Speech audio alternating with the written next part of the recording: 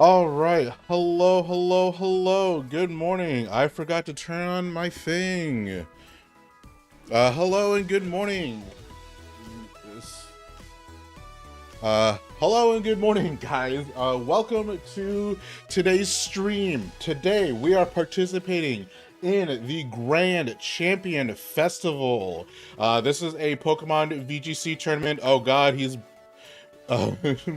uh, this is a going to be a Pokemon tournament, and we are going to be playing here in an actual second. Um, give me 1 second. We are going to be live. Let me go ahead into my dashboard real quick. So we are on Limitless right now. Currently, the site is experiencing a little bit of lag, mostly because if you could believe it, there are so many people in this tournament trying to like log in, check in, do a bunch of stuff.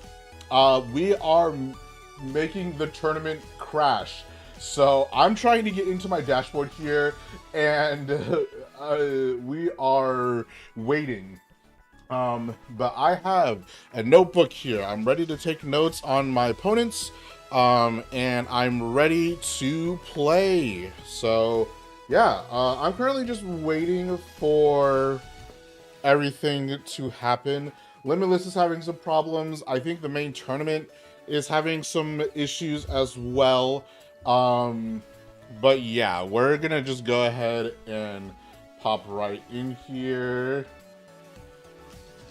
Uh, right now, currently, we are muted on the side of Wolfie VGC, or no, Scraw VGC. So, did they fix it? They did not fix it. So we're gonna just have to wait for a bit. And it looks like this site is also having some issues. I'm gonna try to reload the dashboard one more time. But I kind of expected this to happen because there's over 10,000 people both waiting for the game, or waiting for the main tournament and in the wait list. So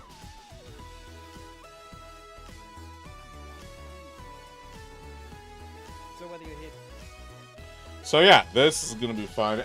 There's issues everywhere, but that's fine, you know. Stuff like this happens.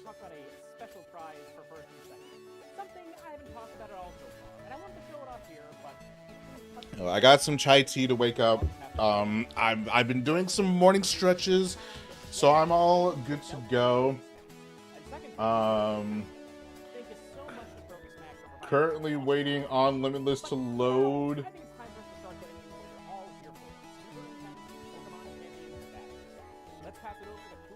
But we are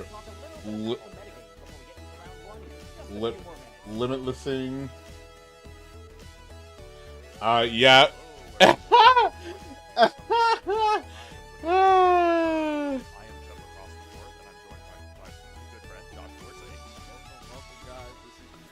I love this, dude. Everything's exploding, but I kind of expected this to happen because, of course, it would. When there's 10,000 people on one website, when the most that's probably ever been on this website has been like 50-ish, maybe 100, but 10,000 all of a sudden, we gave them. I feel like we gave Limitless plenty of time to kind of figure this out, but we'll just have to wait. I am checked in. Everyone's spamming 6-7 in the Discord. Start everything off. It just feels like so unreal, Choppa. I'm loving everything about this so far. Having all the new competitors coming into BBC, this might be some people's first tournament. Me, that's me. Think of, like, no better way to bring the game in. I think this is going to be a tournament that's amazing for both new players and long-time competitors alike. New players, you're going to have a great chance to like show what you've learned about Champions so far, see how how far into this tournament you can go. And for the really seasoned competitors, or new players that have learned their stuff right away, you're competing for all these amazing prizes, things that have never been given away in a live tournament before. Yeah, I would have to agree. Like everybody's winning in this situation, and we love VGC, and the prize money, just alone $3,000 for first place, second place. You know what I could do with $3,000? I could buy the camera that I've been wanting to buy for a long time. And it's just like for getting to top 8, that's already $500 for you. This is just like not only the winner is walking away happy. I'd hope everyone that's playing has a chance to walk away happy, whether that's with a prize, I love how these check marks have suddenly blown up in the last like 24 hours. So valuable with you know, champions. But we're still, we probably lost like at least hundreds of people here. So yeah, this will be fun. This is not the first big tournament. We had a tournament prior to this. I think it was a Victory Road tournament. So we got to see some Pokemon that we could believe to be very good within the format. The League Champion's been out for like maybe 2 weeks or so, but competitors have been competing already. And the metagame is shaping. And we do have a couple Pokemon here that are picking back up in usage from Reg Age. Maybe we could highlight them. Yeah, let's see. So I think some of the absolute like strongest Pokemon in this format are probably like no surprise, no secret to people that like played Reg Age or have been watching champions like Sneasler. They're trying to start the tournament here. We're over. They said we're overloading Limitless a bit, and I'm like, just a bit. I think this is a little bit more than a bit, dude. Because we have actually like really crashed the tournament. I do love to see old Pokemon returning, Pokemon such as Aegislash, Garchomp as well. I mean, Garchomp's always been, when Garchomp's good, it's good, right? Rotom Wash, just seeing like my old friends come back and compete at a very high level. This is just amazing, no? Josh, if you're an unc, I'm a grandpa. No, but it's like we were talking about earlier. We've both been playing VGC for more than a decade, and it's so fun to see some of these Pokemon that have, like, you know, I don't know, Rotom Wash. It's been a little bit since Rotom Wash was like really a top meta pick, and I love to see it back. It's just like seeing these Pokemon again in a more restricted format like this, where there's only like around 200 or 250 Pokemon legal compared to like regulation. That's going on like 1,000 Pokemon you can choose from, right? I think it's good to have some restrictions on like the Pokemon you can use. And also having restrictions on some Pokemon, there's also restriction on items. We have never. Gosh, yes. I don't think that in VGC history we have never played a metagame where items were restricted, right? All right. We have a very limited pool of items to use. I think that also. Please begin your matches as soon as possible. Okay. We have an active match here. You have items now like Charty Berry. As soon as I load in, we'll be able to get started here. Because of the limited item choices. Yeah, I think like I don't know. I'll go ahead and at first do it's this, like, oh my gosh, we don't have Life Orb, we don't have Choice Band, etc. Okay. You're playing against. Let me enter this message. We got opponents to you sheet. Blastoise, King Gambit, Fergraph, the Trick Room. Okay. Hello. Hopefully they're able to join. Oh lord. Oh, I should probably check in. Check in. Press the bright yellow button, okay?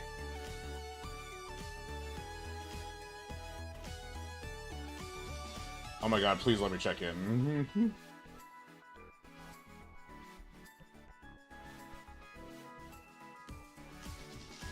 There we go. Okay.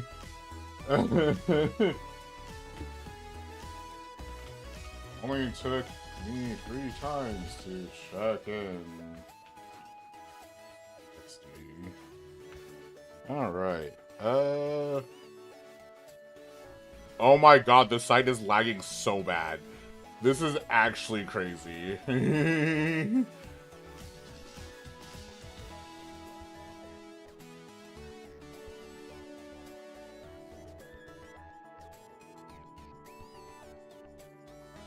Okay, so we have Fergraph, Tyranitar, Sinistcha, Blastoise, Kingambit, and Basket Legion. Right now, my main ops currently are Sinistcha and Basket Legion and Kingambit. These 3 in particular are going to be particularly tough here.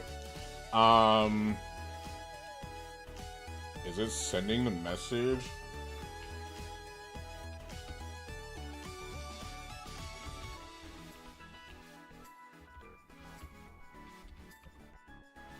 Okay.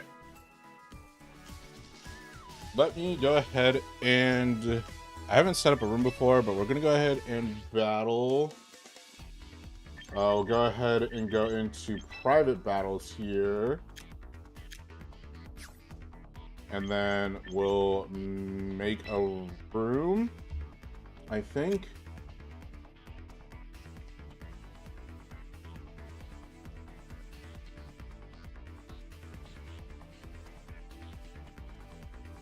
We'll go to regulation set MA. I'll create a room with these rules.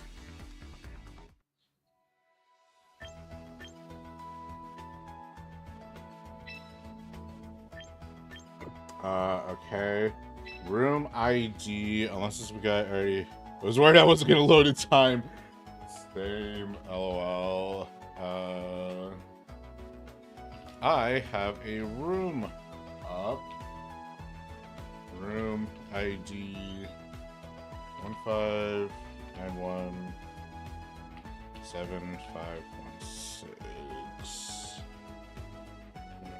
I'll just do space. Send. And hopefully they'll be able to get in. I've actually never, like... Oh, I should adjust the room access. Oh, no.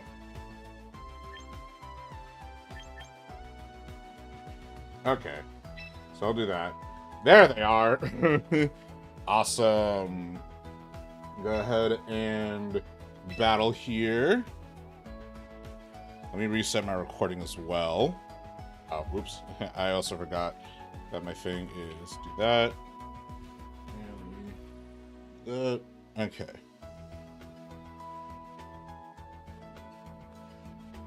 Alright, this is going to be game one. We have Grand Champs team.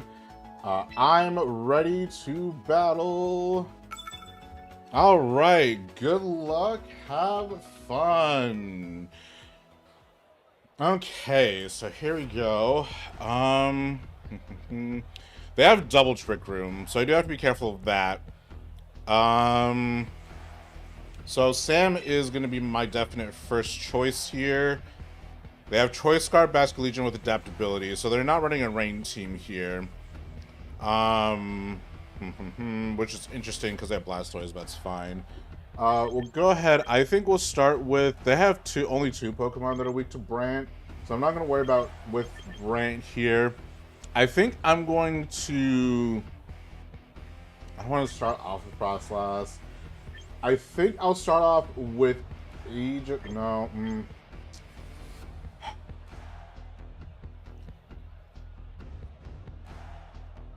Let's start with Spiff here. I think I want to bring in... Actually, no. Let's start with... Because I don't have a whole lot. Let's bring in Wallace. Brian will be a third, and then we'll have Aegislash on the back end. I think this is going to be the best case. So... Let's see. Let's see what they do. I think this will be good. We'll be able to set up Tailwind. They don't have a whole lot that they can do against Milotic unless they bring out Sinistcha. So that's why I am choosing Milotic here. And I hope they use Tyranitar first. Okay.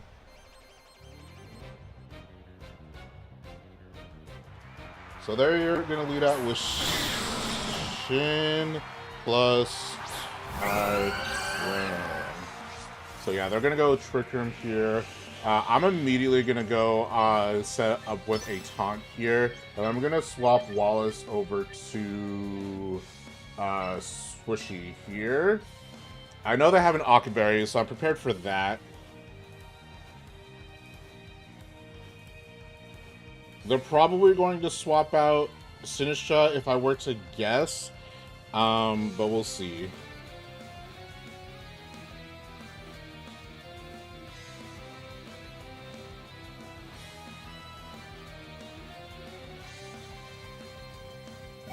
Remember, we'll call Wallace here. So speech here will be Talonflame first. Sinistcha is probably going to be third if I were to guess. Got Taunt off. And he's probably going to use Rock Slide here. And there's Rock Slide. We're going to survive that with 1 HP.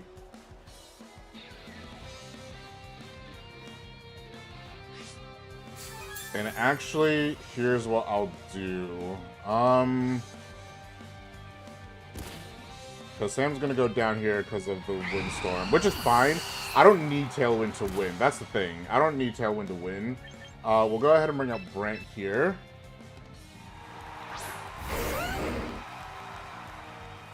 Alright. Next up, I'm going to go ahead and use Rock Slide myself. Actually, because I'm not super concerned with what Tyranitar does here. Tyranitar likely does have Earthquake. So I think what I'll do, actually, I'll just use an Earthquake of my own just to do some damage to him, just to see what we do. And we'll use King's Shield as well. Just on this first turn, just so I can kind of scout what he's doing a little bit. T-Flame, Talonflame is knocked out, so Brant will probably go first. They might withdraw, but I think they're going to stick in.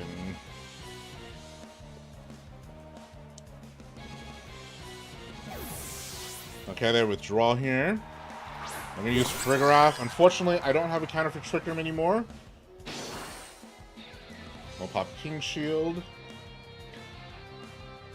Protect. Okay.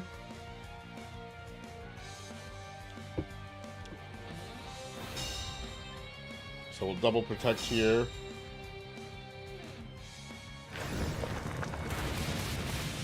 Frigoroth's at 62% and takes damage from that. We're going to go ahead and try with a Rock Slide, see if we can't get that flinch chance off.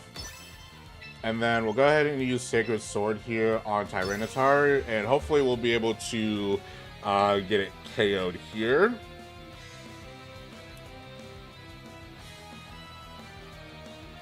Tyranitar is the one, so I know for a fact they're not going to use Basket Legion, so they have a balanced team for this one. Okay, you're going to withdraw Tyranitar. Probably going to bring out Sinistry instead? Yeah. That's a good call. Yeah, I'm going to bring up Hospitality, bring up the health. We're going to use Rock Slide here, kind of hopefully do a little bit of damage, kind of negate the Hospitality a little bit. We're going to use Stance Change. Yep, Trick Room comes up, which is A-okay with me. Unfortunately, I wonder if Poltergeist has, or Sinistra has whatever it's called. I don't remember what it's called. We're going to go ahead and use Dragon Claw, and for Swishy, let's go ahead and just pop a King Shield. We'll see what they do again.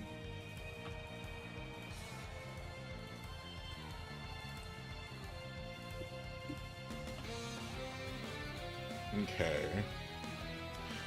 Yeah, I was fully prepared for these matches to take a long ass time because they're proper matches, but you know, they're gonna withdraw Sinistra, they're gonna bring out Blastoise. Blastoise is gonna be a tad bit faster here. With Trick Room it is gonna be just faster. We're just gonna use King Shield. I'm not sure what this Frigoroth has. Okay, Psychic. Use Dragon Claw. Bring Frigoroth down to red. We're going to use that Citrus Berry here. Okay. The Sandstorm is kind of hurting them more than it's helping them, but that's fine.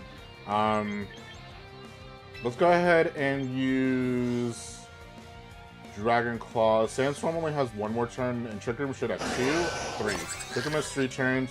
We're going to use that Dragon Claw here, and I think we're going to just use Shadow Sneak to get some chip damage. I'm not super concerned about Blastoise's damage range on either of my Pokemon here.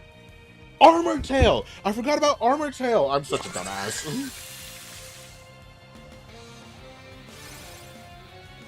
I always forget about Frigoroth's abilities. Water Spout. This is going to KO both of them, I think. Yeah.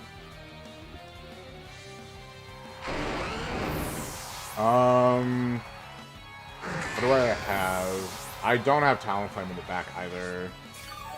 Unfortunately. Yeah, I only have Wallace. Okay. That's alright. I wasn't able to take out really any other Pokemon, but it's fine. I should have brought in Frostlass, I think, just to do a decent amount of damage. I'm definitely looking down the barrel of a gun here, but I think I at least want to take down the Frigoroth and at least see. Trick Room has 2 more turns left. Nah, I'm going to forfeit. because I was literally looking down the barrel of a gun there, so that was not going to be a good one. Let me go ahead and mark game 2 or game 1 as a loss.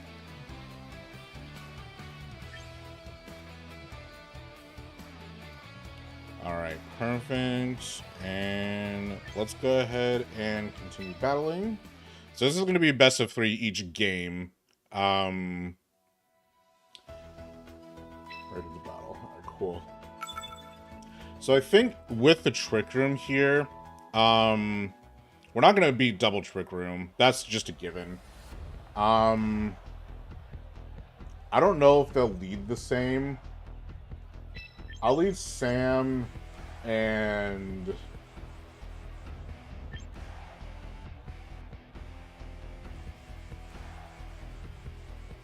I'll leave Sam and Swishy. I think I'm gonna leave... I don't want to leave Bram behind. I think instead of Wallace, we're gonna go for Frostlass in the back instead, because at least this way we'll have at least a decent more bit of counterplay available. Because then we could potentially just beat out Sincha in one shot. So actually, you know what? No, this will be fine, I think. We'll go for this. My main thing is I don't need to set up Tail Room to win. So that's my stipulation. They kind of need Trick Room to set up. So we'll see what happens.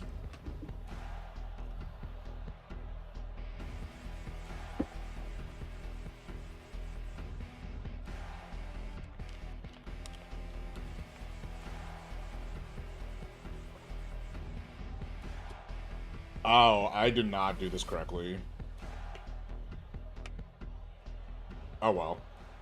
I didn't mean to lead with Frostlass, but we'll see what happens.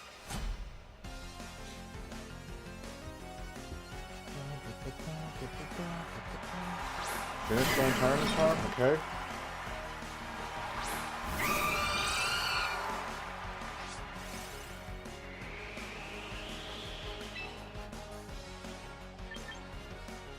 Here's what we'll try.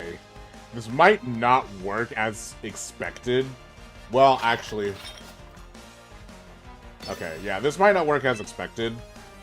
But we're going to try this. We're going to go ahead and Mega Evolve, and we're just going to Shadow Ball straight into Sincha, because I know turn 1, they're not going to outspeed me. So my hope is that they'll at least force withdraw Sincha, and I'll just lose a Shadow Ball. Or they'll try to Trick Room turn 1. I don't think they will, but I'm going to try. Okay. Yeah, Free-Graph comes out.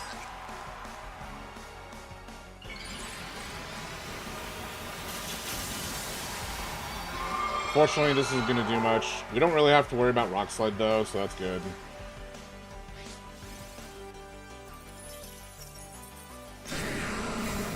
Oh, well, there's that.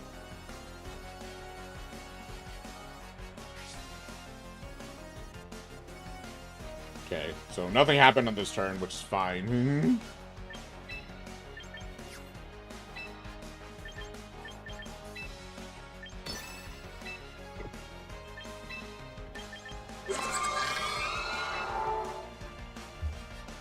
Let's see this.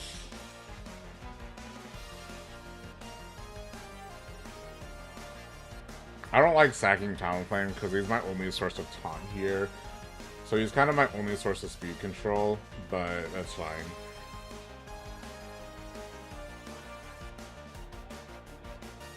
I might actually ask this guy after and be like, hey, do you think I need more speed control on my team? Just for future uses.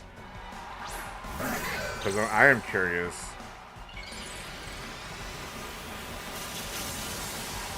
I might actually just try to use Psychic.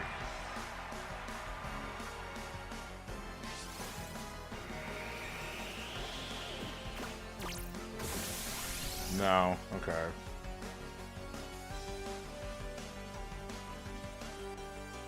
Oh, let's go, Sam! Oh my god, that actually super helps.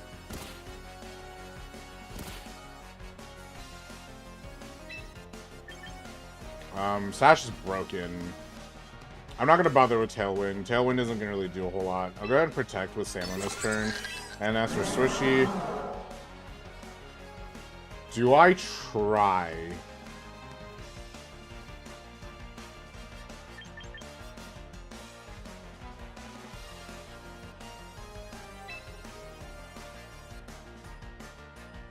I'm gonna take a guess here. This is gonna be a wild call out if I can get this right, but we'll see. Okay. Yes! He did the same thing, and I called it out this time. We're gonna force them to eat that Akaberry.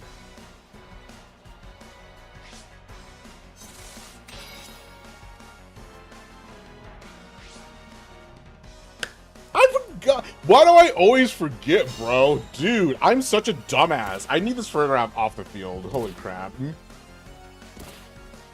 Fergraph gonna shake out the taunt this turn? No. I'm gonna go ahead and taunt. And then we're gonna go ahead and use we'll use Iron Head. I think Fergraph is a bit more pertinent to take out on this turn. So go ahead and do that. They might actually swap out Fergraph here. Sam can live at least one sidekick. I'm not sure if he'll live a double target, though.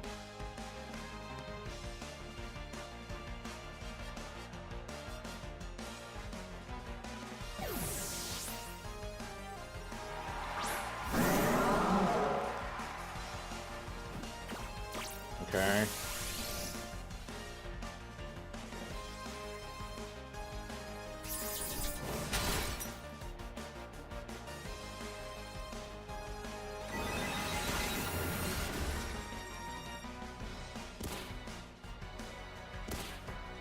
They're gonna eat that citrus berry. Fergraph shook off the taunt. I'm gonna taunt anyway, because I think that's just gonna be more important. And then I'm gonna try... He might call it out, but I think I'm gonna try Sacred Sword here and see what happens.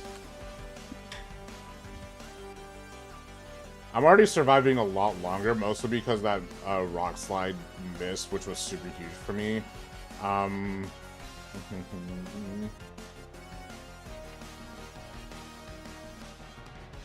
Maybe for future tournaments, I might swap out Scald for Icy Wind, or Muddy Water for Icy Wind, just so I can get a little bit more speed control.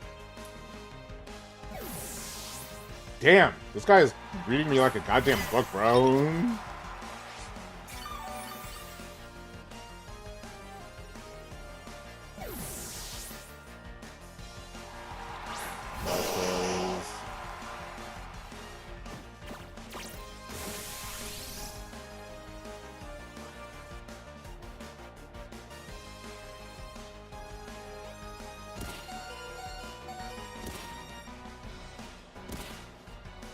I've done actually nothing. My, I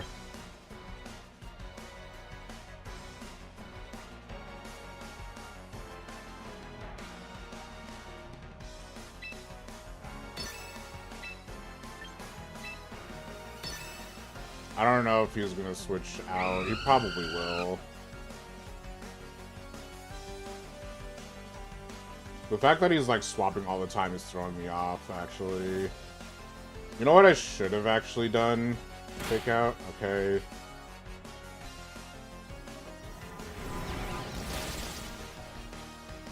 Wait, what?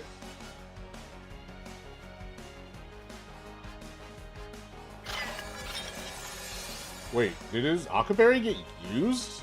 Wait, no way the Akaberry got used, dude. Because the Armatel prevented it. Wait a second. But you have Akaberry.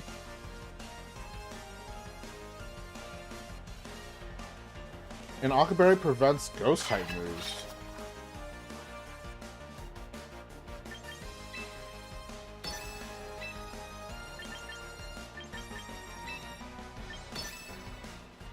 I'm so confused.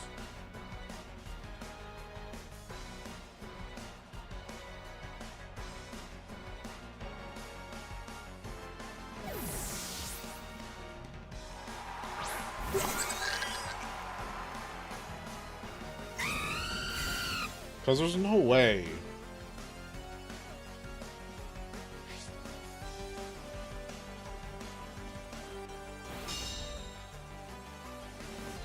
That's interesting.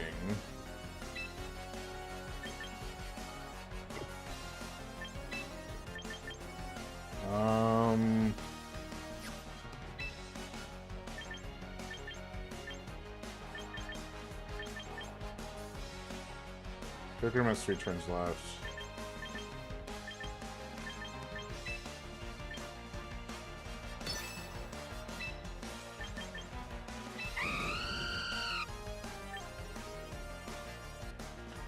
I don't know if I'm gonna survive. I don't know what to do, actually.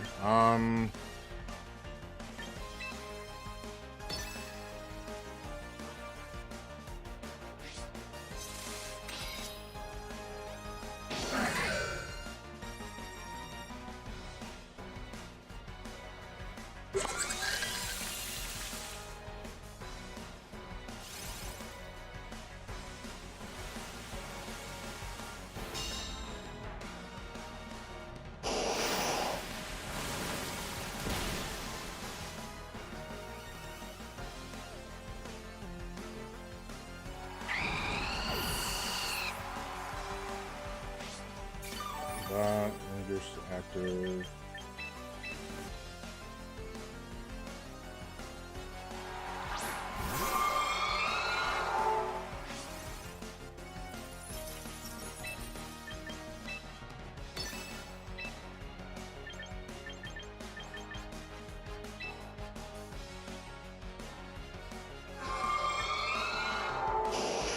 I think my primary target right now is going to be Blastoise.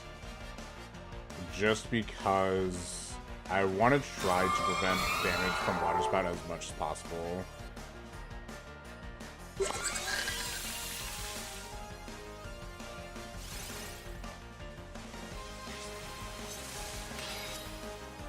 Wait, what?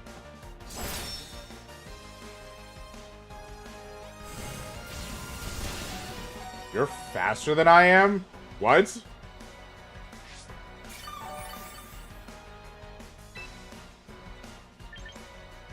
Good to know. I should not do that, actually.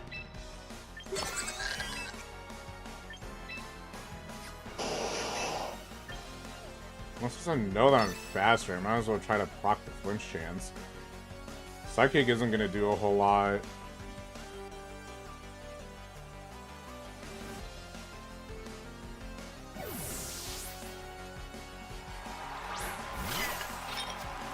Man, that would have been a generational call-out if I did that. Can I get the flinch, please? Nope. Man,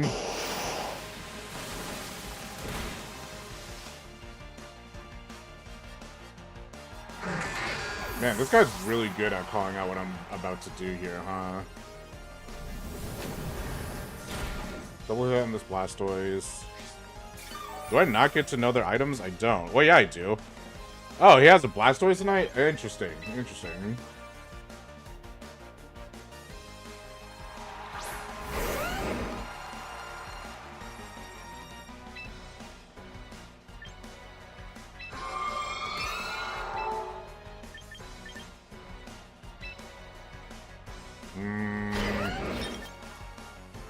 How many turns of Trick Room do I have left? Oh, Trick Room's done.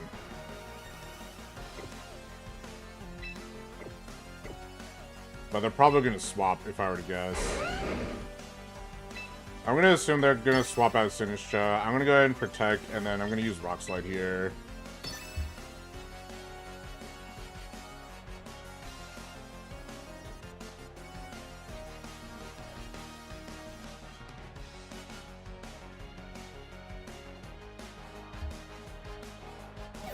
Oh, withdraw Blastoise, okay. Into what? Photograph? Okay. Interesting. I thought they would do... Oh, they did withdraw Stitch anyway. Okay. So this was a good call.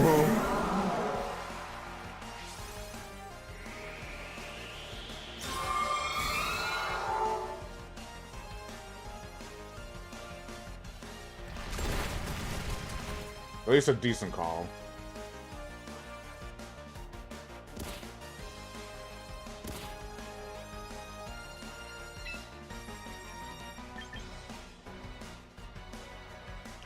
I could try for the Blizzard. Wouldn't hurt.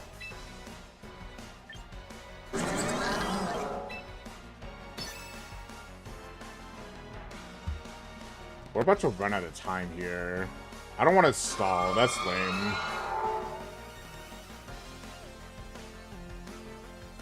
Okay, I still got one of them.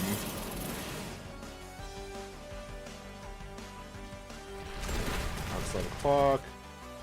Can I get the flinch on Tyranitar, please? Please, please, please, please, please, please, please, please. Damn it! That's so sad.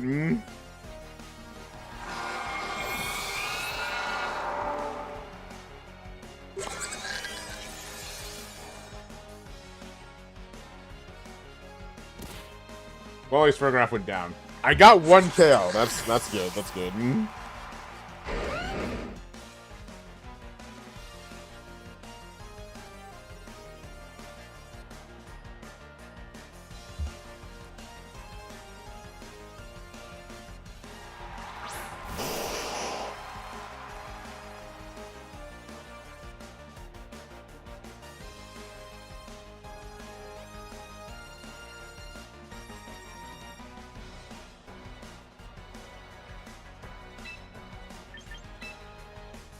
There's no way I'm gonna survive this. Well, Brent might survive. I don't know. Unless he pops Water Spout. In which case Brent might not live, but we'll see.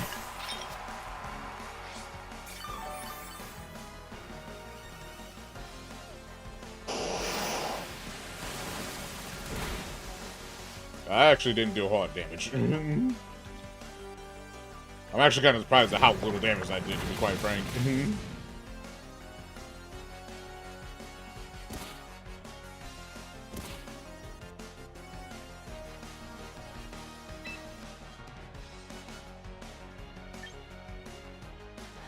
I am just kind of delaying the inevitable here.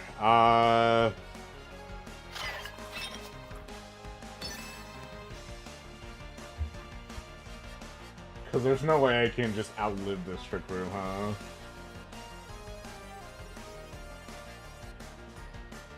If they do run out of time, I really don't think they will. It really is just this communication thing that's happening. I think I'll call a judge, and honestly, I will take this loss because I did for sure lose this, but still.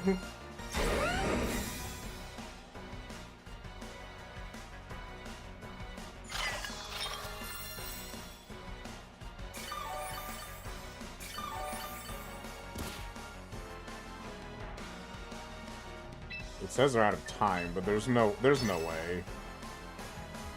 I definitely lost. I'm pretty sure that's how they're gonna do tiebreakers. But I definitely lost.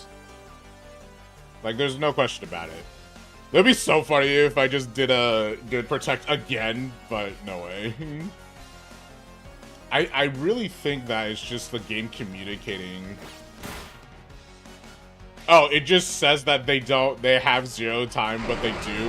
Whatever. I'm not gonna question it. I'm okay with that, because I definitely lost. But that's fine. GG's.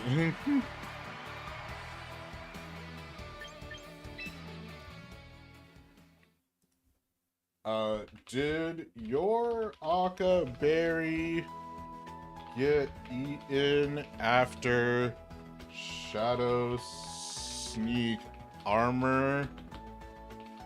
Tail? Question mark. On Sin? Question mark. I'm just gonna ask. Let me. Oh, okay. Wait, I don't have to. Okay, cool. I don't know if they're still here. But I just want to ask, because I'm pretty sure that happened. Like, I'm almost positive that happened, but, I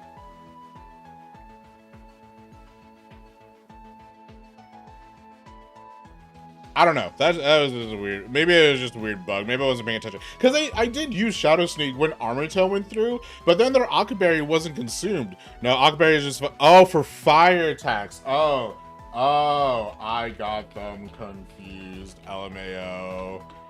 Thank you for clarifying. Good luck. Next match. All right. Now what? I think we just have to wait for round 2 to start. Because I think we're still in round 1. Yeah, we're still in round 1.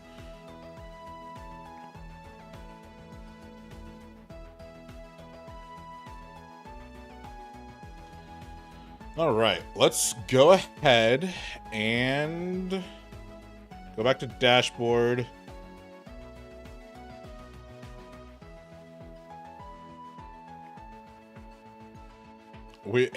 There's 10,000 people, only 3,000 people joined. Yeah, only about, like, of course, only 30% of the tournament joined.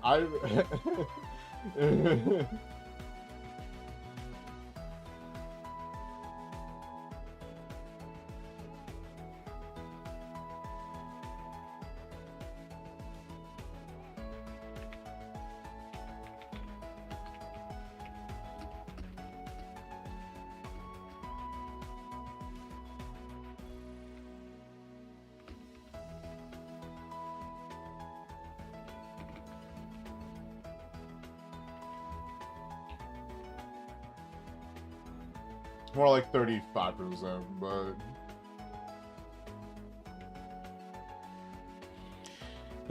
that's so funny. So we still have some time for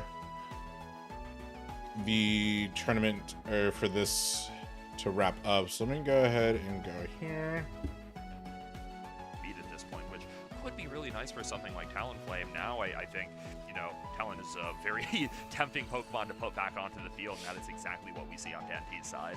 Yeah, so we do see that shiny Talonflame here in a very, very good position. I mean, Pengy can go for the Rage Powder here to get that flying type attack away from that Sneasler, and potentially go for maybe a Dire Claw into the opposing Talonflame, or maybe a CC into my low, but I still think it's a little uncomfortable position if I'm Pengy.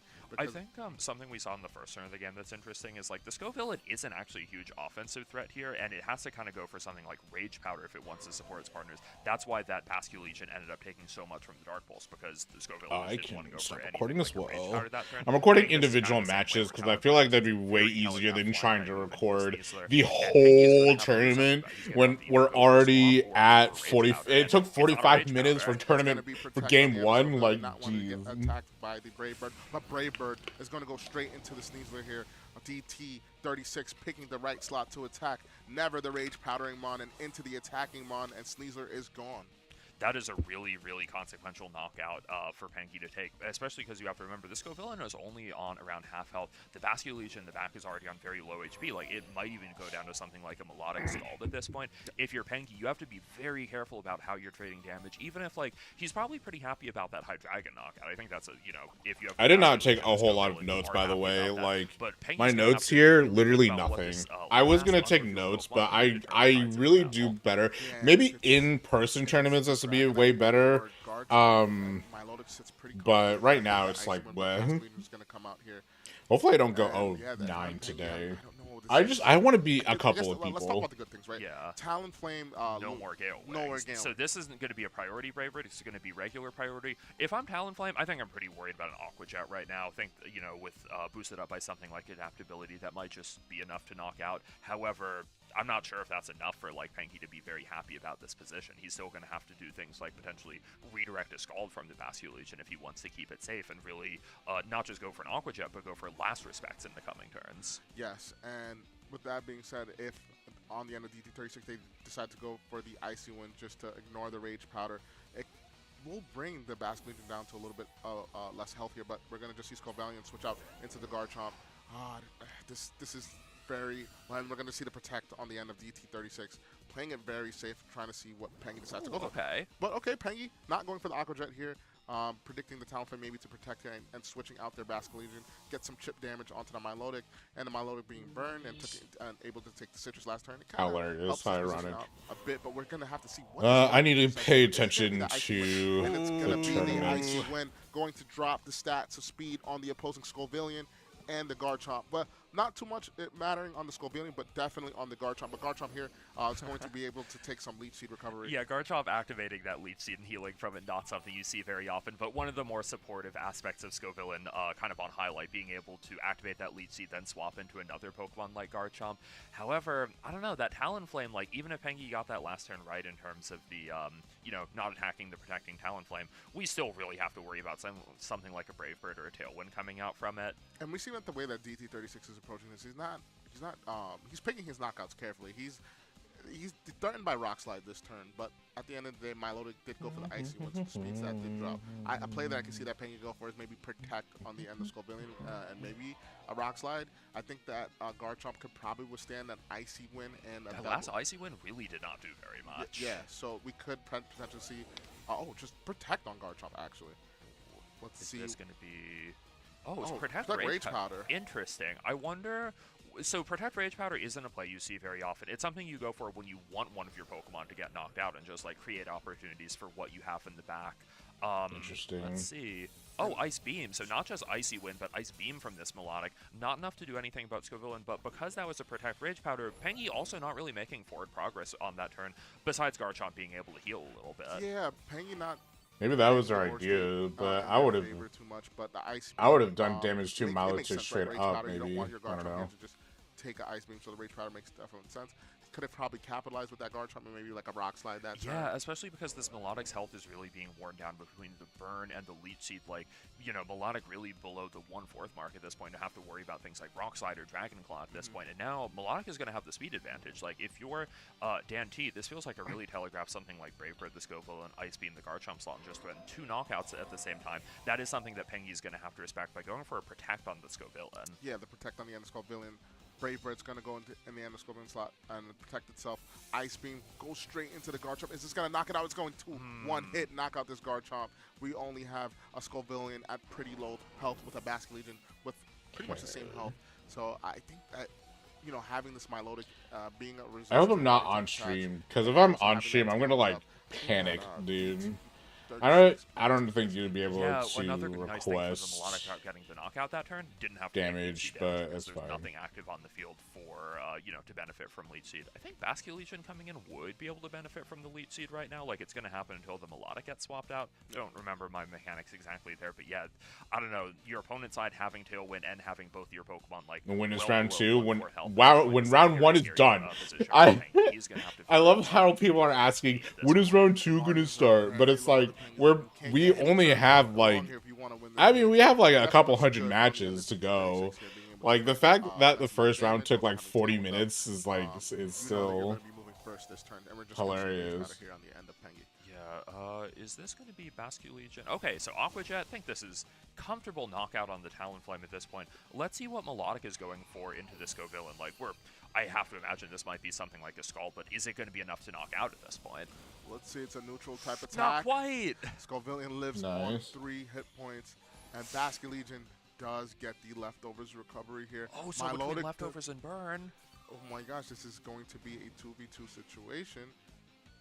No, I lied. It's going to be a 1v2. A 1v2. Yeah, because we've seen Hydreigon went down early, then Talonflame. I lied! That's funny. What is this? Ooh, Tyranitar is probably one of the Pokemon that you're going to be more happy to see here, but I don't know. Aren't we working with, is it 1 or 2 more turns of Tailwind right now? It's 1 or 2 more turns. I think next turn, I'm going to immediately try to pop Tailwind. Well, it depends. I think I'm going to either pop Tailwind or Taunt, and then just immediately go for the KO. I think that's what I need to learn. If I'm... Okay. You're in a weird position if you're DT36 because you can't attack the Scovillian because then Oh, exactly. Yeah. So Scovillian doesn't just want to like protect or anything. It is going to force Tyranitar to take it down this turn. So yeah, I know exactly what you're saying. If you're Tyranitar, you have your own tier 1. You might as well just need to protect. To avoid that burn. I would have honestly. I would have used Rock Slide. Mega Tyranitar on the field. Even with the attack cut. Protect on the end. Although he still has a whole poke. No. 3-6. It's gonna be Aqua You would be able to survive this is Aqua really Jet. consequential because by I would Aqua Jet, I think this might be an opening for Tyranitar to respond. And it's with just gonna be a like Rock Slide, but it's gonna miss one. It's gonna miss the Scovillian. Scovillian's gonna be able to attack the double miss. Oh, that's the so double rough. Miss and overheat into the end of the Tyranitar. Tyranitar should eat this up pretty well.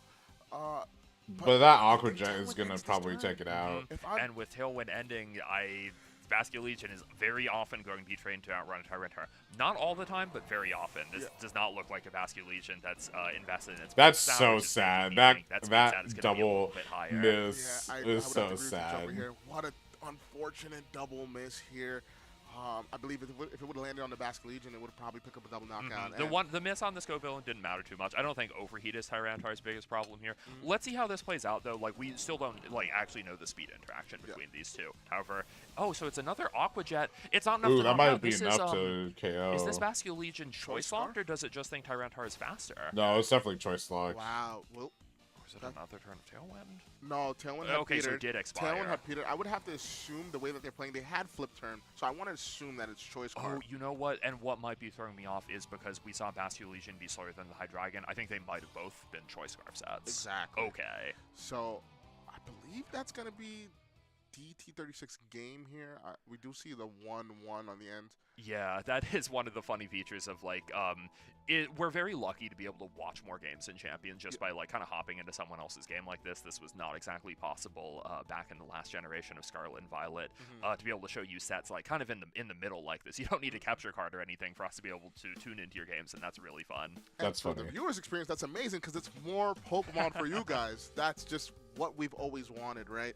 Being able to showcase more matches, showcase high-level content of players, and I'm looking forward to seeing that throughout this tournament. Are they going to be commentating like this? I know they have they have to have a few different even ones, if we but can't show you the whole story of the set, I think being able to show you how it wraps up is really important, especially like in a Game 3 scenario like that. Both players have been battle tested. They've found a strategy that won them a game and a strategy that lost them a game, and can choose what they think is going to work out the best for them in that Game 3. However, it's Panky taking the loss and Dan T taking the win in that set. Yeah, Dan T, the double rock slide miss, we definitely reacted a bit, but Dan T's Tyranitar showing that, that defense stat is able to withstand some hits, right? Taking that overheat.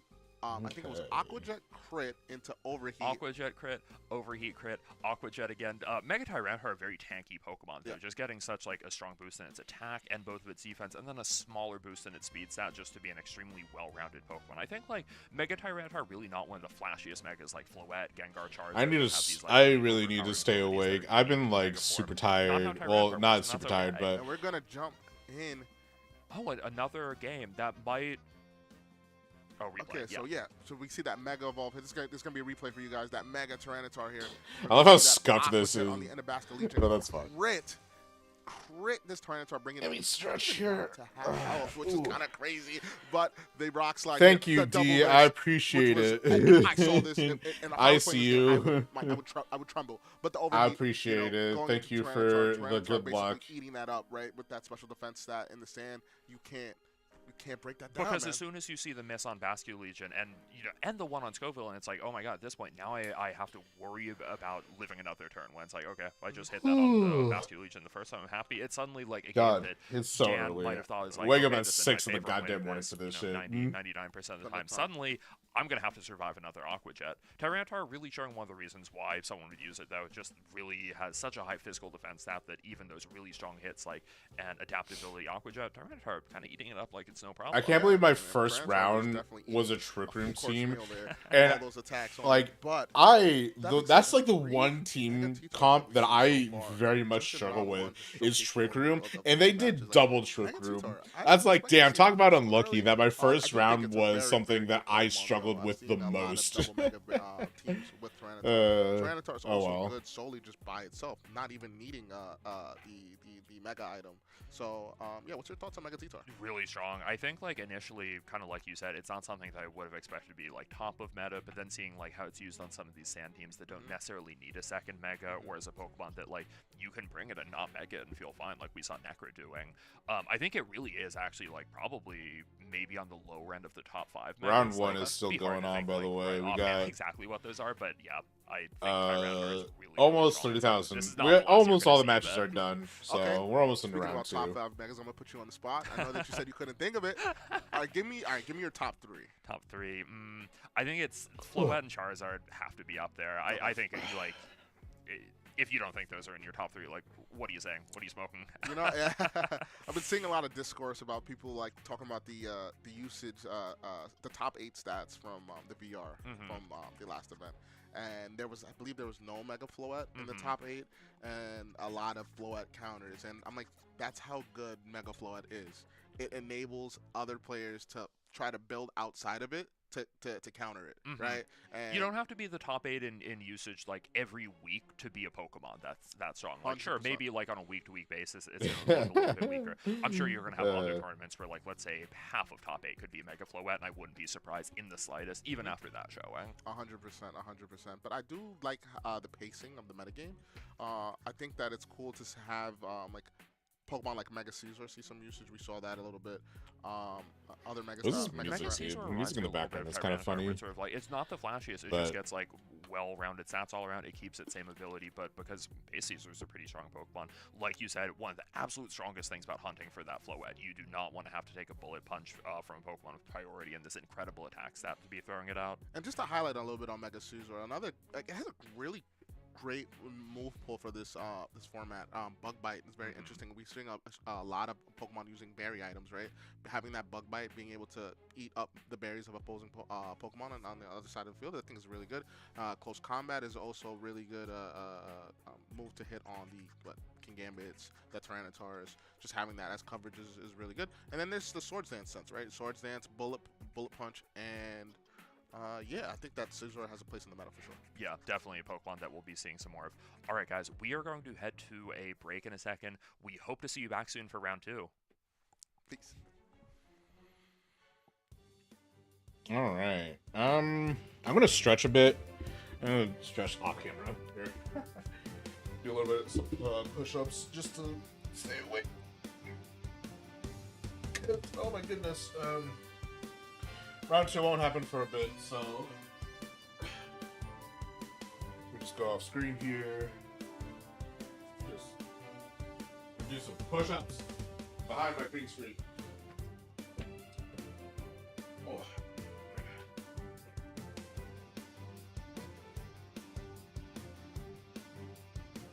Ow, knees.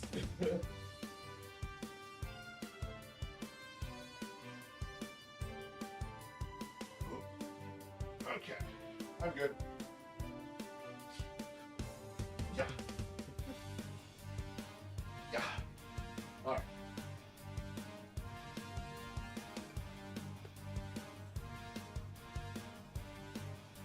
So yeah, we're gonna kind of be waiting a lot, so.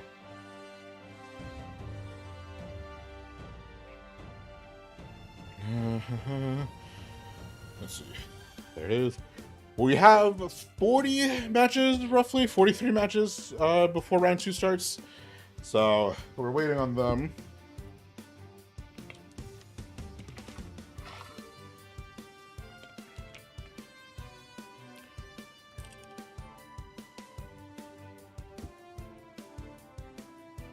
All right.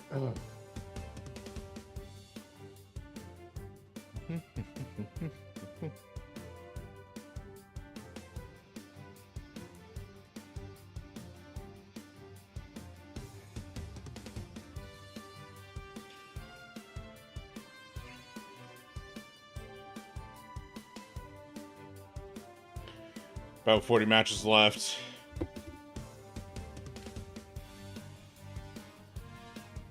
A little under 40 matches, actually. 5 matches left. People are saying that there's 5 matches left. Oh yeah, there we go. Wait, where did all these extra matches come from?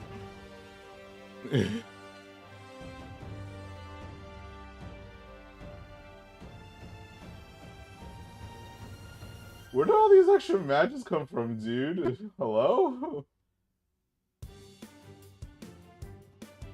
Please do not jam me for any other reason. We have a slew of judges on Limitless you should be requesting. I am extremely busily handling everything else. That's so funny.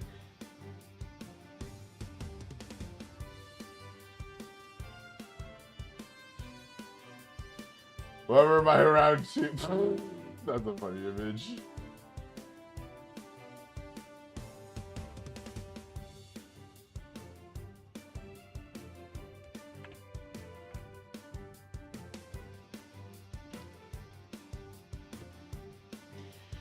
Alright, we should be getting done here in a second. Let me turn on my game music. Oops, wrong button.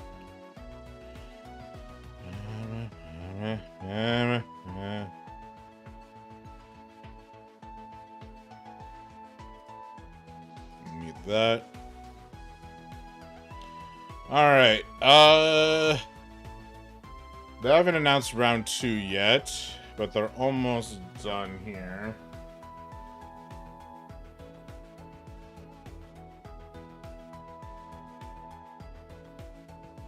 I like...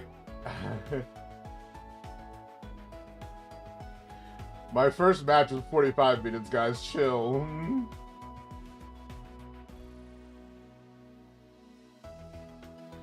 God, this is the most active I've seen this in a long-ass time. It's so funny. Oh yeah, hold on. Let me do something. I'll leave this room because I don't need it open. Let's do this. Settings. Is it in screen brightness? No. Sleep mode, here you go.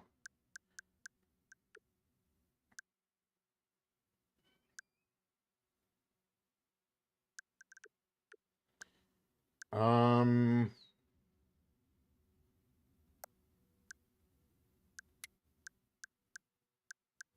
don't think...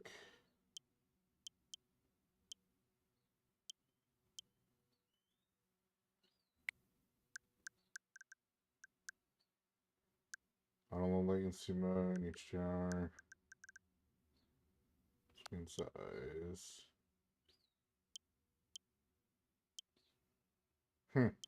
Never mind.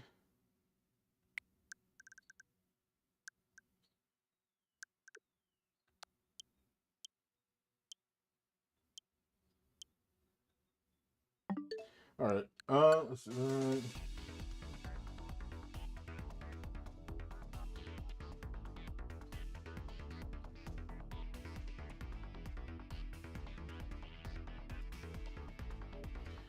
All right.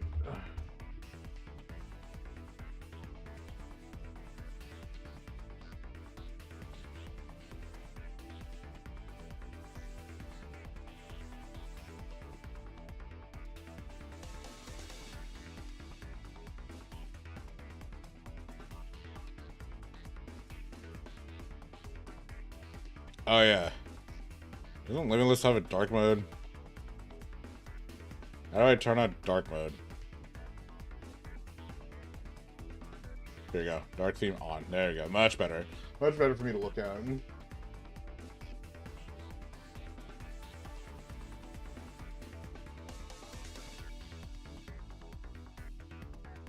No chance with 6. No.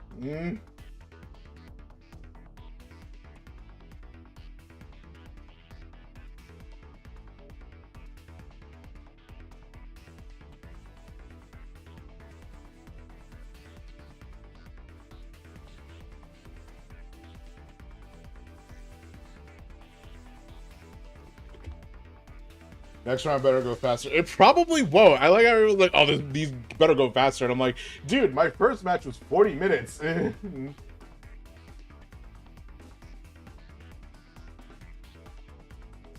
it wasn't even like that wasn't even really slow playing. Like we were both pretty fast. That's why I'm just like my first round took 40 minutes. How long do you like?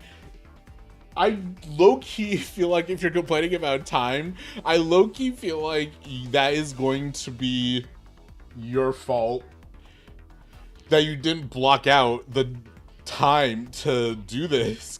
I feel like if you're gonna do a tournament with even more than 1,000 people, you should block out time in your day to do the entire tournament plus waiting.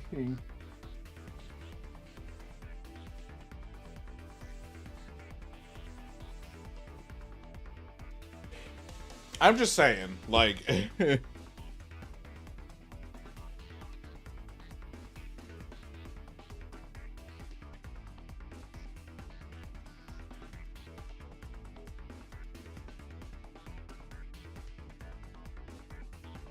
wonder if I'll have time for a quick practice match. I could do a casual match. Once it comes up, I can just forfeit. Let's do that. Just so we're not just sitting here for a while.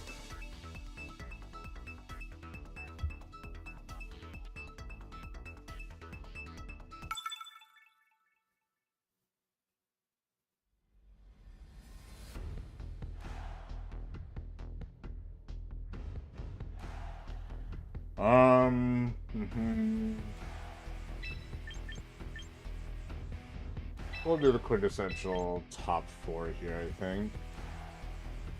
Yeah. No. Yeah. Yeah. Yeah. Let's do that.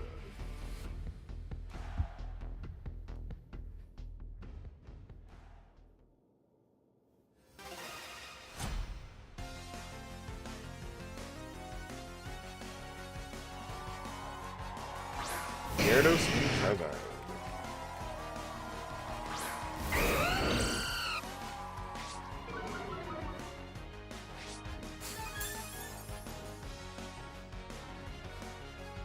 I'm keeping a close eye on the dashboard. Have no fear. We'll go ahead and just pop Tailwind immediately, and then we'll go ahead and use Rock Slide.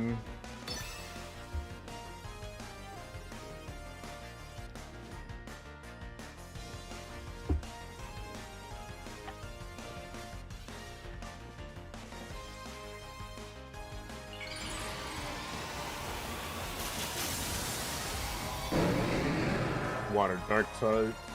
So water flying. Mold breaker, so it's gonna ignore stuff. Bio Tailwind here. Use Rock Slide. Charizard goes down immediately.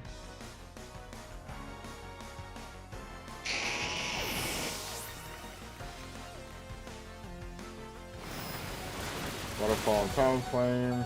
Activate Sash.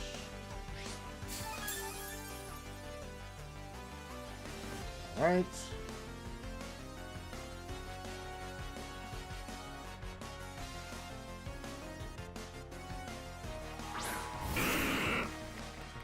Gengar's out, which means we can pop Earthquake. We'll go ahead and use Taunt on Gengar, because I'm not really sure what they're planning on doing, but we'll go ahead and use Taunt Earthquake here.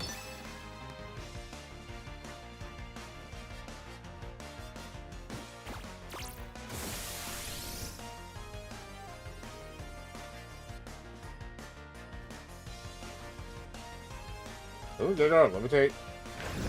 The answer is no.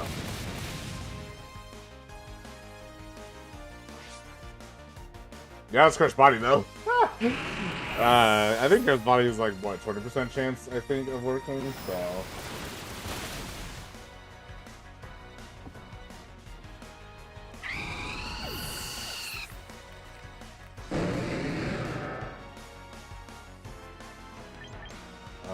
Let's go ahead and throw out Mega Process, actually.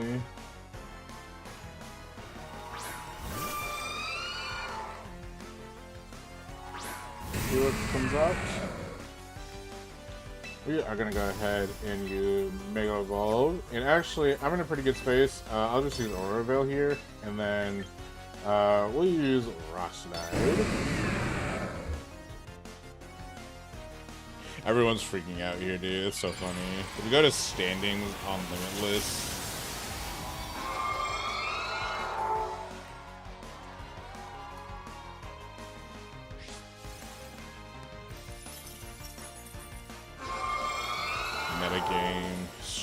streams. Oh, hey, you could check streams. Oh, yeah, let me update my record here. I have a win-loss ratio record. I just never bothered to update it. Let me... Where is it? Did I put it... Oh, I'm on the wrong screen. That's why. Ratio. There we go. All right.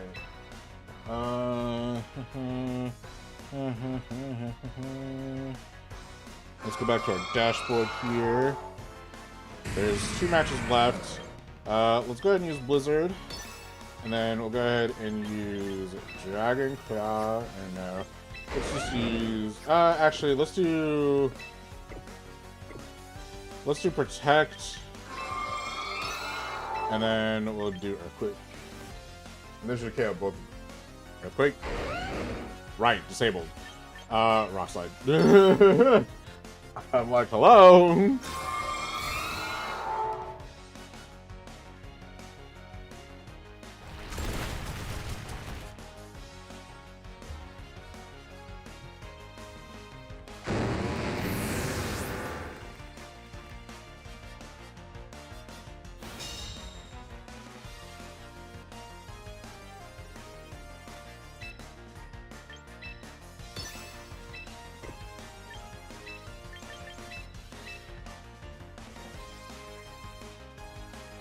We're waiting on 2 matches here.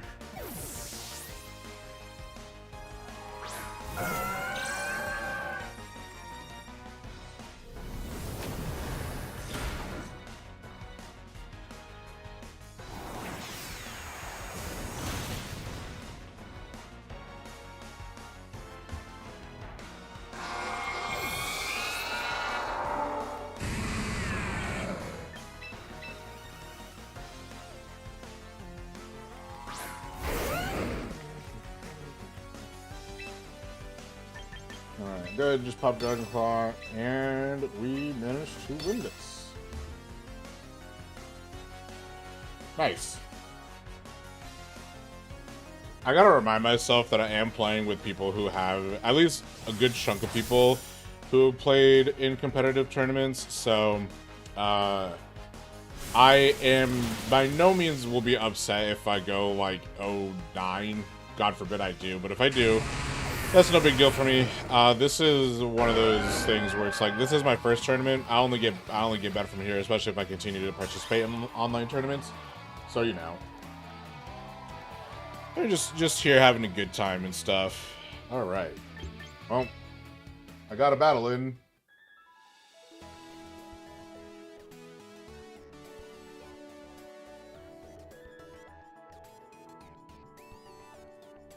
Is round 1, is the next round starting? No.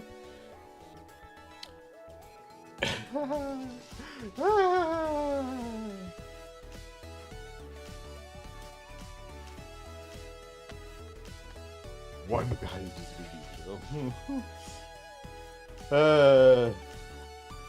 This is so funny, dude. I just love... Oh, you know what? Let me recruit here.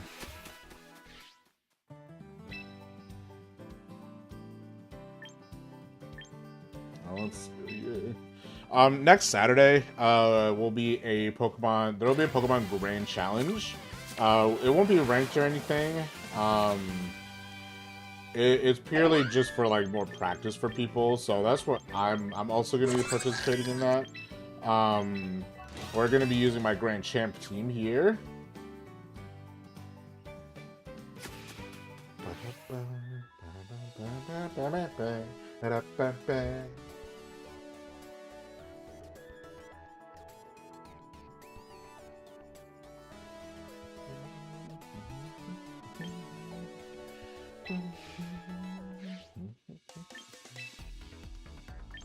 Oh, oops, not go back into casual battle. I want him to do private battle. Just wait.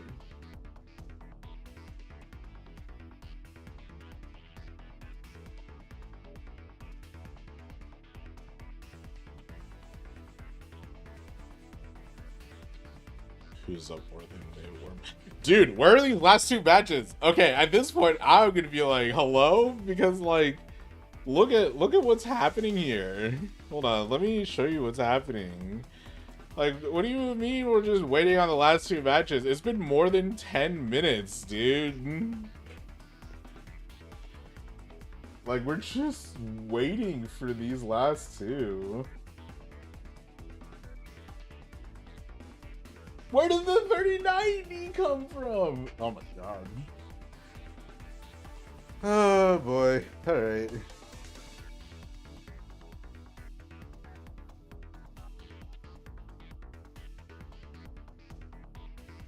This is fine. So yeah, we've just been sitting here waiting for these rounds to finish. It's been a little over an hour. But like, I was expecting this to take a long time, but I wasn't expecting these last two to take this long. So we're kind of just waiting around for these two matches to finish, but we'll see. We'll see what happens. But man, goodness gracious. My first match was against a double Trick Room, which I have a notoriously difficult time dealing with double Trick Room. Anytime there's one Trick Room Pokemon, I am screwed because I don't 100% know what to do. And then when there's two of them, like my last guy had, oh my goodness, did I struggle so much, because I'm not entirely, I just don't know what to do in Trick Room because my Pokemon are just super fast by nature. So I just get crippled in Trick Room. Unfortunately, I don't have any type of speed control outside of Talonflame Tailwind. So I think in future tournaments, like after the next one, or even maybe in the next one, I'm going to swap out Muddy Water for Icy Wind, just so that Milotic has some kind of speed control, because oh my goodness, am I struggling so hard with speed control. I definitely think I personally need more speed control. That's not the reason why I lost the last match. The reason why I lost the last match is because my opponent was really good, and they read me like a freaking book. Every time I tried to target like their Sinistra or their Frigoraph, they just constantly swapped out. I was in such a I had such poor momentum that they were able to just swap out for free, and I wasn't really able to do anything about it. So that's unfortunate, but you know, we live and learn, so we're just gonna have to move on from there. Oh lord. Okay. We're currently just again waiting for our next round to be done. But yeah, I'm just waiting and waiting and waiting.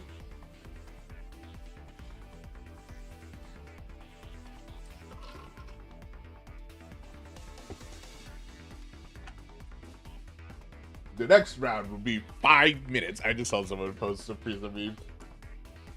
Oh my god. There ain't no way there's another one. Bro! How are there two more? How are there two more? Ain't no way. That's crazy.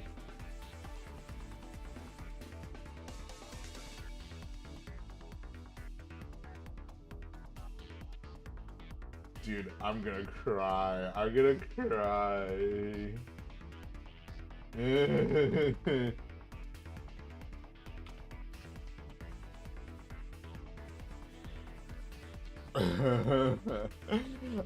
I'm gonna cry, dude.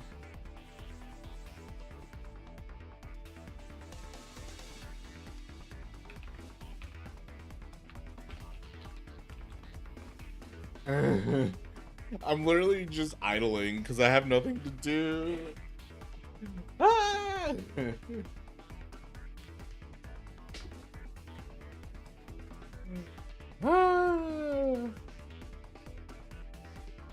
Let's hope round 2 goes a little bit further than this. I love watching people like freaking out, because why wouldn't they?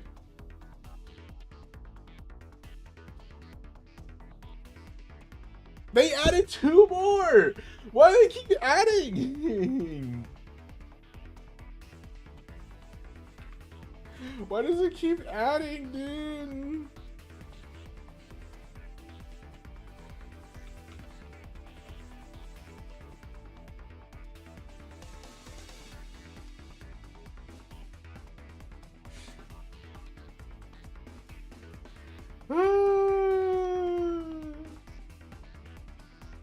Like, these have to be the biggest brain matches I think ever.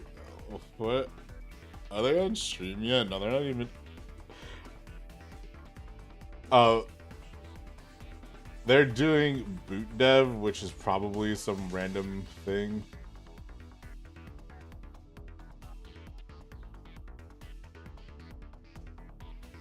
Let's see.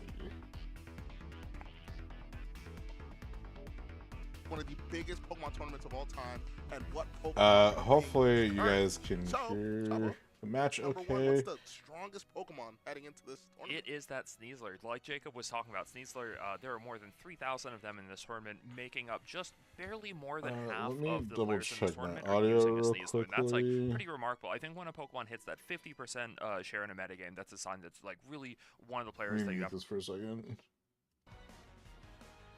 Oh, how? Share in a metagame, that's a sign that's like, okay, cool. This tournament, I mean, this was written in the walls, right? We kind of saw this coming into this format. Sneasler and Incineroar fighting for that #1 spot. Sneasler overtakes that Incineroar spot in the last tournament. One of the matches, I believe, and also now. Holy crap! So Sneasler being #1, I'm actually really happy about that. I'm a Sneasler lover. Who tagged me? Second and top 8 with this Pokemon, so I'm okay with Sneasler being a #1. Different vibe though in this format. Regulation MA. Sneasler is being used as like a white. Someone tagged me in here, I think.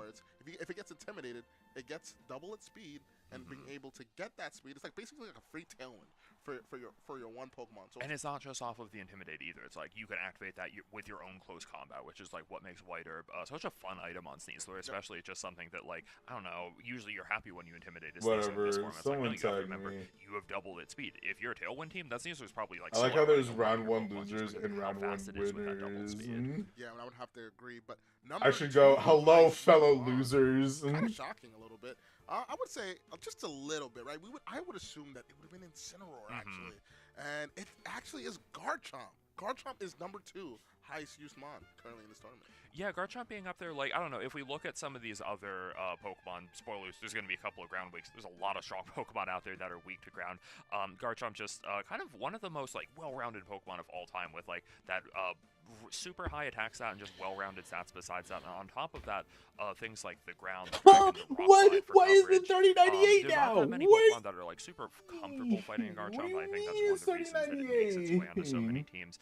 And there also happen to be a lot of, like, relatively strong floating Pokemon in the format that you can go for that Earthquake spam next to without worrying about hurting your partner. I think when you see these other top Pokemon, it looks like the really high Garchomp usage a little bit more whoa. And that leads into #3 being Incineroar. I think, like you were saying, probably not that many people expected Incineroar to be as low as, like, #3 at the start. Like, I think most of us probably thought it was going to be top dog when we heard, like, the list of Pokemon that would be allowed, right? Yeah, but unironically enough, it makes kind of sense, right? We saw in, like, the last tournament, everybody's just having decent matchups into Incineroar.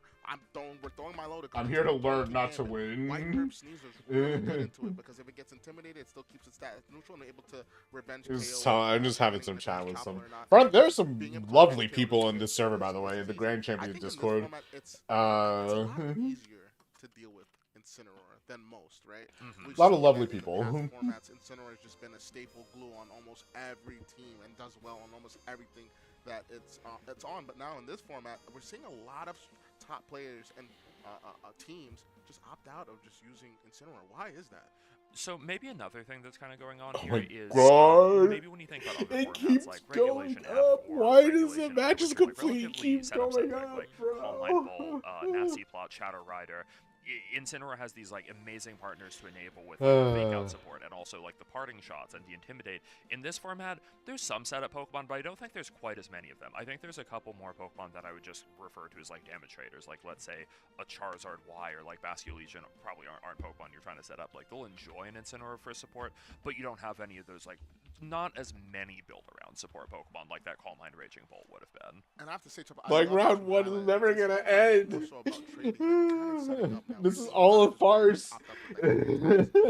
This whole thing was a farce. It's much harder to set up Pokemon. I mean, we're seeing that Mega Floette is like probably This the is so primary funny. set I of moves, like love that I yellow love mindset. tournaments, man. But I like freaking going back to that yeah, last that tournament, we did 102. see a fallout of it in the top 8.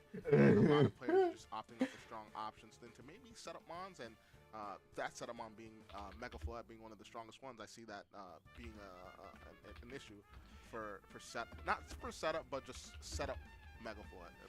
And even if we think back about the last, like, the 2 sets that we watched, Necros and Pangies, both of those were sets that were kind of just, like, I think pretty damage tradey sets. You're going for a couple set of moves. It's not like a bulk up didn't happen, but the bulk up was absolutely not the move that, like, won the set or anything. It was the tailwind. It was the ability to, like, trade damage well and just, like, put Pokemon on the field that have, like, strong type coverage against the enemies. It's sort of like, it might sound simple, but I think, like, Pokemon that follows fundamentals like that is, like, really interesting. I think this is just, like, a very core VGC format, the kind of thing that, like, when you round were 2, starting, please. Like, more than 10 years ago, this is the kind of format that, like, we were playing at the time. Just a couple more of these, like, we just need one more match, guys. Like, Just one more match. Yes, I was prepared. I was prepared to wait, but I wasn't prepared to wait this long. I just first when I first started playing VGC, this is kind of mirrors a little bit of the basics of basic fundamentals of how we approach Pokemon originally, and it has evolved over time, right? Over the I'm definitely going to try to get a coach over the at least a few times, because I really do want to try to get more into competitive VGC. Because honestly, I've been having a blast so far. If I don't get to top cut. Enough about Incineroar. Let's talk about number 4, the King Gambit. I think I basically called over for no reason. The strongest Pokemon in the That's my opinion. Okay, that's a hot take. Yeah, I respect it. I love the Gambit. I love the Gambit. I think that we've seen some interesting approaches to King Gambit. We've been seeing 3 attack, but sometimes they drop the Iron Head on the King Gambit, depending on your team, right? If you have Sneasler on your team, you might not need the that Iron Head stab that's good into Floette, right? You have Dire Claw, and Dire Claw is decently enough into Floette. A lot of players have been opting to use Chople Berry on King Gambit for those strong type fighting type coverage moves and or stab moves, but from opposing Pokemon. We've been seeing Low Kick, Kowtow Cleave, and Sucker Punch. We've been also seeing Iron Head, Sucker Punch, Low Kick, and sometimes even 4 attack. There was William Brown. He got in top, I believe, 8 at the VR tournament that happened last weekend, and he opted for a 4 attack King Gambit. How we doing? Oh my god! If you're able to get in Trick Room, I think that you want to have King Gambit utilize as many of its offensive outputs as possible. I feel like I could have used the bathroom by this point. And having 4 attacks to deal with plethora of Pokemon, I think that King Gambit is best moves is the 4 that I mentioned: Iron Head, Sucker Punch, Low Kick, and Iron Head, Sucker Punch, Kowtow Cleave, and Low Kick. I think those are really, really great moves, especially in Trick Room, which I think is an underrated approach in this regulation. I think what you're saying about King Gambit actually touches on one of its weaknesses in this format, though, which is that really bad 4-move slot syndrome. You only get 4 moves, and I think the 4 attacking moves you mentioned, in addition to, like, let's say, Protect, kind of a tough move to give up on a Pokemon that doesn't have access to Assault Vest because it's not in this format, can't get that extra special from it. If you give up any of those 4 attack moves, of the 2 Great Dark moves, Iron Head and Low Kick, there is something that you're, like, it is really going to feel like it's missing. Like, let's say... Take 15 hours. See, I'm prepared to play a 15-hour tournament, because I'm used to playing 15-hour tournaments. Splatoon tournaments can get really long, so I... like, Sunset Surge went from... always goes from, like, 9 a.m. to 9 p.m., basically. Or, like, 10 a.m.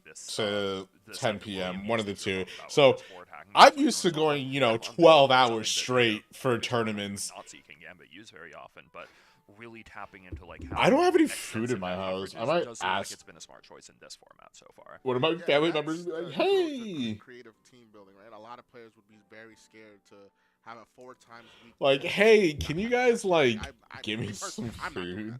But seeing that players are just opting for that and thinking outside the box just a little bit, just to push their team having one judge ruling. I think another thing about Gambit that you mentioned is like the Chople Berry is really popular. That's also something that we haven't seen in a bit, just like due to the type changing with Terra wasn't quite as important. You would oftentimes have an item like Black Glasses and just choose to Terra out of your fighting weakness.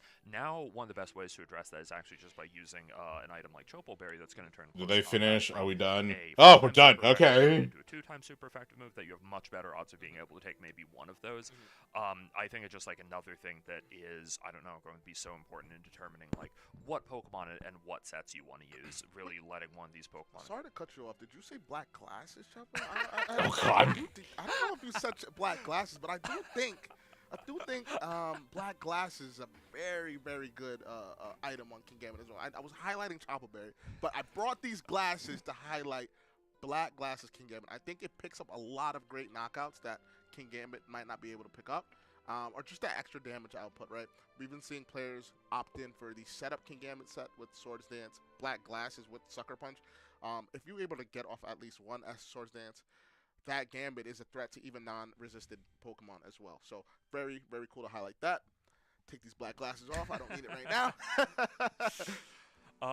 Yeah, I don't know. Going off of like King Gambit, maybe moving into a Pokemon that King Gambit actually happens to be pretty strong against. Number 5 in usage, it's Basculegion, another one of those huge players from. Can I get into match 2, please? Where that I could go into match 2.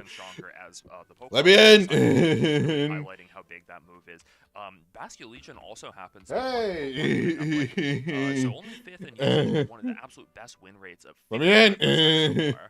Okay. And I think it's one of the match 2 is here We've finally. seen Choice Scarf. We've seen Citrus Berry. We've seen Focus Ash. We've seen. Let me. Okay.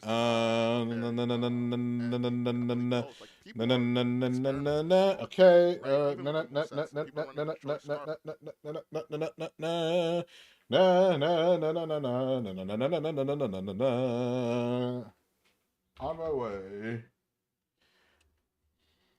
Okay.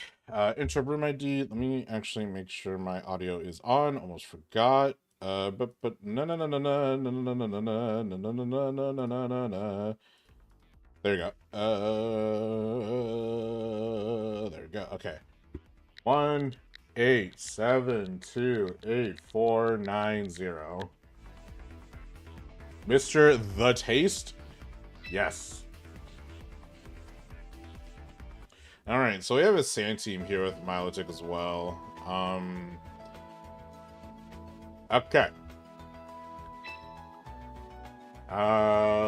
Battle.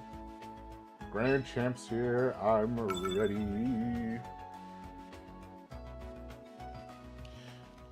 Let me type in the GLHF. Okay.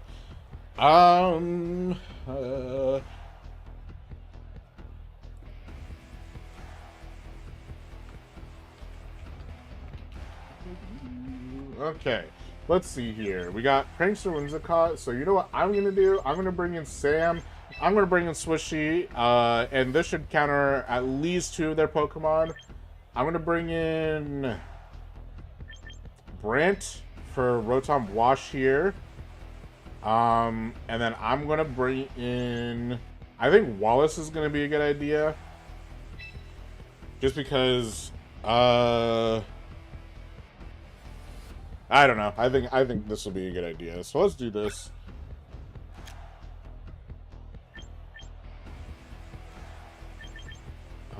Yeah, okay, let's roll.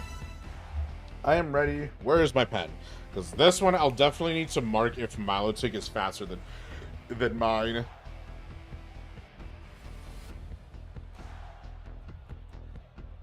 So I should have a little bit of an easier time with this team, because I don't have to do... This is not a Trick Room team.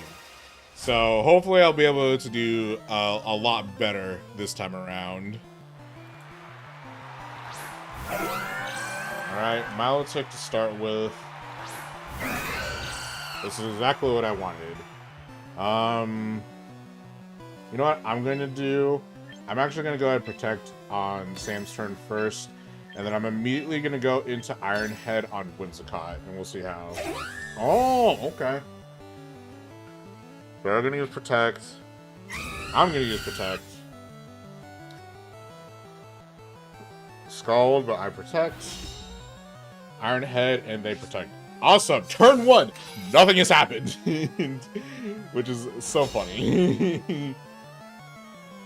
Alright, we're gonna immediately go into...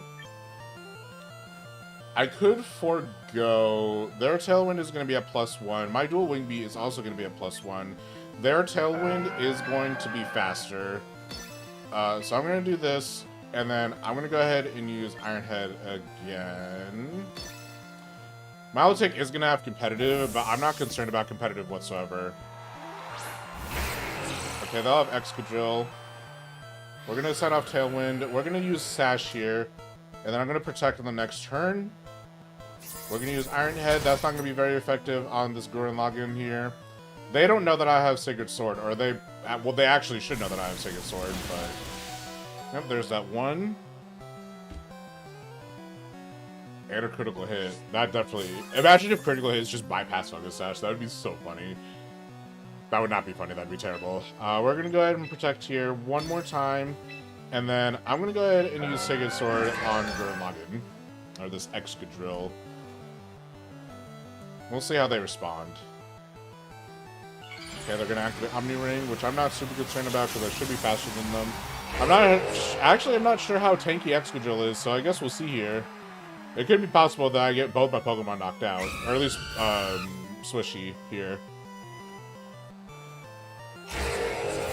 Using Protect again. I see. Okay. Icy Wind.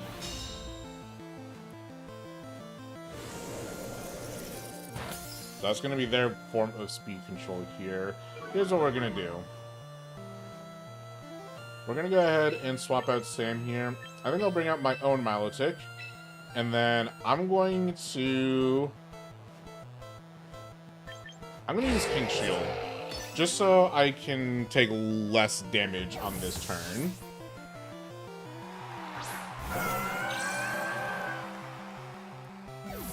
Okay.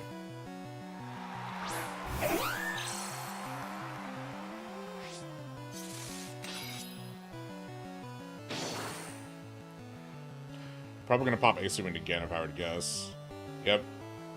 So their Milotic is gonna be faster.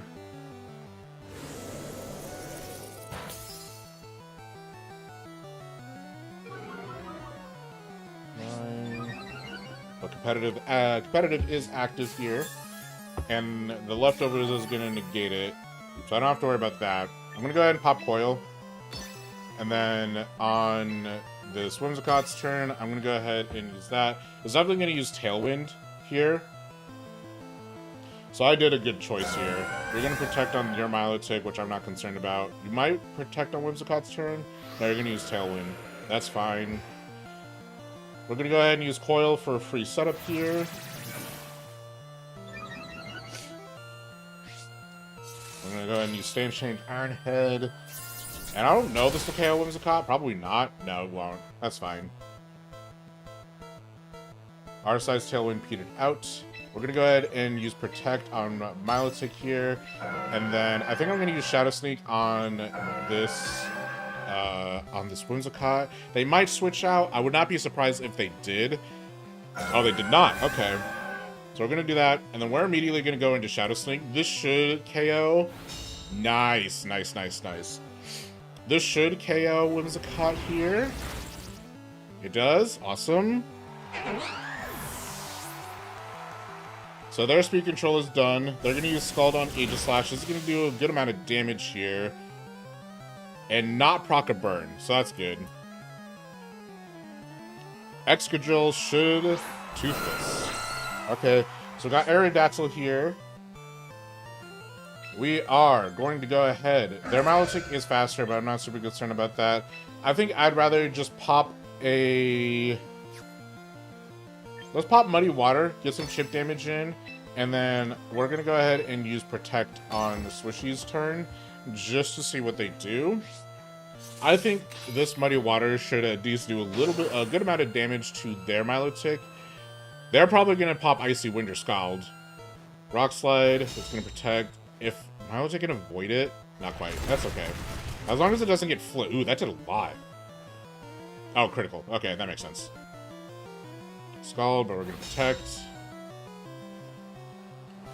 Muddy water. Hopefully this will drop the accuracy if it survives. Because that would be ideal. That's gonna use Focus Sash, but that's okay.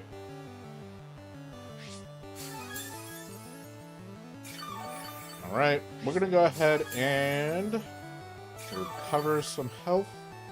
I'm gonna use Shadow Sneak. I'll use Scald on their Milotic. With competitive, it should do a good deal more. We're gonna go ahead and use Shadow Sneak on Toothless. We'll see if they switch out. I highly doubt they will, but this should finish off Toothless if they do switch out. Okay, they won't, so their Aerodactyl is gonna go down. Cool, cool. Their Milotic is still gonna be faster than mine. Let's see. Yep, okay. They're probably going to try to proc for a burn here, which I would do the same thing, which they did get. Let's see if I can get that burn chance as well. I also have competitive up, so I should do more damage naturally. No burn. Got it. Okay, that's fine.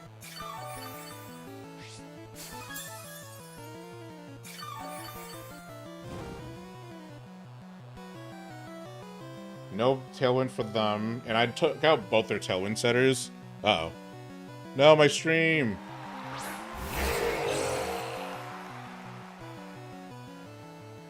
Oh, I forgot to record this one. Oh, well. Let's see. Go ahead and protect. Okay, stream's back, thank goodness. I'm gonna go ahead and use protect here. And then I'm gonna go for a Sacred Sword, and I hope that they don't use protect. They probably will, if I were to guess. They did not. High horsepower. Ooh, that's rough. Okay, I'm gonna go down there.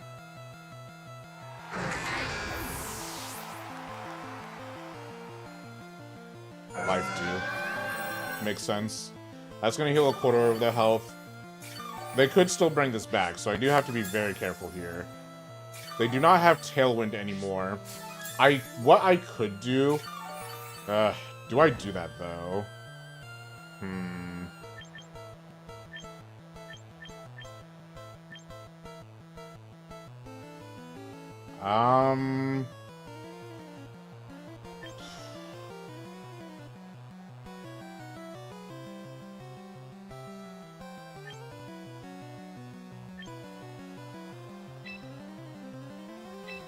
Let's try something.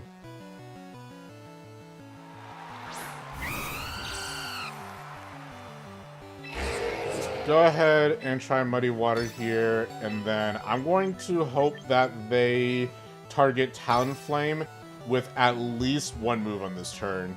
Milotic can for sure at least live one move, and if I can get the Excadrill to yellow health, I think I might have a chance.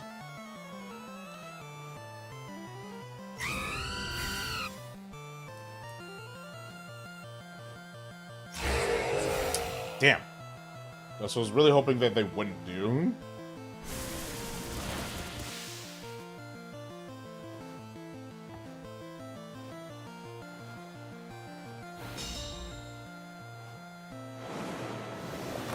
Can I get that accuracy lowered as well, please? Thank you. That's gonna be huge.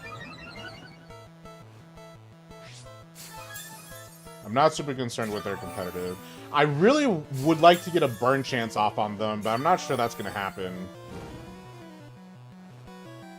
Alright, here's what we'll do. We'll go ahead and use Scald and Gurren Login, and then on Talonflame's turn, we're going to go ahead and use Tailwind. Because Talonflame is definitely going to go down. I'm not sure with the Icy Wind speed lowered if I'm going to do as much damage here, or as... I don't know if I'm going to be faster than their Milotic, but we'll see. Oh, Rock Slide. I do have Tailwind set out. My Garchomp should be faster than their Excadrill, at the very least. No, not the flinch! Oh no! That was actually, that's so tragic. Oh my god, that's so tragic. That flinch could have, I might lose because of the flinch. And it does know Icy Wind too, so that's gonna be a problem. Let's go ahead and use Earthquake here. Because now they're just gonna pelt me with Scald and Icy Wind. I think it'll take at least 2 Icy Winds for Garchomp to be lower than Excadrill with Tailwind up, but we'll see. Ugh, that was so tragic. I was really hoping the Rock Slide wouldn't do that much damage, but it did. Alright, I was hoping it wouldn't flinch. If it flinched, or if it didn't flinch, I would have had more of a chance.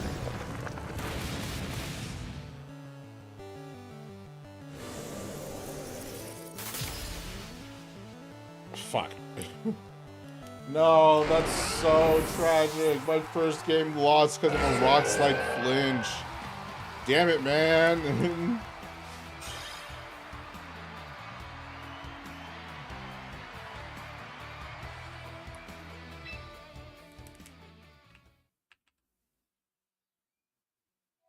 Oh yeah, let me... Okay. I played that so well, too. I think I played that really, really well.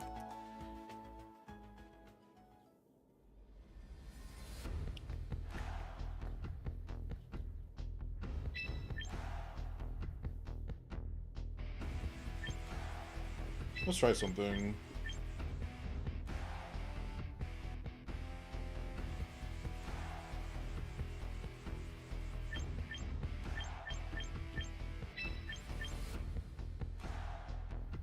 Let's try this. Let's try our quintessential 4 and see where that gets us. Are we in the practice room? That's fine.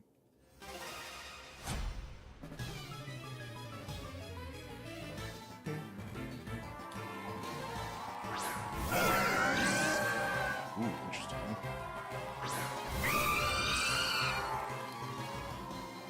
Okay.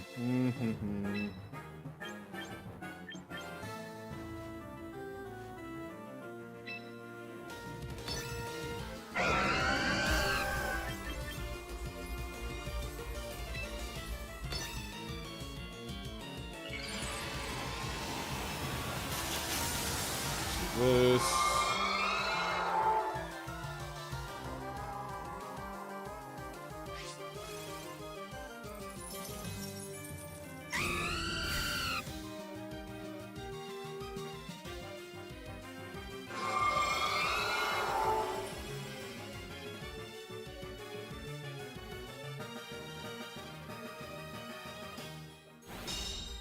Well, I'm planning to swap out Process here anyway, I think.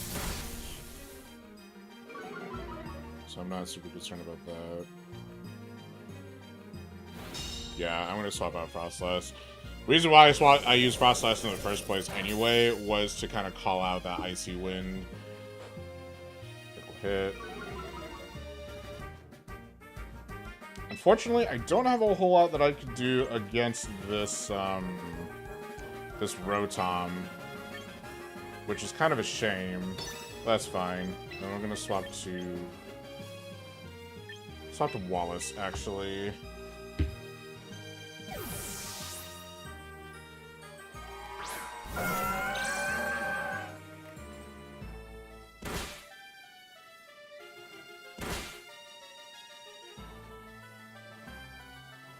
I'm not gonna be able to get Tailwind out, but that's okay.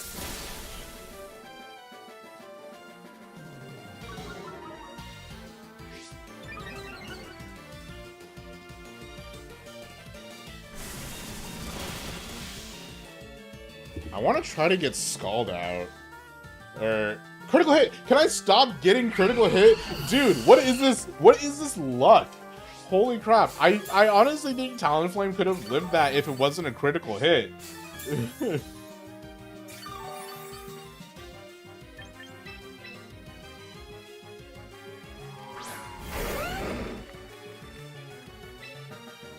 Alright, I can't use Earthquake.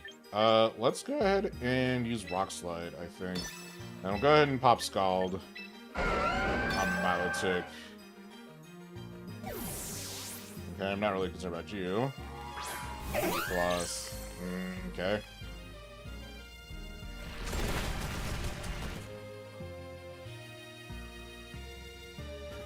Swing. Should be able to live this, yeah.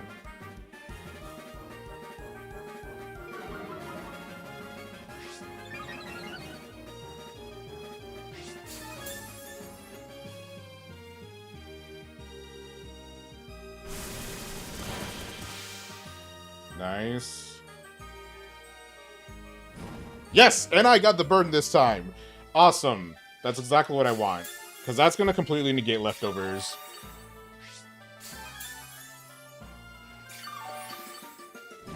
I might be slower, but that's okay. They're probably going to set up Tailwind if I were to guess. I'm actually going to go ahead and use Rock Slide one more time. And then I'm going to use Scald on their Whimsicott here.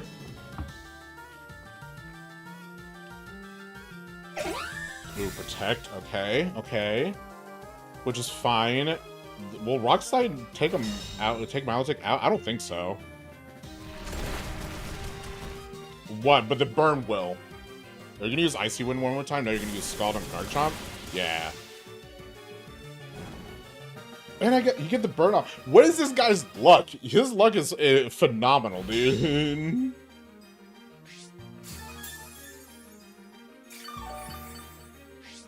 Will the burn be enough? The burn should be enough, right? No. God dang it.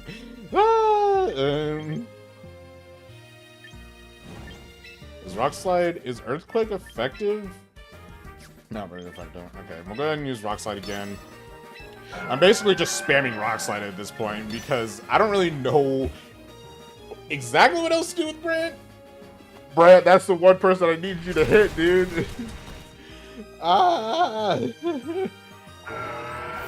My luck is so bad.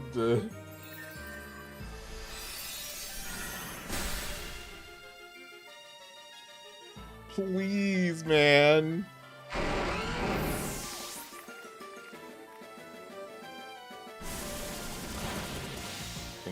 Can the Scald get the burn? Please, please, please. No.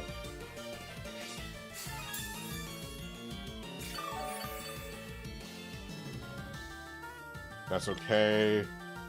They're probably going to send out Rotom Watchfire to guess, but we'll see. We'll send out Frostlass here. Reset up our Aurora Veil. Ooh. I might... Let's just use Blizzard and...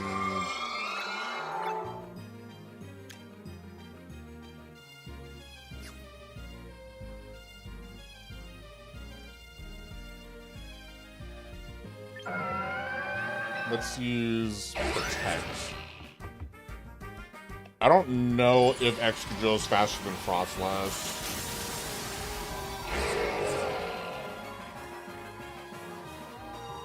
It just might be.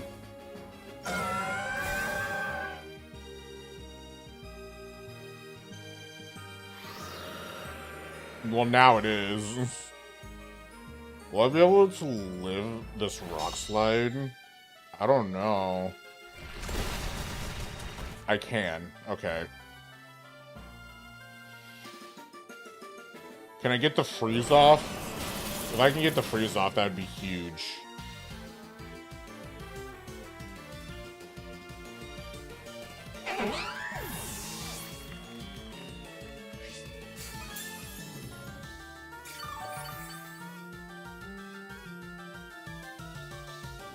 They're probably gonna spam a Rock Slide if I were to guess.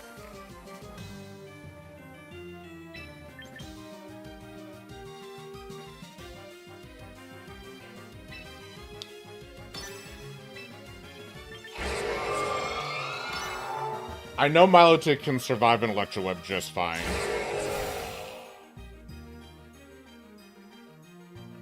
And I know Milotic can survive at least one Thunderbolt. Okay. That's not gonna do anything.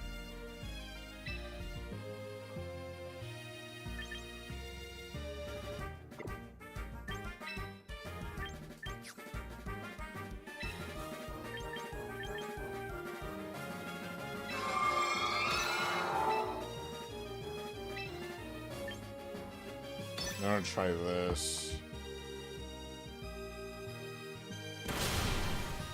That did so much! That did so much damage! Oh my god!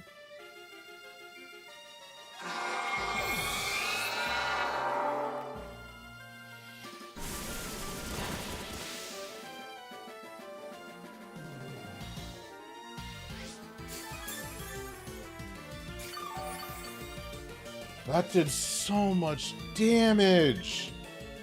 Oh no! How much turn? They have 3 turns of Tailwind, I think. They have 1. Okay. Well, I'm guaranteed slower than them either way. God! Dude, that rock slide killed me, man.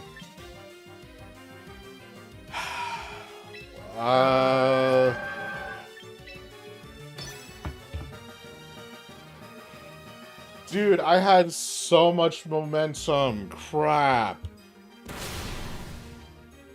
I had so much momentum! And I just lost it all because of some bad luck. No!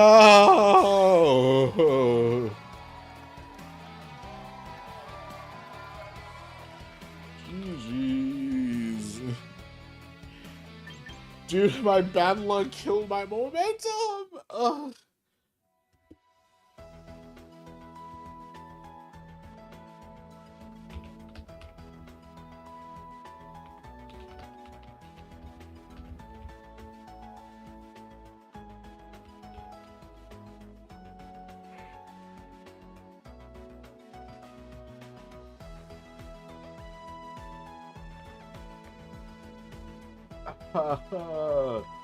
God damn it, dude. Well, I'm out of day 2, which sucks, but that's fine.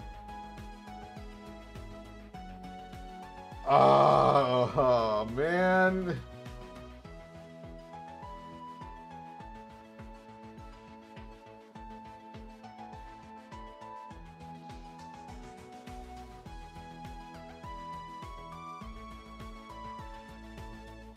That's so sad. I'm gonna leave this room.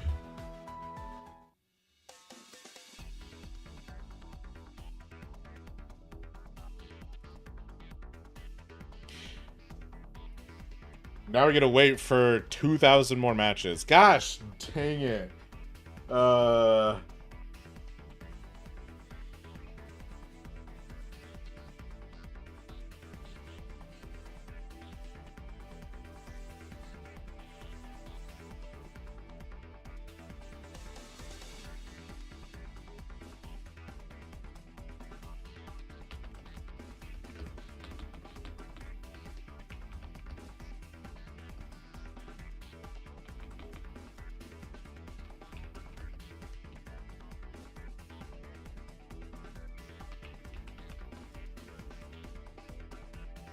Oh, like, oh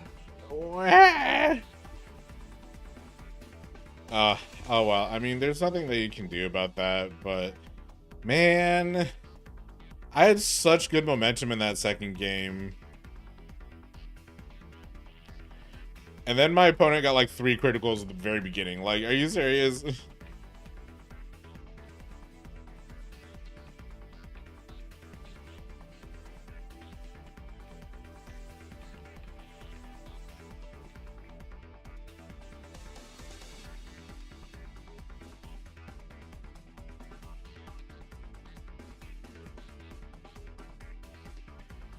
Oh, I'm so sad.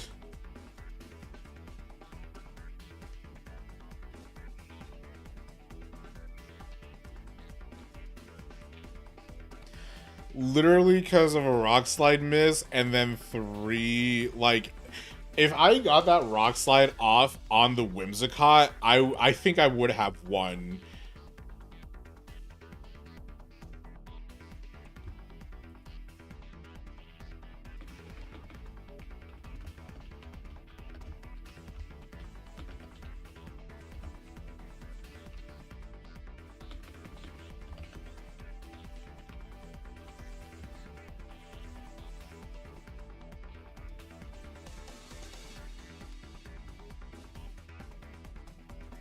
Wow, I can't freaking type.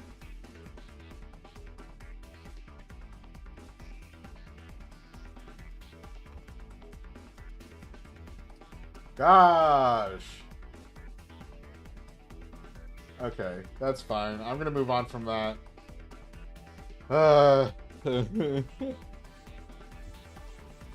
I think I made correct move. I think I made the correct choices in this game, but I'm so sad. Oh wait, I don't want to do ranked.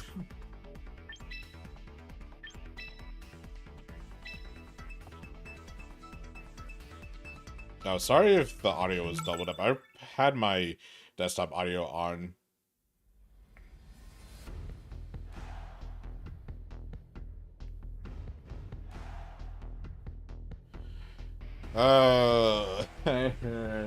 Sorry, I'm wow, this is a fully rain. This is a rain tune. Okay.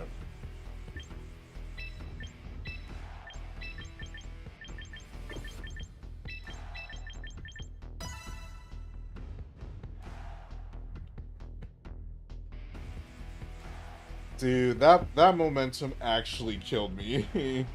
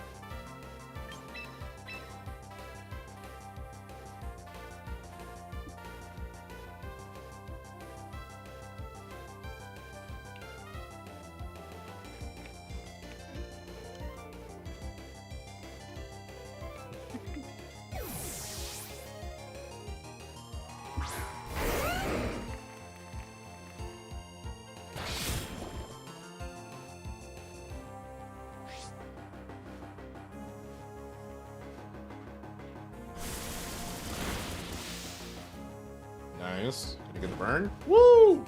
That's what I needed in the last round.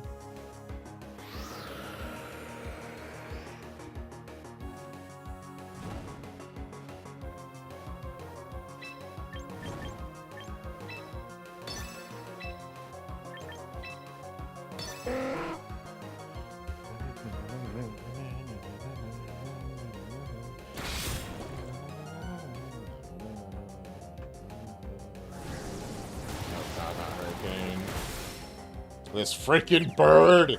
Ah, this bird! Dude, oh my god, my freaking luck this time is so bad.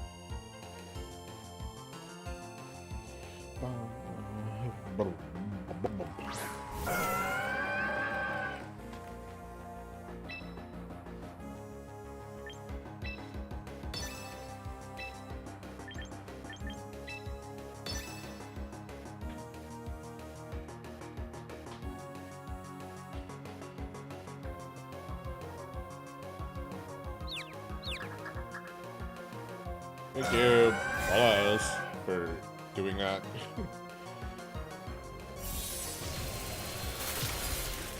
Yeah, that's about right. The tail end up, yeah.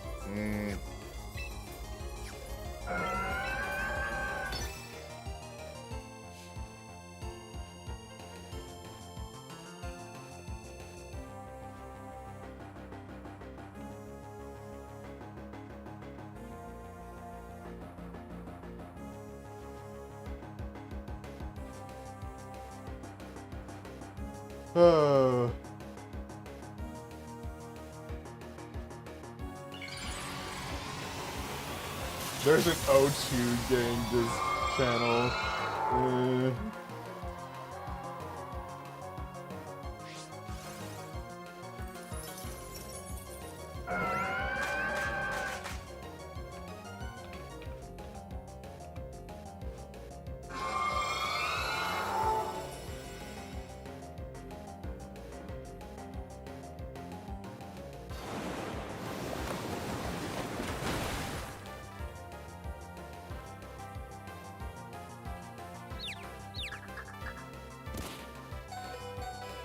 God, can this confusion go away?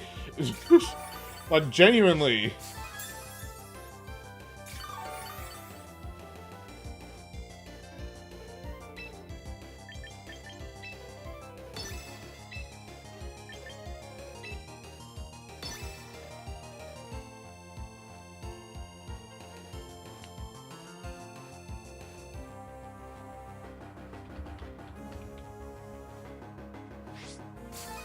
My claw.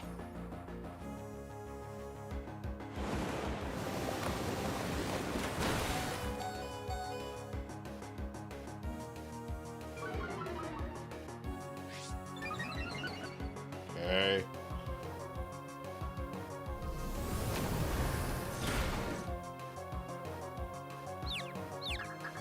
Why?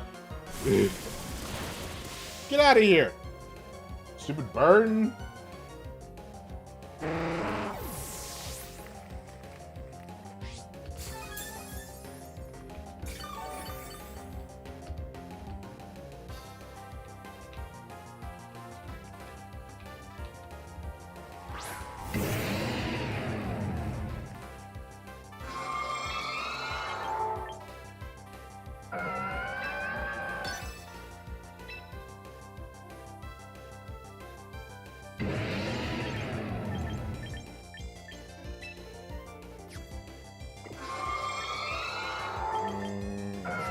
Well, actually, that's not too much of a bad idea.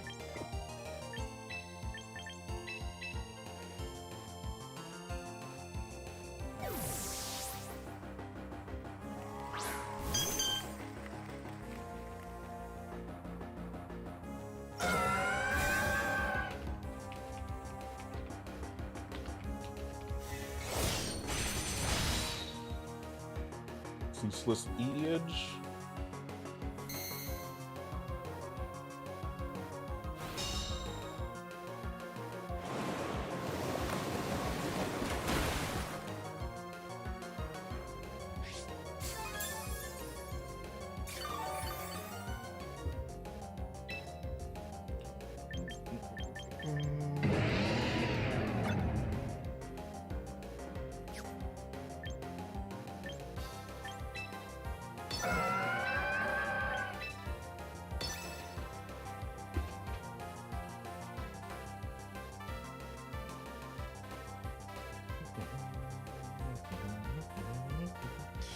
Sorry I'm so quiet. I don't really have a whole lot that I can say right now. I'm literally just waiting for the next round, which is going to take a while. Which is, you know, it's fine. It's just...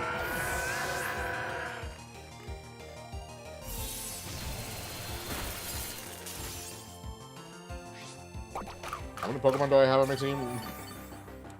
I'm barely paying attention to this fight, dude.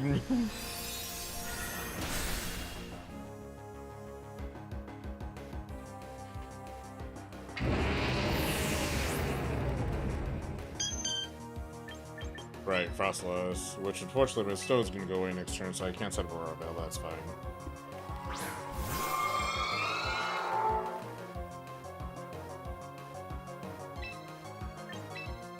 Faster than this Milotic for sure, so...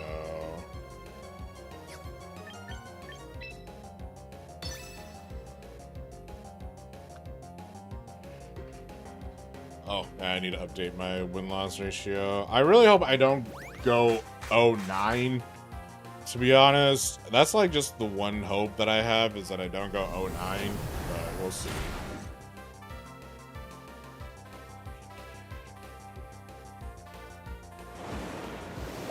Frostlass, I'm gonna need you to lock the hell in.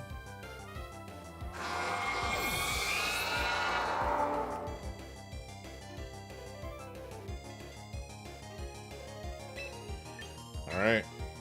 Moonblast. I'm a little over 50.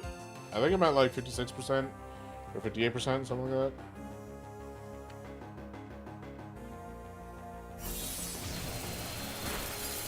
Especially defensive. I'm about 50. As long as, well, I shouldn't say anything, but if I can get that special defense lower, that'd be great. I know it's only 10%, but that'd be excellent.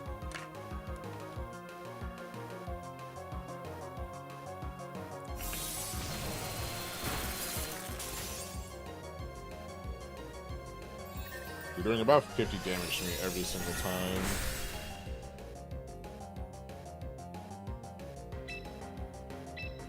I think I lost, to be quite frank.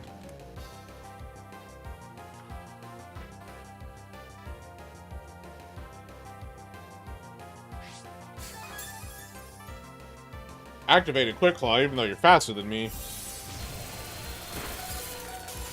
Woo, buddy.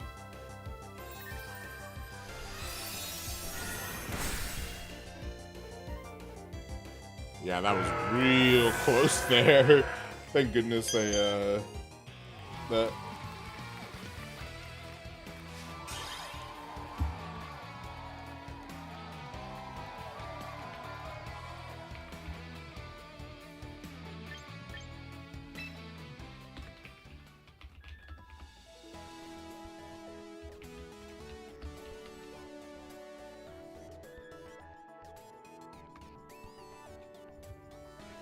Alright.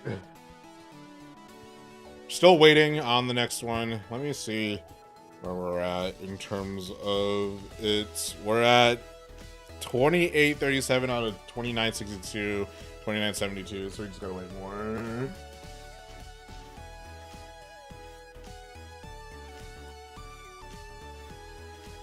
Ah, I got something in my eye.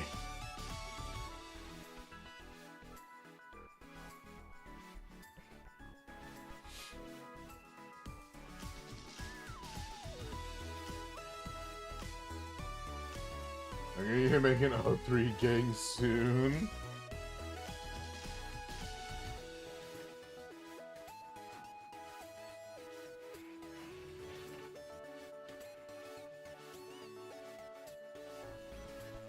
Not playing even one next turn. That's the thought of a boring person. I'm literally just playing so I can get as much experience as possible.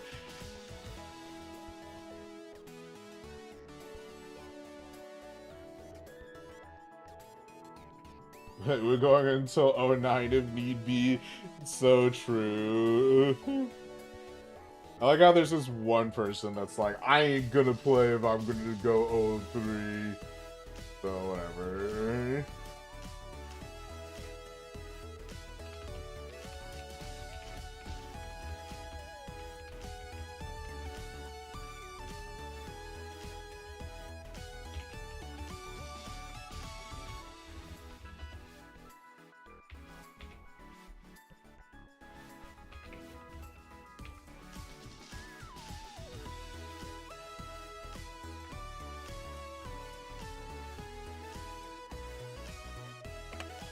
All right. I'm gonna go ahead and go use the bathroom real quick since I have the time. So I'll be back.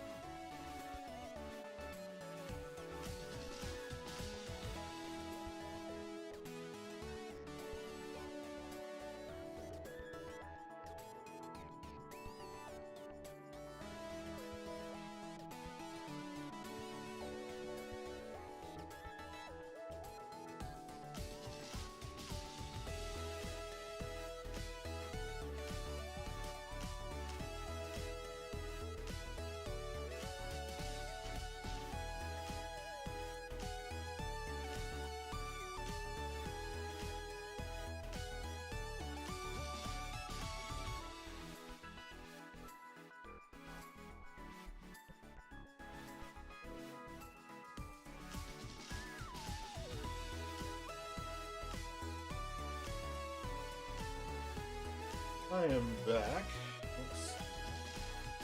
Ugh.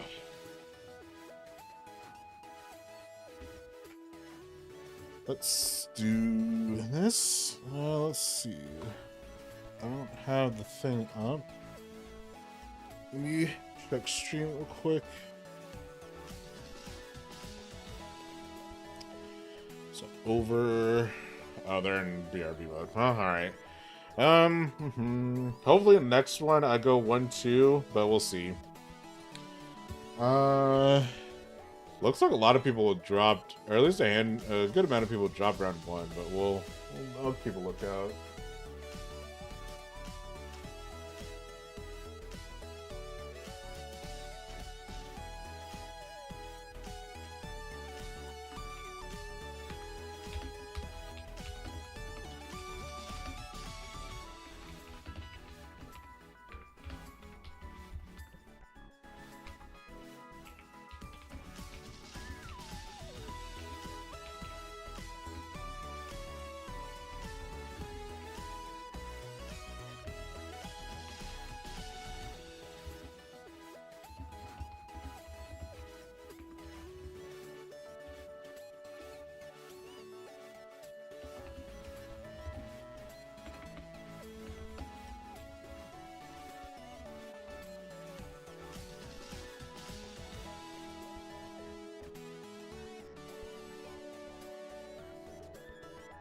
Number 7 win streak come back. Yeah, good luck, dude.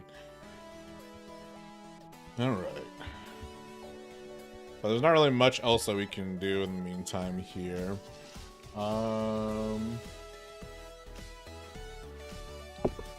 I still didn't take any notes here. I bought this whole notebook so I could take freaking notes, and I have not taken I have not taken notes, so...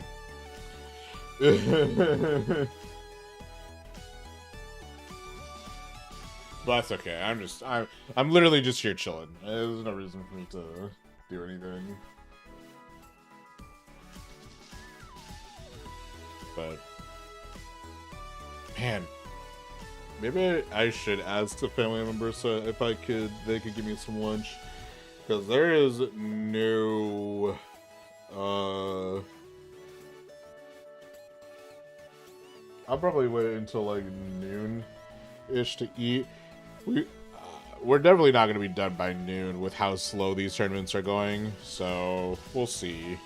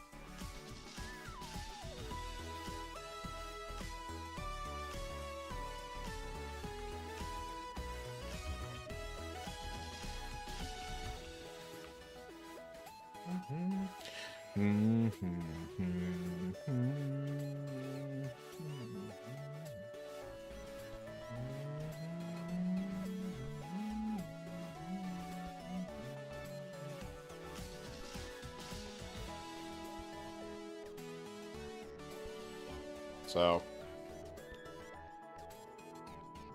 it is funny that I'm not using I'm using Metamon space. Like, the only one that I think is off meta is Clefable, but I haven't used Clefable yet, so maybe I'll use Clefable in the next one if I'm lucky, but we'll see. I'm gonna play another match, I think. Methinks. Let's play another match.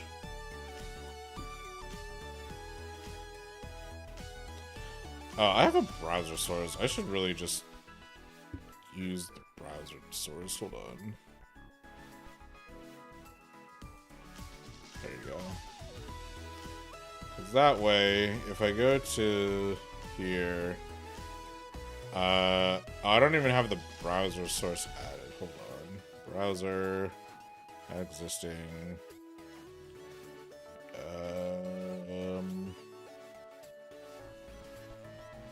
What the heck is this one called?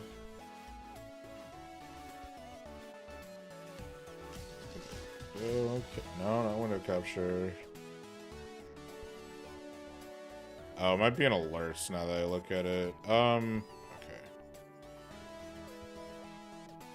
Hold on. Let me add a browser source. Browser. Brave. Oh, no, this is the wrong thing. Delete this. Add window capture.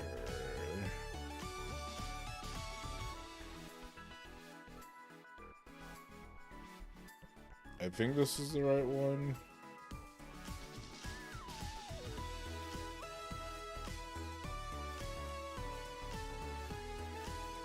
Yeah.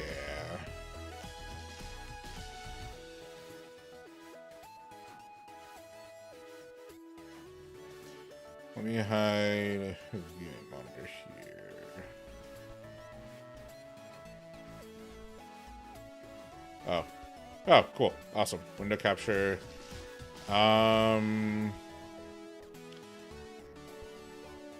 Capture audio.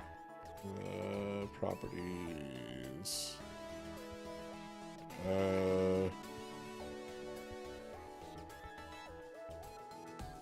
Window capture is not assigned to any audio track, so will not be audible in streams or recordings. Assigned to audio track. Open the advanced audio properties. File settings.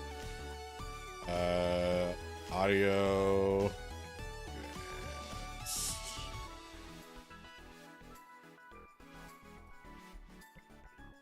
Oh, this apply. Okay. Properties.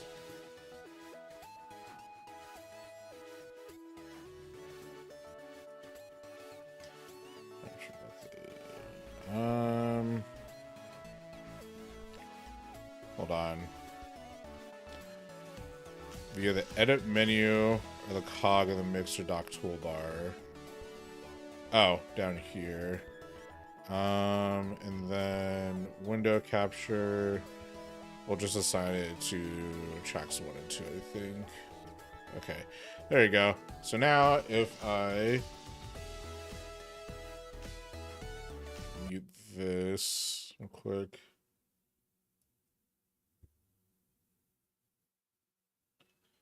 Being kicked from the tournament, but why? Properties.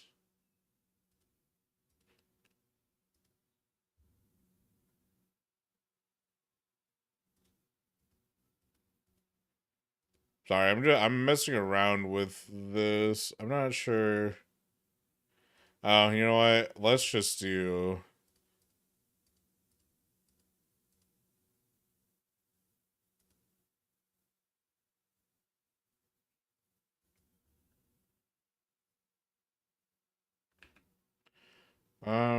Let's see. Where are we in this? 2968, 2973, 74.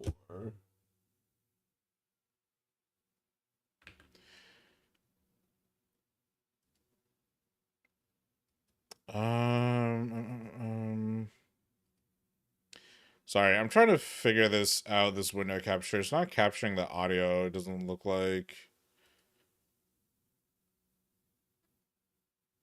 Creates an application audio capture source automatically. Oh, you know what? Maybe that's why. Let me... Application audio capture browser. Oh, here you go.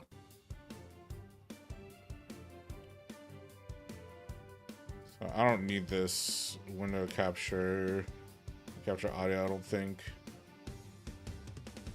There you go. Okay, cool. Now we got it set up. Sorry about that. Sorry, it took so long. I'll put this in the audio sources tab just to keep it organized.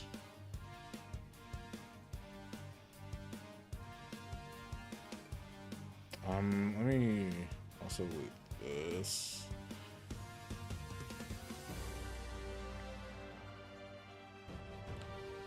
Spotify widget, because I don't use Spotify anymore. All right.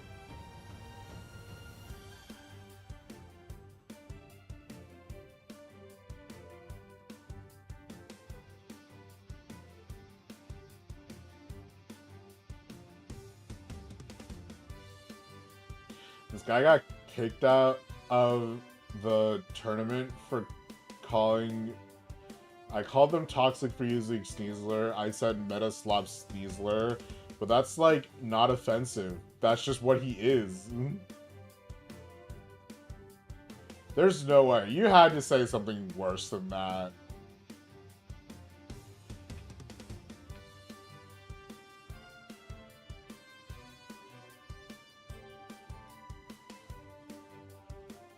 No way. That cannot be right.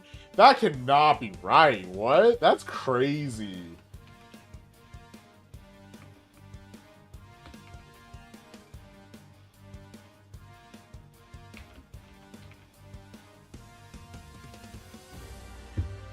But calling something Metaslop, even though it is Metaslop, is kind of insane. But that's whatever. I'm not gonna...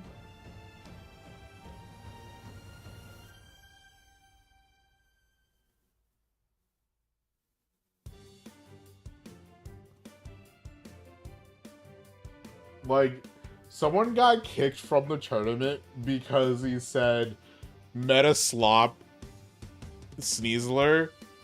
But that's not even, like, you're not even insulting anybody. That's just, like, you're just saying, oh yeah, this is a meta, whatever. I'm not gonna judge too hard. But that's crazy. That's crazy.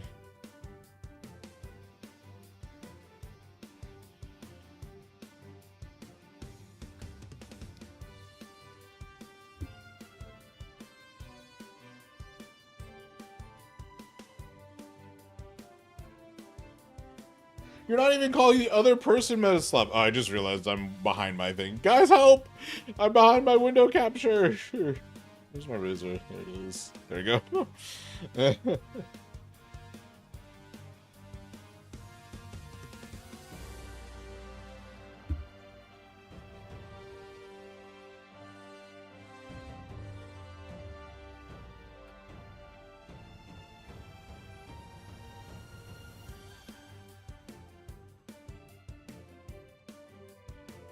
Okay, well, that's a little different if you just said, fuck you, dude. What the crap?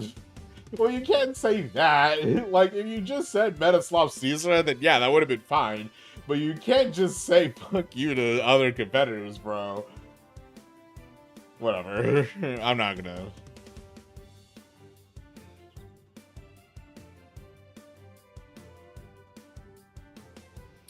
Whatever. I'm not gonna question that. Alright, where are we at? We're at 29.71 out of 29.74. Although usually you'd get a warning from that, not just a straight up ban. That's crazy.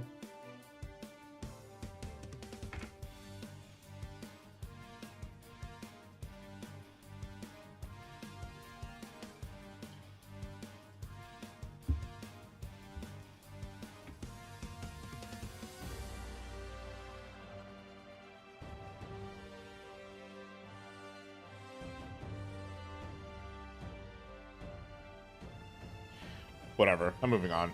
This guy's psycho.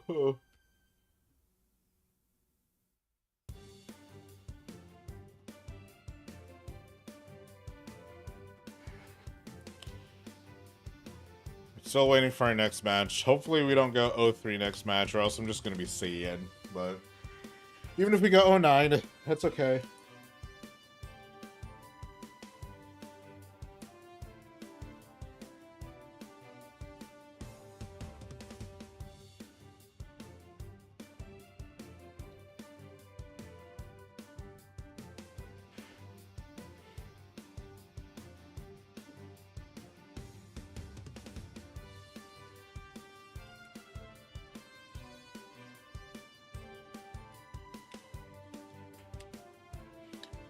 69-71 still.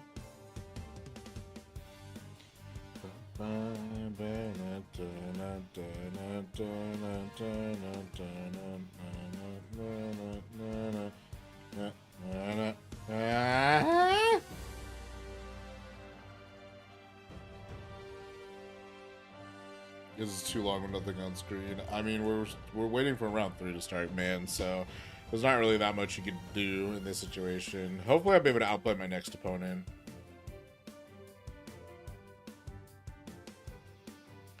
Man, I want pizza. I had pizza for lunch yesterday, but I want it again. Either pizza, I could go for chicken sandwich. I wonder if Jollibee's... Jollibee... I wonder if they have their thing available. Probably not.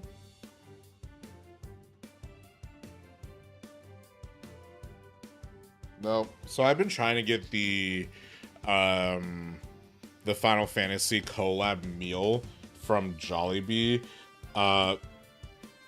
What the heck? Why is the window capture in the background? Well, I know why, but let me move this up here. But I've been trying to get the Jollibee meal here, and it's not. I can't. It's been unavailable for like three days straight. Oh my god, they're like out of food. This is so funny.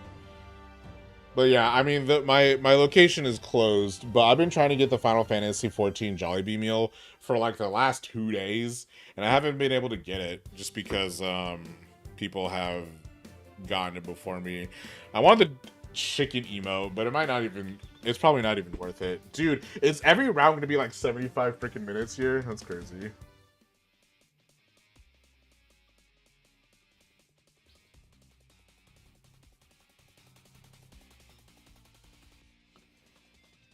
All right.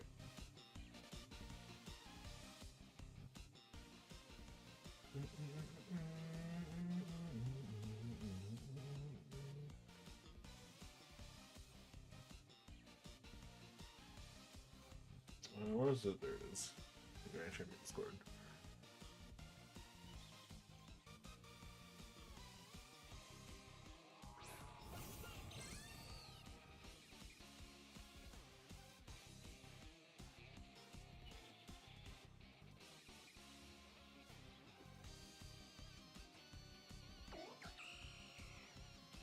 Bonus coverage. Big bonus coverage letters.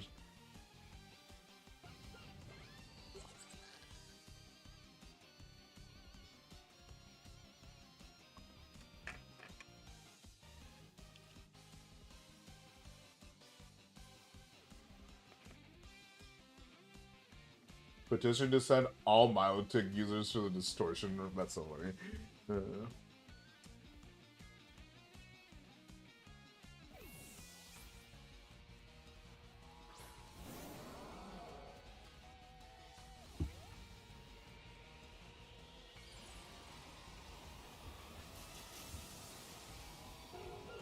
Oh, excuse me.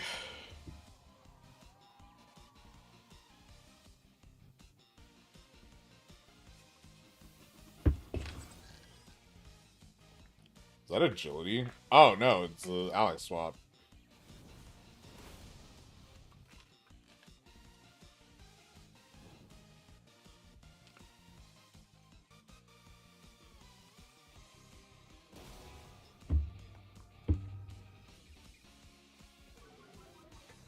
Attack fell. Storm. Everyone's in the red.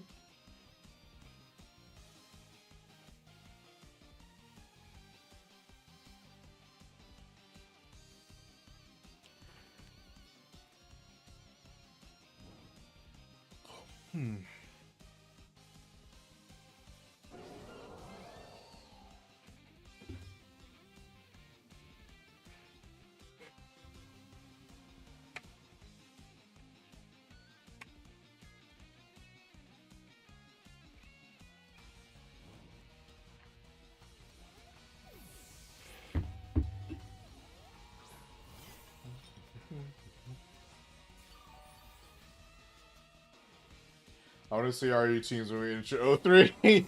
Yeah, I mean, we might as well.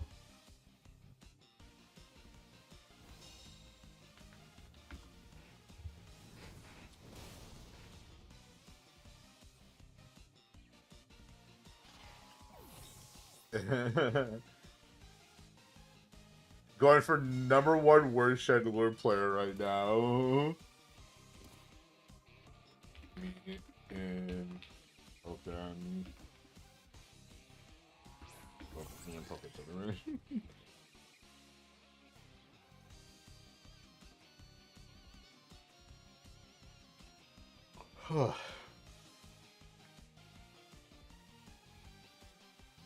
I ate a waffle, man. I shouldn't be this hungry. I'm already kind of hungry.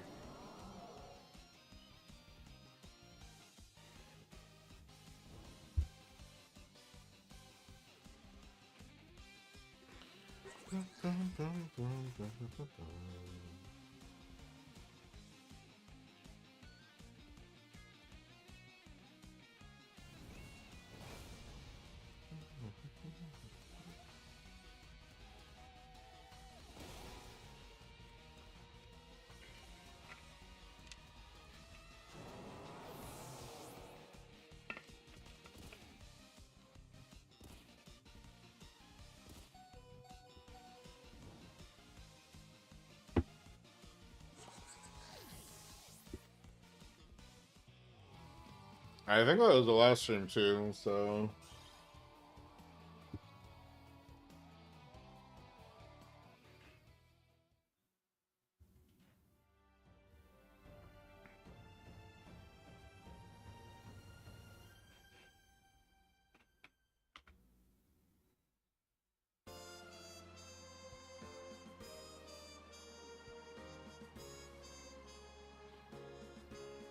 Let's see.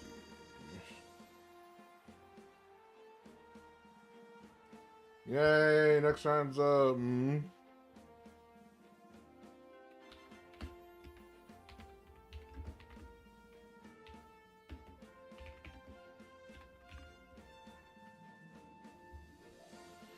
Alright, let me mute the round here. I forgot also I put this up here. My bad. I'm such a good streamer, y'all. Mute that. Mute that. I have to listen to it. Put this back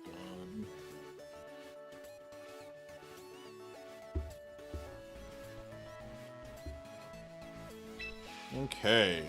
On to round 3. Round 3. Round 3, please. Round 3, please.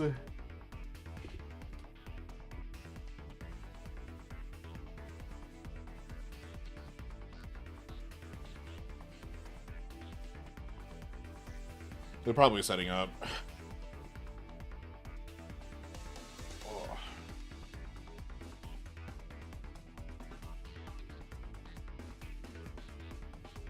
Let me adjust my chair. Private battles. I'll just make a room since I'm here. Nope, not singles. Boo, singles. I'm not a singles man. I'm a doubles man. I hope they introduce triple battles back to the game. I think triple battles have like so much unutilized potential. I'm so excited for it.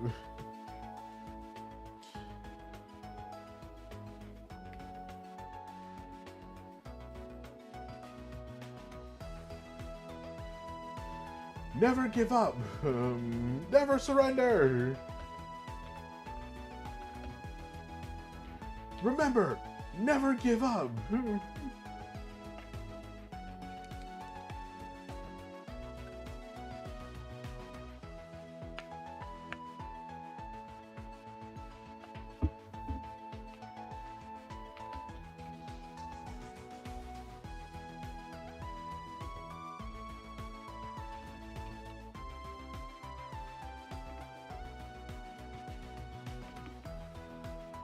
They hate Gen 3. She's a blazing kin lover.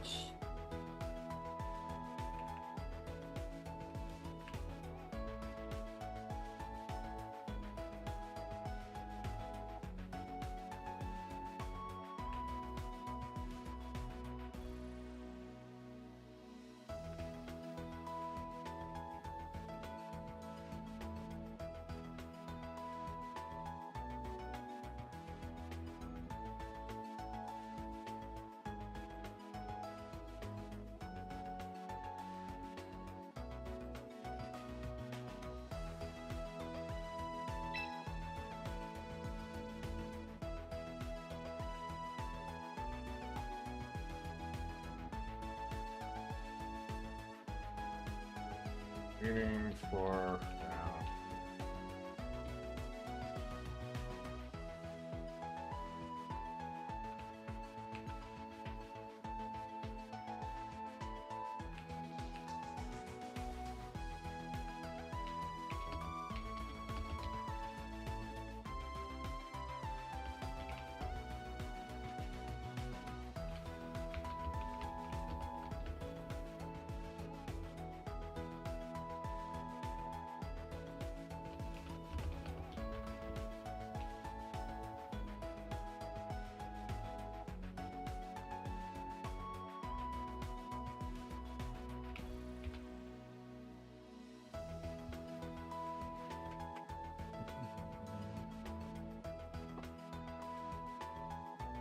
Oh, no sticker. No sticker for me. That's okay.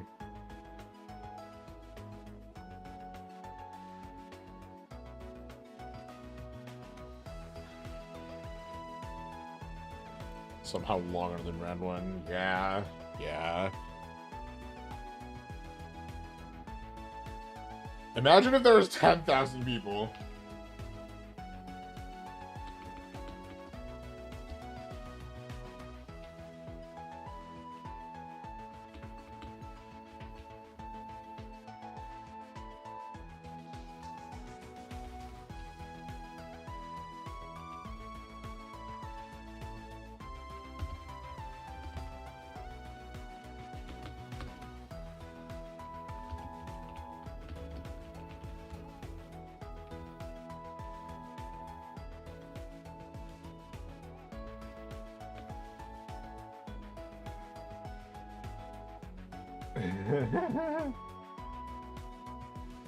It'd take hours just to get to round one. I know!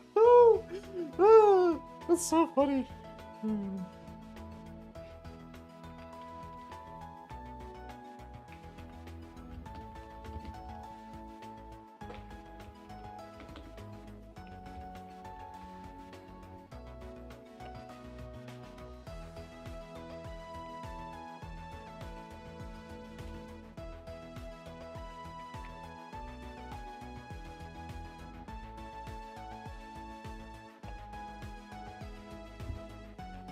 Tell me what's gonna be.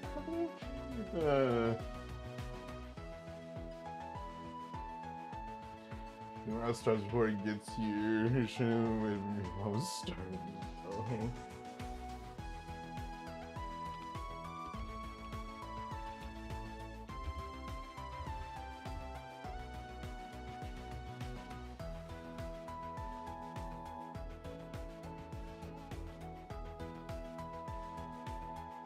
Oh, we're past the 80-minute mark. Woo! Yeah! Past 80 minutes! Woo!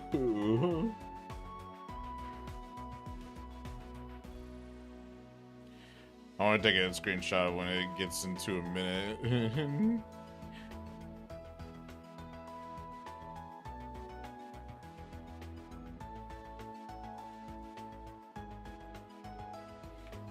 Yeah, 81 minutes for round two. Let's go. Let's go.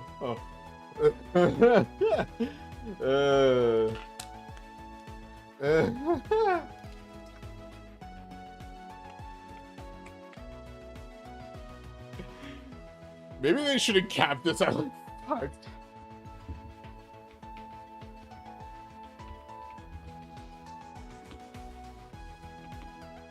Oh, it's up.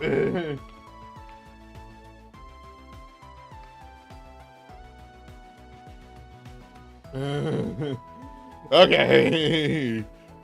Woo! Round 3. Let me check in this time. Round 3. Woo! What do we got? Charizard, King Gambit, Wash, Rotom, Sinistra, Sneasler, Lola Ninetales. Okay. Round 3. Woo! Woo! Only after 80 minutes. Let me. I have a room set up.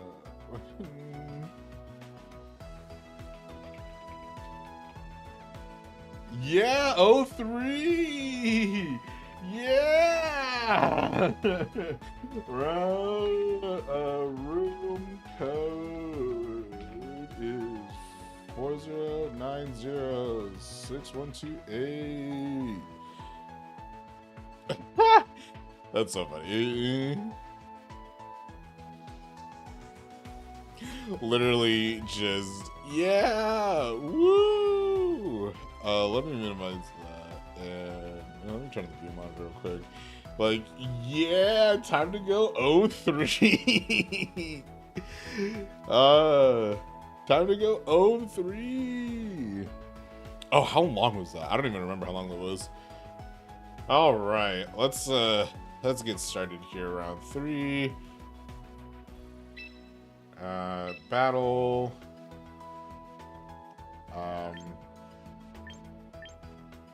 Grand champs. I'm ready. I'm ready. I'm ready. I'm ready. I'm ready. I'm ready. I'm ready. Yeah, one of us is going 03. Okay, let's see what this guy will do. Along the Nine Tails, so I definitely should. I don't think they're gonna bring in Along the Nine Tails against my Swishy, but I am gonna bring Swishy in anyway. King Gambit's probably gonna be in the back if I were to guess. Charizard is probably gonna be front and center along with Sinistcha. Sinistcha, I can tell, is here for just tankiness, not necessarily Trick Room. So I think what we'll do, we'll still send out Sam first. I think I'll send out Brant after that. We'll do Wallace and Swishy. I don't think I'm gonna bring Frostlass into this one. Yeah. Let's actually, no, I don't want to do that with King Gambit.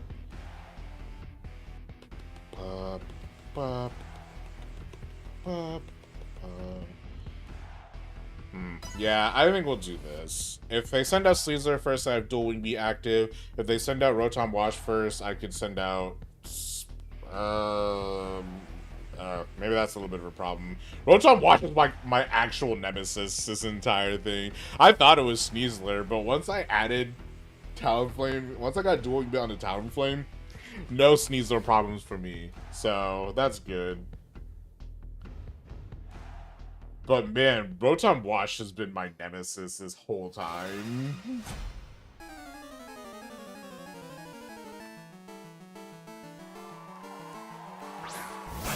Sneasler and Rotom, okay. So I think I'm gonna keep in our boy here. I'll start off with Protect just in case of Fake Out, and then I'll go ahead and use Rock Slide here just to get some chip damage.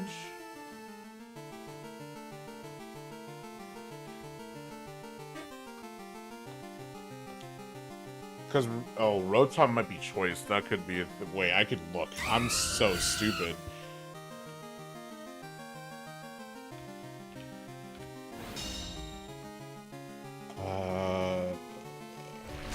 No, it has Citrus Berry. Okay.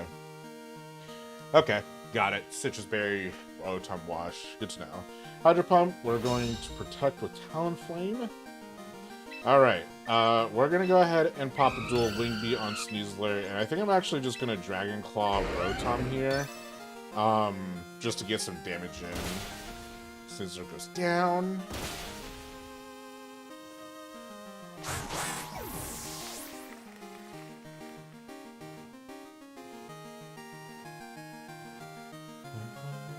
Dragon Claw goes off. We're gonna make it eat that Citrus Berry. Hydro Pump's gonna activate here. We're gonna be living with 1 HP.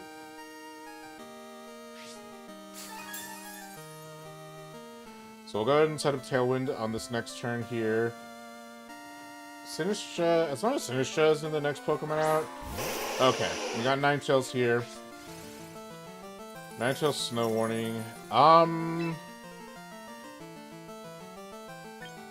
Here's what I'll do. I'll pop Tailwind, and for Brand's turn, I'll go ahead and actually just Protect.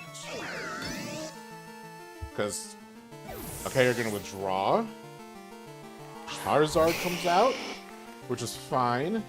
We're gonna go ahead and use Protect here. And then we're gonna use Tailwind, so he can be significantly faster. Garchomp should be faster than Charizard anyway. We have Blizzard active. Okay, nice.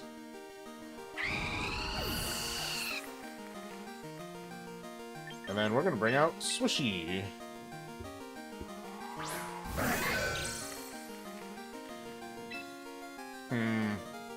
I'm going to actually do Protect and Earthquake here. I think that would be good. Actually, we'll do Rock Slide.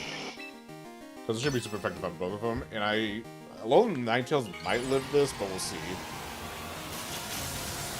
The Charizard X, so I think it's still weak to Rock types if I remember correctly. If I remember my type chart correctly. There's King Shield here. Hopefully he'll go for Flare Blitz. Or Dragon Claw, one of the two. Nice. Super effective on both of them. Yes! And your attack has been lowered. Perfect. What a call out. There's a good call out here. We'll go ahead and use Iron Tail or Iron Head. And then we'll go ahead and use Dragon Claw. This should knock out Charizard. Ninetales, well, actually, Charizard could live. Ninetales might use Protect, but we'll see. We'll see what happens. How much Why am I guessing? It does have Protect. I don't know why I'm trying to guess everything when I have the team list right in front of me. Hydra, Pump, Thunderbolt, Will-O-Wisp, Switch. Yeah, they're just Charizard.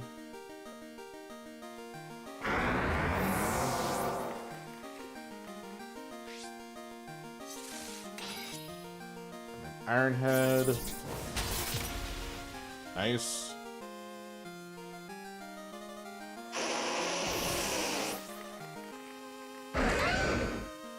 And then this Rotom already ate its Citrus Berry. So I could just use either Rock Slide or Dragon Claw. Forfeit. Okay, fair enough.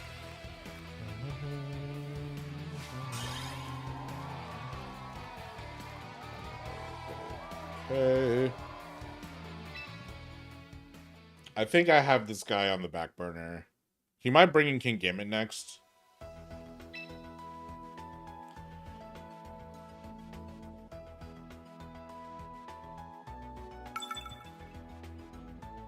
Because if he brings in King Gambit and Sinistra, then I'll have a little bit more of a tougher time.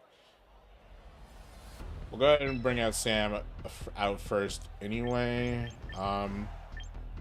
I think this time we'll bring in Frostlass. And then I'll end with Brent and Swishy. So these two will be my leads.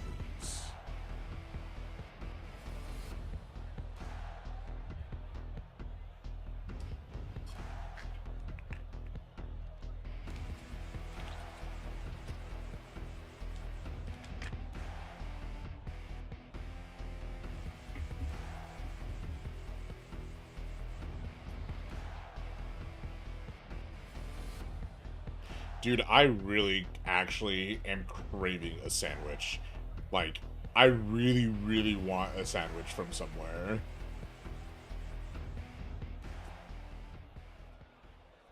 Like a turkey or roast beef.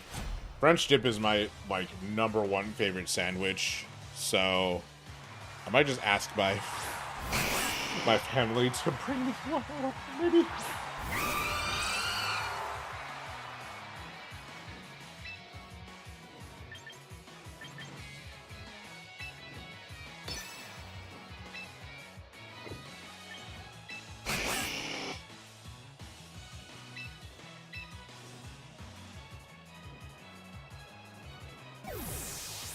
You know, he actually has a free opportunity to do Tailwind here.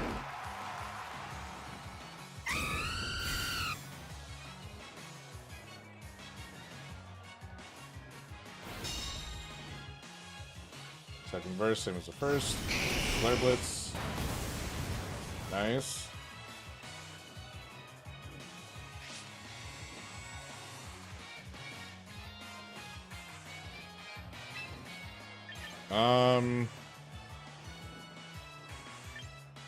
I didn't need Tailwind last time. I'll go ahead and use Dual Wing Beat, and I'll go ahead and use Rock Slide.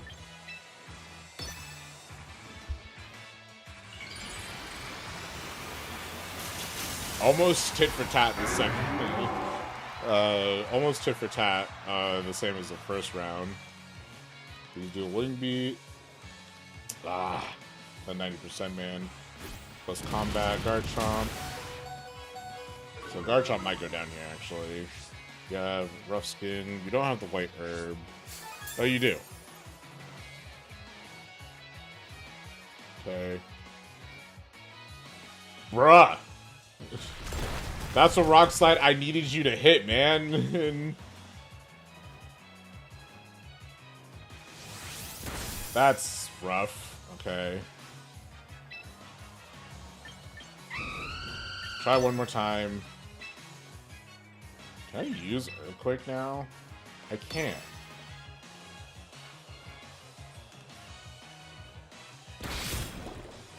Ooh, that's rough. Critical hit.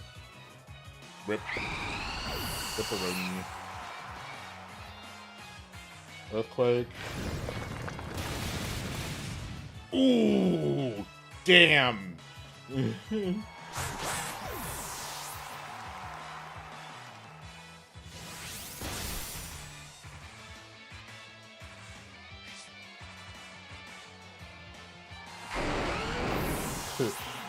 What a full team KO. That's so amazing. Alright, Frostlass. And Swishy. Kind of an unusual combo, because I don't really like having both my ghost types out in the field at once, but...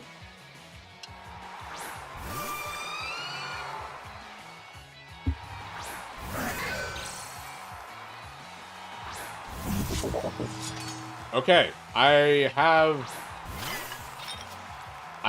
a kind of a chance. This is gonna be kind of rough.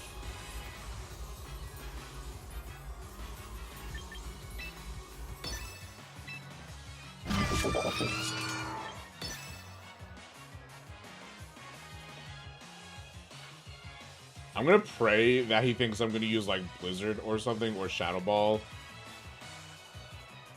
We'll see. I really hope. I'm praying this guy does not call the Sucker Punch correctly. Because if he doesn't, then I'm set. If he does, then I'm screwed.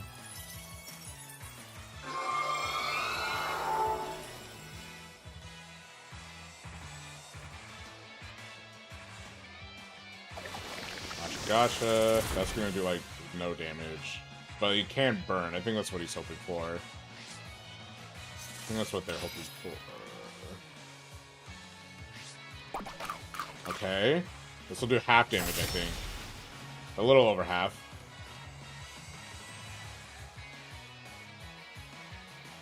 Tap. We should survive this? Oh, okay.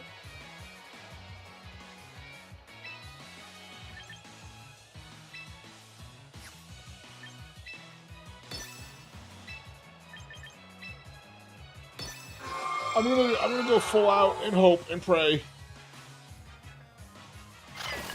That's fine, because I was really hoping that you would do that anyway. This should at least do 20%. Okay, a lot less than 20%. Oh, fuck. I might be screwed, dude.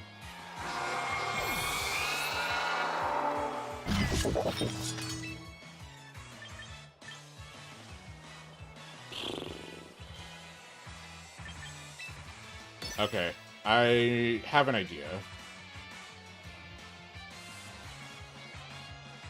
We'll use King's Shield on this round, and then the next one, I'll try to take out King Gambit in one shot.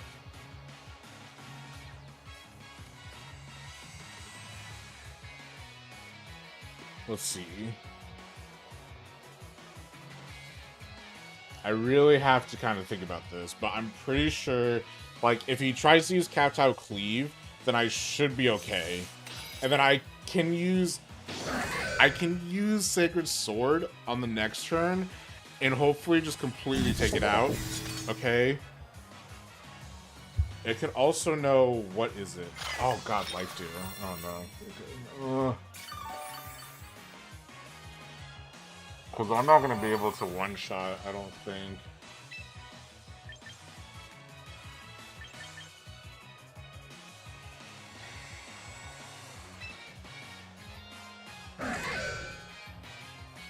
I think King Gambit's more of a problem. He could use...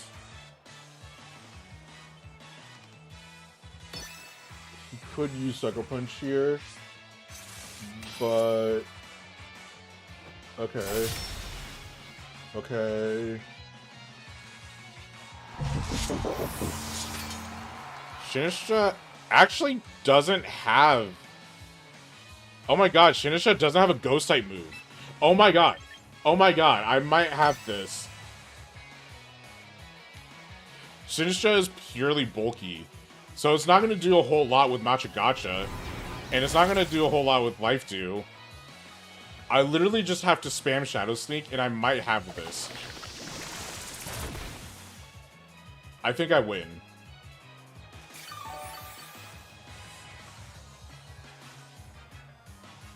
Auroraville's gone. Oh yeah, Auroraville is up 2.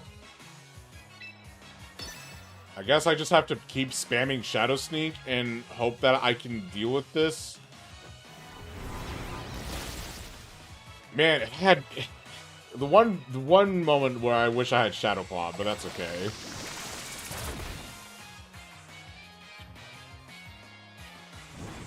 That burn is gonna be rough. It literally is just me praying that this burn... I'd rather just keep doing super effective damage, I think. Oh no. Okay. Oh no. Oh. This is so sad. Shadow Sneak, this will do 48. If I do Stab Iron Head.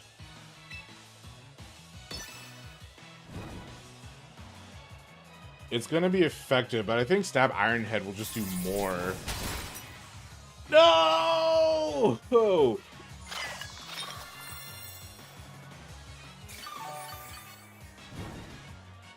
Ah! The burn, man, the burn. If I got rid of King Gambit way sooner, I think I would have won that.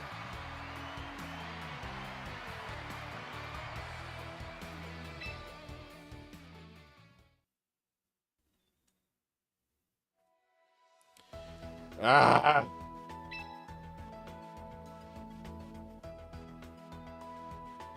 All right.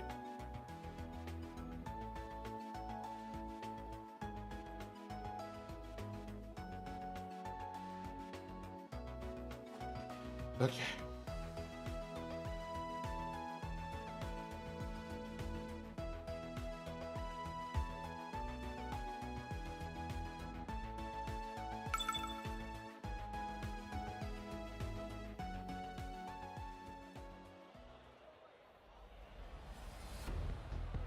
Okay. I really want to save Brand for King Gambit is the problem. So let's do this. I want to do Brand. And then Swishy was still super useful.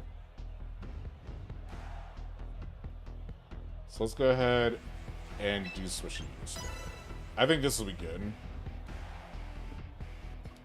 We'll bring in Wallace, and hopefully we'll be able to do take out Charizard. If we take out Charizard before Mega Evolves, that'd be great. If not, then we'll have to pivot and use Tailwind, I think. Because Wallace is not going to be the fast. Wallace is fast, but it's not going to be the fastest that I have.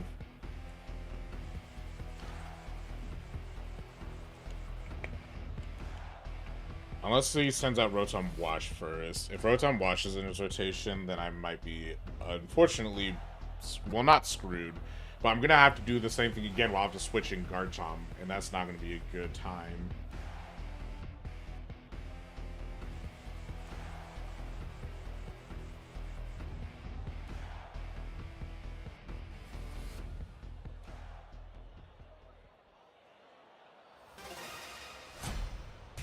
Alright, game 3.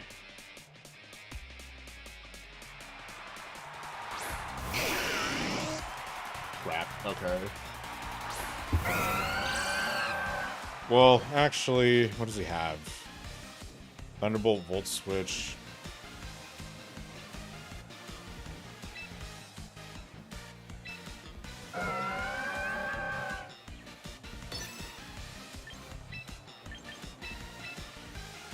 Let's see if he calls my switch. If he calls my switch, I might be screwed.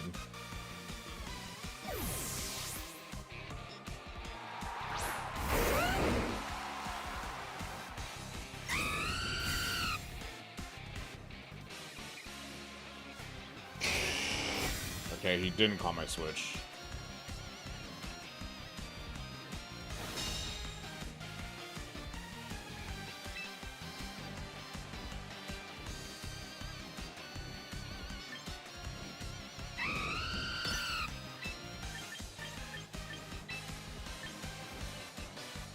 He's always turned to Charizard. I'm going to assume he's going to do that again.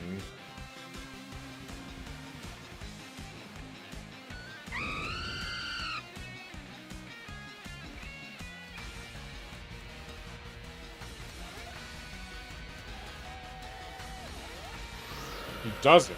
Okay.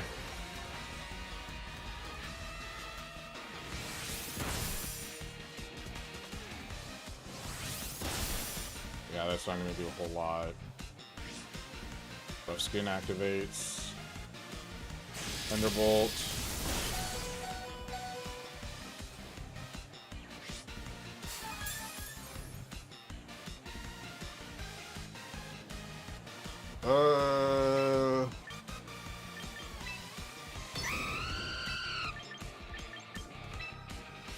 Rock Slide.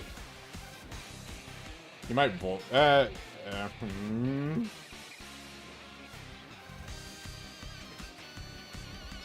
see.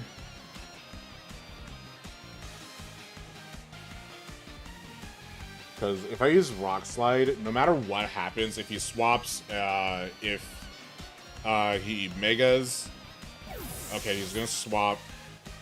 So who? King Gambit. Okay.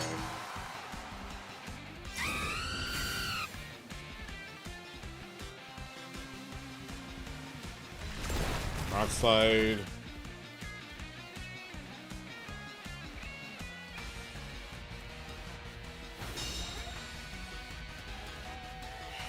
This stupid washing machine, man, it's killing me. King Gambit has Protect.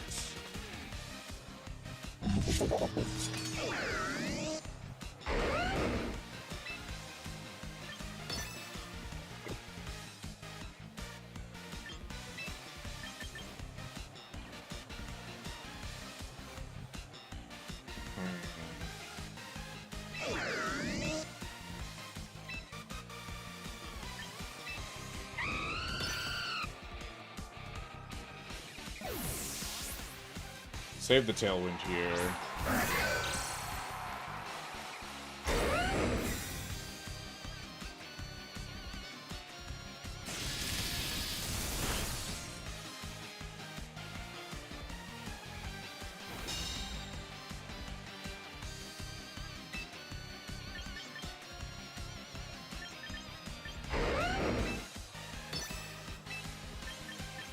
Let's go ahead and use Stab Earthquake. What does it have? Chople Berry. That's super effective against fighting.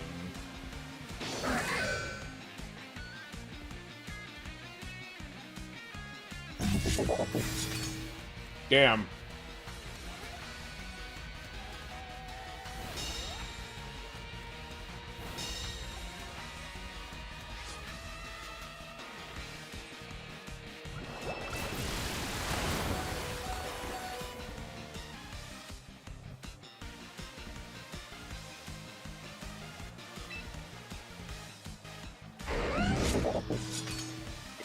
I'm gonna try something. Because he knows I have Shadow Sneak. This might be the dumbest thing I've ever done, but we'll see.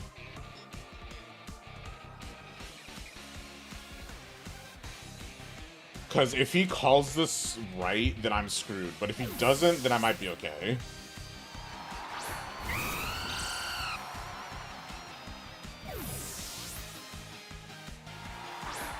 He did call it right. Oh. Ah!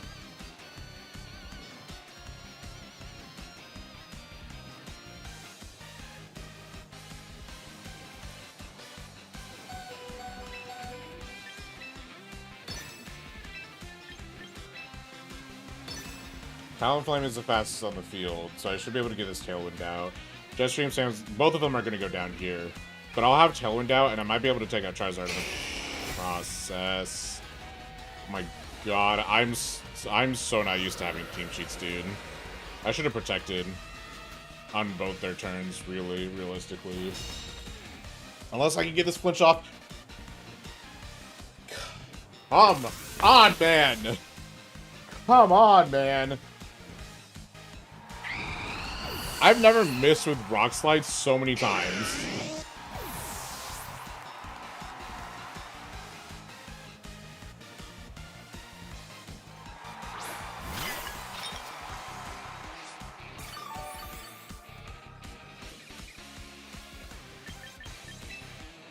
No.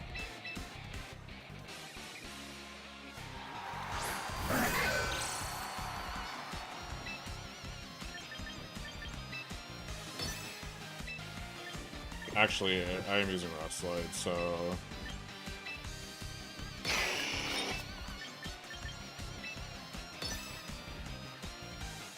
They're probably going to Mega this turn, but that's okay, because I want to use Rock Slide regardless for flinch. They could use Trick Room. Yeah, there goes the Keysaw Berry, which is fine.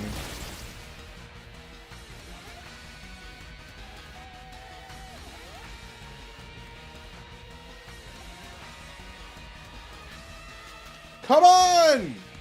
Okay, well at least Charizard's gone, but come on, man! I need you to not miss on Sinistra, please!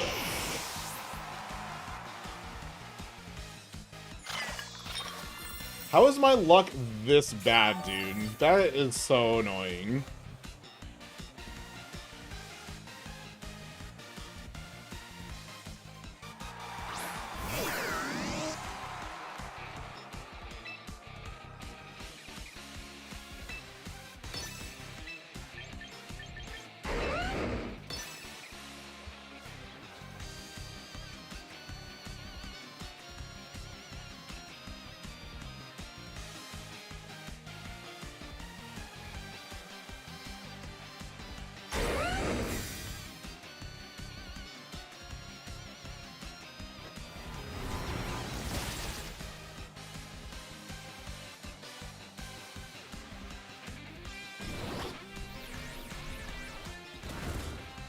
Yeah, that makes sense.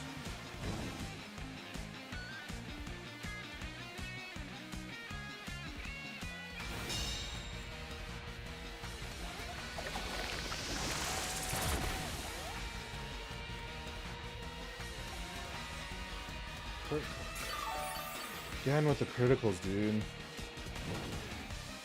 Okay, I genuinely need to shut down this Shinisha, like, as soon as humanly possible. It's, like, no contest.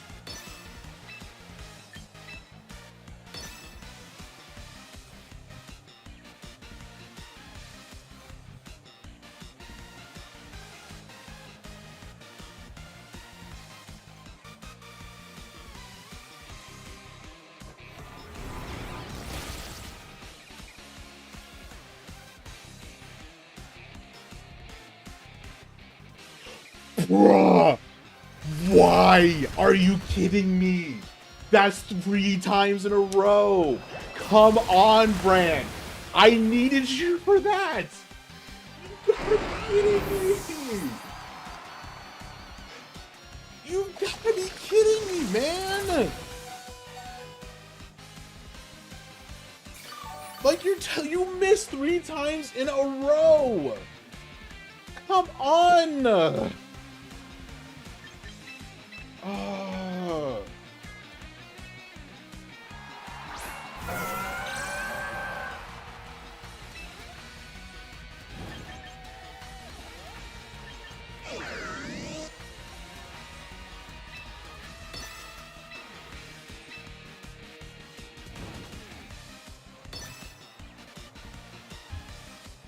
I lost.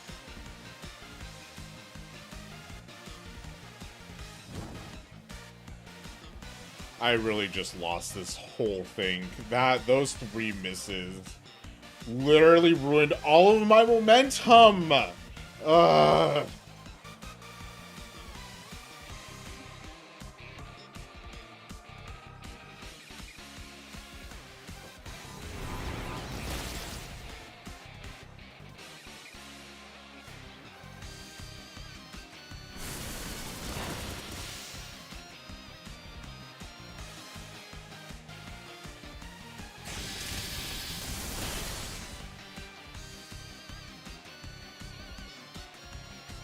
I'm gonna actually crash out. Oh my god.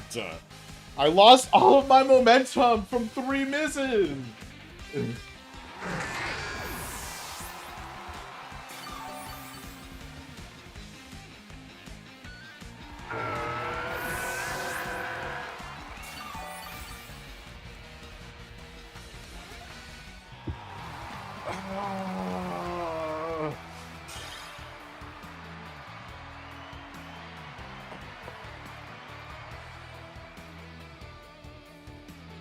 That was a bad game. That was awful.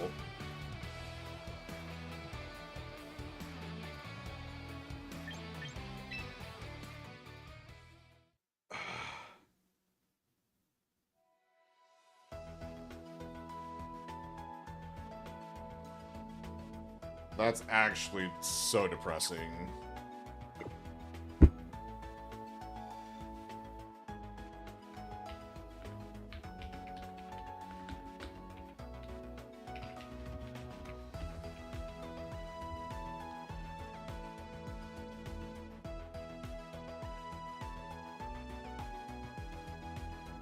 I'm so sad.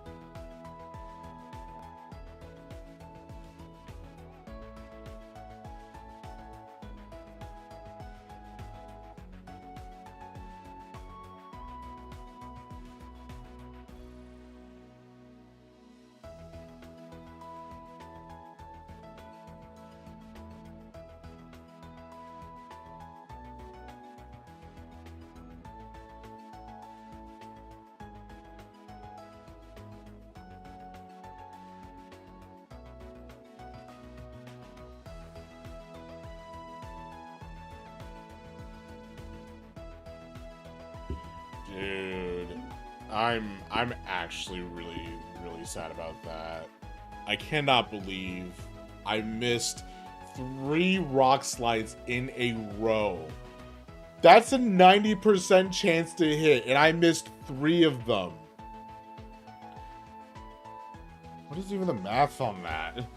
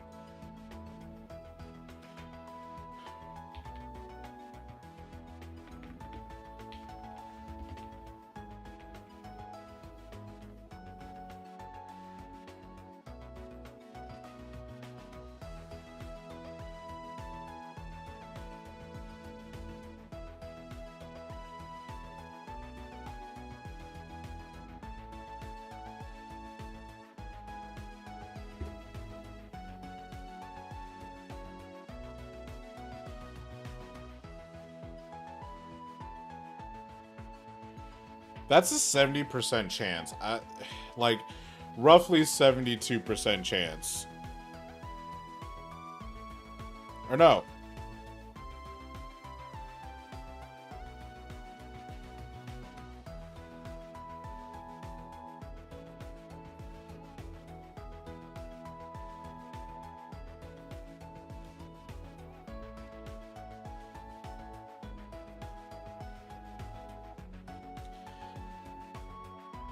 Yeah, I'm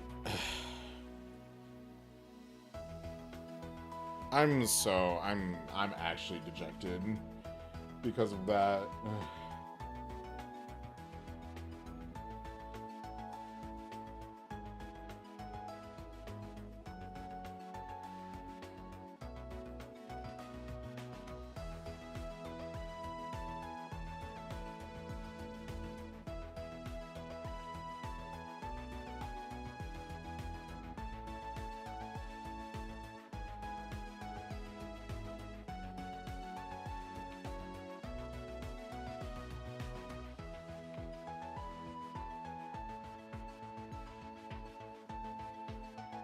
Odds, here we go. Odds probability calculator.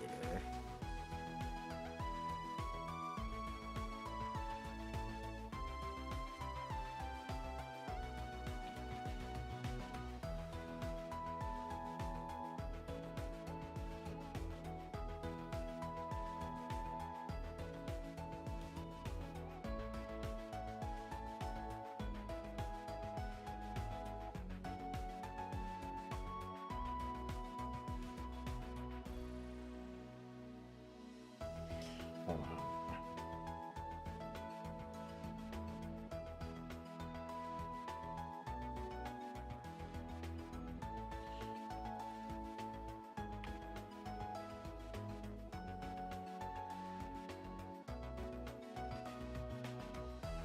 Yeah, 2.7% chance. It was a 2.7% chance. Are you freaking kidding me? So I was right.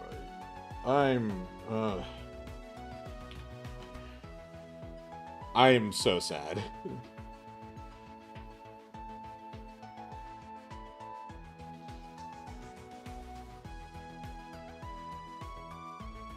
Like, I'm still gonna play. I'm still in the long run to play, but like,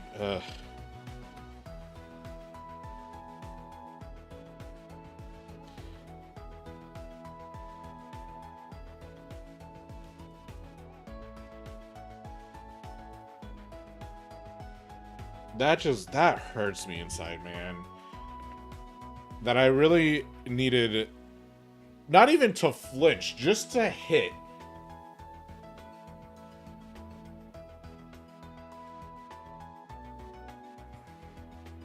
Like, the fact that I didn't hit 3 rock slides in a row is just killing me. It's fine. It's whatever. Maybe I'll win the next one.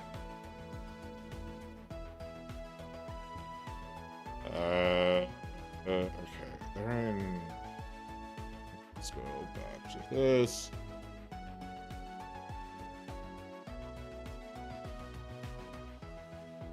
Something that, like, I still think we're figuring out how to build, or figuring out exactly how good it is. I don't know. Rain is really struggling to keep up with, like, Mega Tyranitar, especially. Just like, okay, not only does so many teams have a Tyranitar, the Tyranitar gets to activate Sand a second time. Your Pelipper doesn't have a Mega Evolution yet. He can't do that until maybe Generation 10. So yeah, I think that the only interesting take I did see on Rain so far was with Cybertron's team, right? That manual Rain having that Sable. I think that, like, forcing your Pelipper to switch back and forth is not ideal because it's not the most bulky Pokemon, right? It's a focus Ashmon that probably is going to only withstand 2 hits. Tyranitar, on the other hand, could take multiple hits, right? Especially with that special defense boost in the sand. So I think that Aaron has a very interesting take. I'm hoping to see many more interesting takes on weather teams. Don't want to miss your thought there about Mega. I think it was Mega Frostlass. Mega Frostlass, I think, is very interesting, right? I think it has a widespread third move capabilities. Like, I know I've seen people go and run Substitute. I've tested Substitute. I think it's really good. Aurora Veil is one. I've seen Icy one, not so much, but I've definitely seen Sub and Aurora, but we do have another game. We have Pollen Puff Girl versus The Game.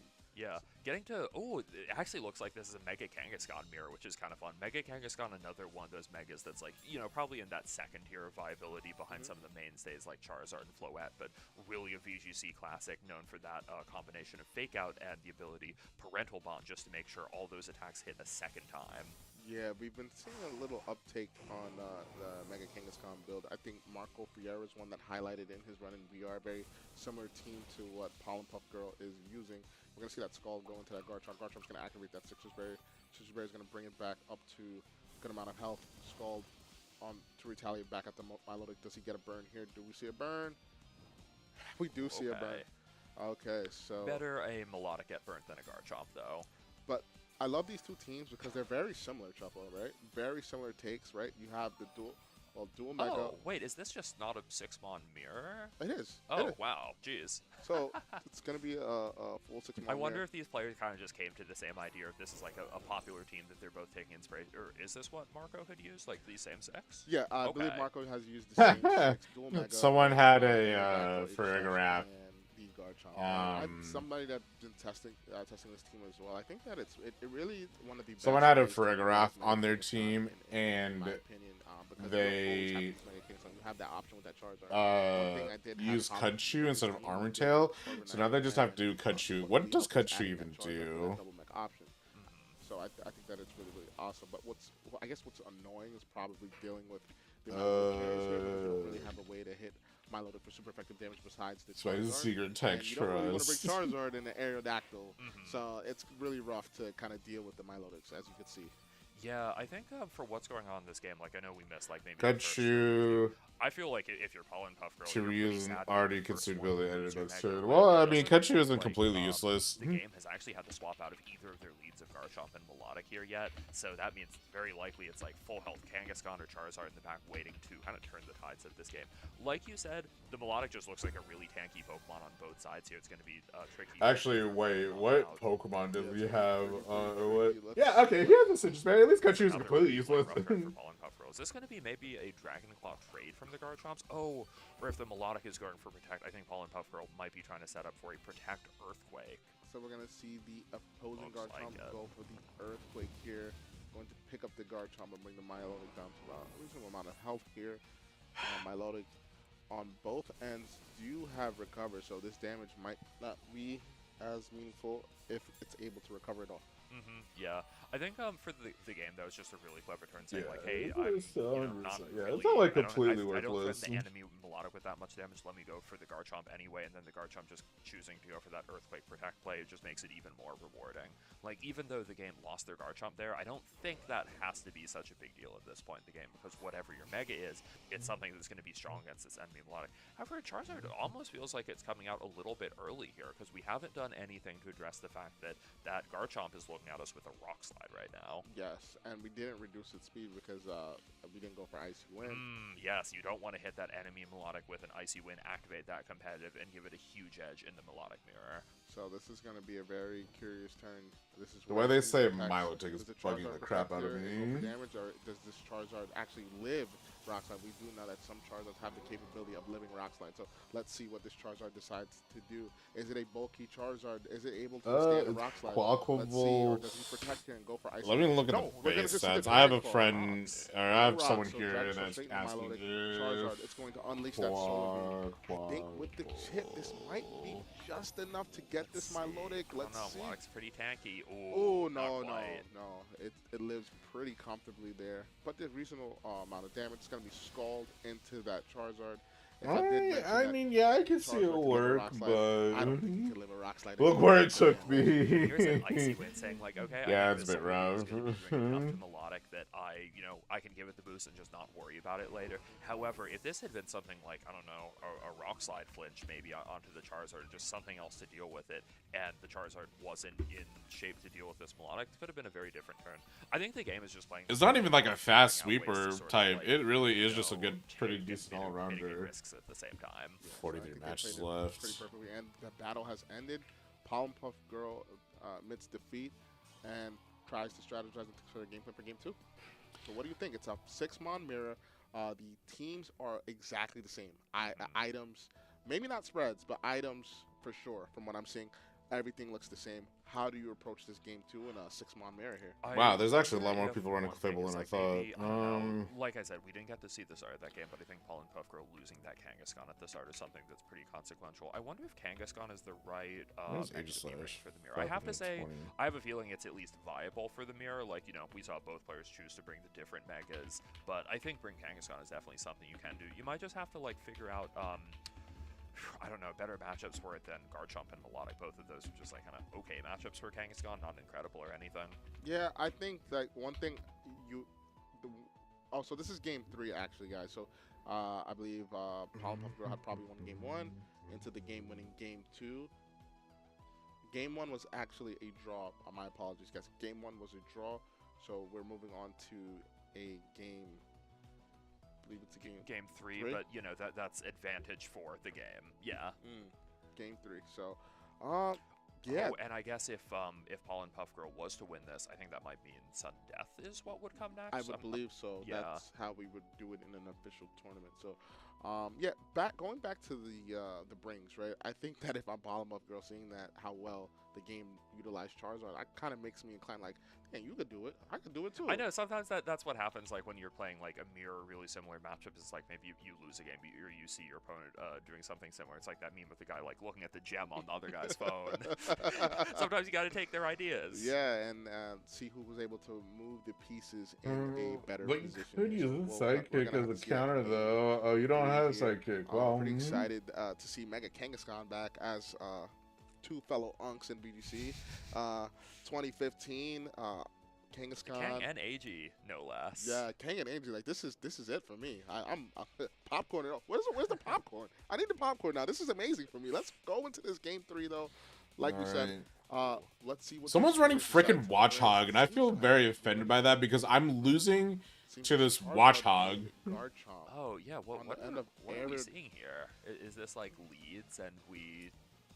I think this is leads and the camera is just being a little funky. Yeah. So I think the Aerodactyl is something that I actually wanted to mention from Paul and Puff Girl. That's potentially like essentially the best counter on. What does this camera do? Charizard. So if you really think the game is using that Charizard, and you can figure out when the game Charizard is going to be there, have your Aerodactyl ready to counter, and it'll work out well for you. And we had the Charizard switch out immediately, not wanting to take any I'm rock slide. getting hungry, but it's only 11 o'clock. On the end, Paul and Puff Girl goes for the Dragon Claw straight into Garchomp. Garchomp withstands it pretty comfortably, and it's going to activate that Citrus Berry. Oh, no Citrus Berry on the end of the Garchomp. Actually, no, Unnerve. No Citrus Berries can activate due to the Unnerve ability. But on the end of Paul and Puff Girl, it will activate because there's no Unnerve on the end of the game. So yeah, Aerodactyl really like kind of rigging this Garchomp match in Paul and Puff Girl's favor, where otherwise, like if that Citrus Berry hadn't gone off, I think Garchomp would be a little bit worried about like the spell tag Aegis/Shadow Sneak right now, because the Citrus Berry is way outside of range of that. And on top of that, the game's Garchomp was just going down to essentially any hit here. It was like we were wide open to something like an Earthquake from Paul and Puff Girl's Garchomp right now. Yeah, if I'm Paul and Puff Girl, I'm going for Rock Slide here. I'm throwing the rocks at that Aegis Slash. Hopefully it gets a flinch here. If you're able to flinch here and get a strong Earthquake off, I need to stretch. This is going to be a really, really bad. Let me stretch. For the game, but we're going to see here what Let me swap over shit. Let me that's stretch real quick. It's going to be that Earthquake. Aegis Slash in shield form with very high defense stats. How much does this do? This is going to do at least 70-ish, 70 to 80%. Aegis Slash does flinch. Why did I put that out there? I think going for that Rock Slide was such a good play. It's like you go for this because you don't have anything better to do. I think even if Aegis Slash attacks, I don't think Paul and Puff Girl is unhappy with that position even a little bit, because it's like Aegis Slash can't knock out both. Yeah, I thought I'd be able to win. So I think it's going to be another Rock Slide or another Earthquake. Yeah, Rock Slide Earthquake is going to be your choice of move. Aegis Slash here is going to break the slash of the Aerodactyl. Shadow Sneak.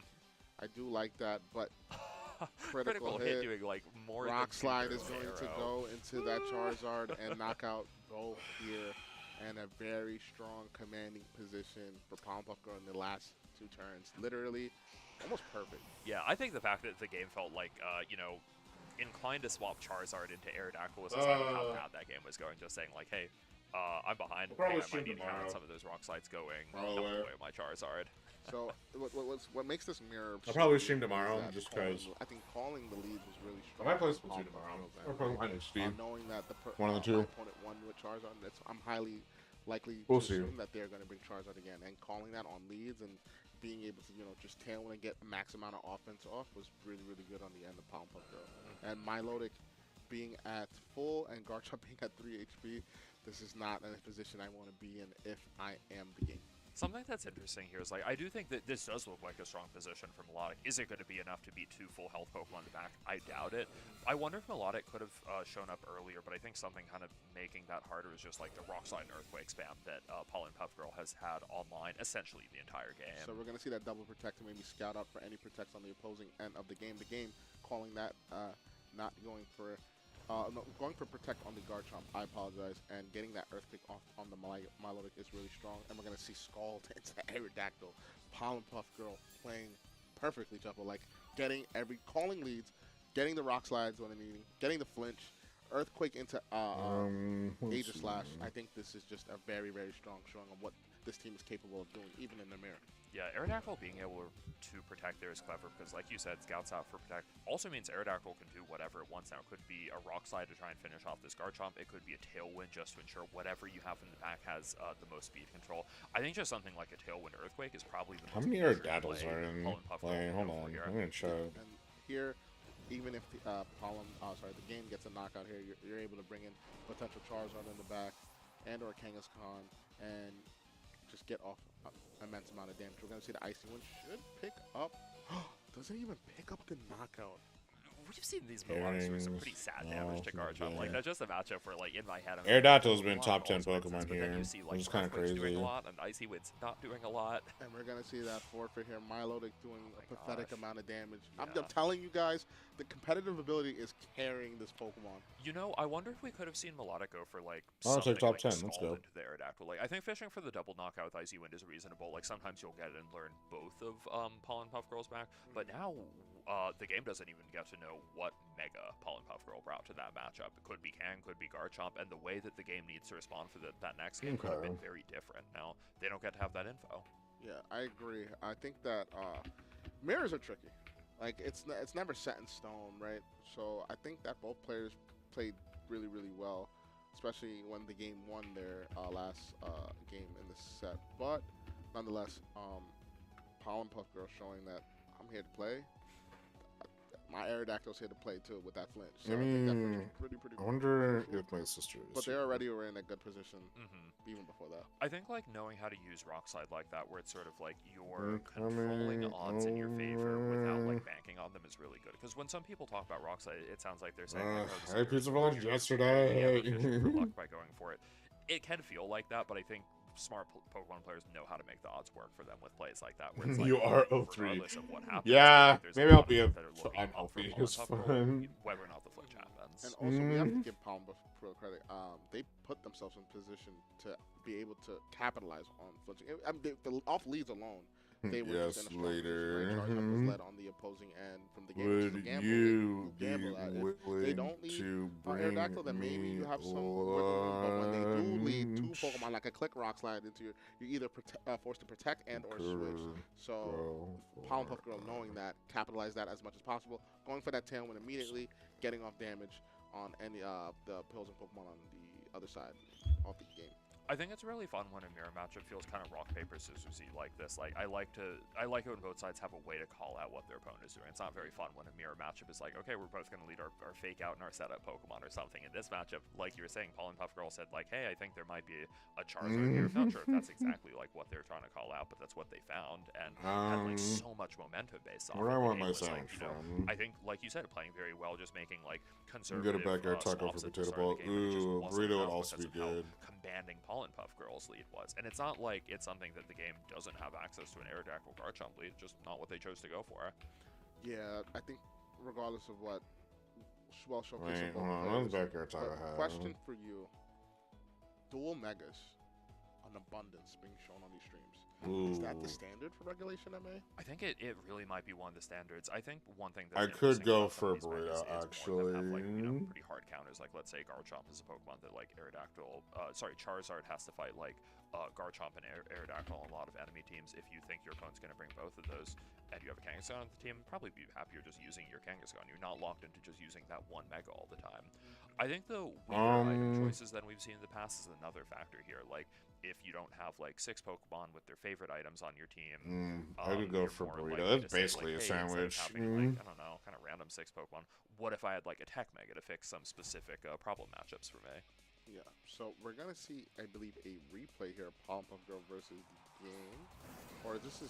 I think this is the last game. Oh, this is the last game. I apologize. Yeah. This is the last game, so it's going to be Milo Garchomp and versus Kangaskhan. Are we playing under the Sudden Death rules right now? I think under tournament rules we would be. Yeah, so I'm very interested. Yeah, okay. So, I could go for like a burrito and and some chips. Versus Milotic and Garchomp.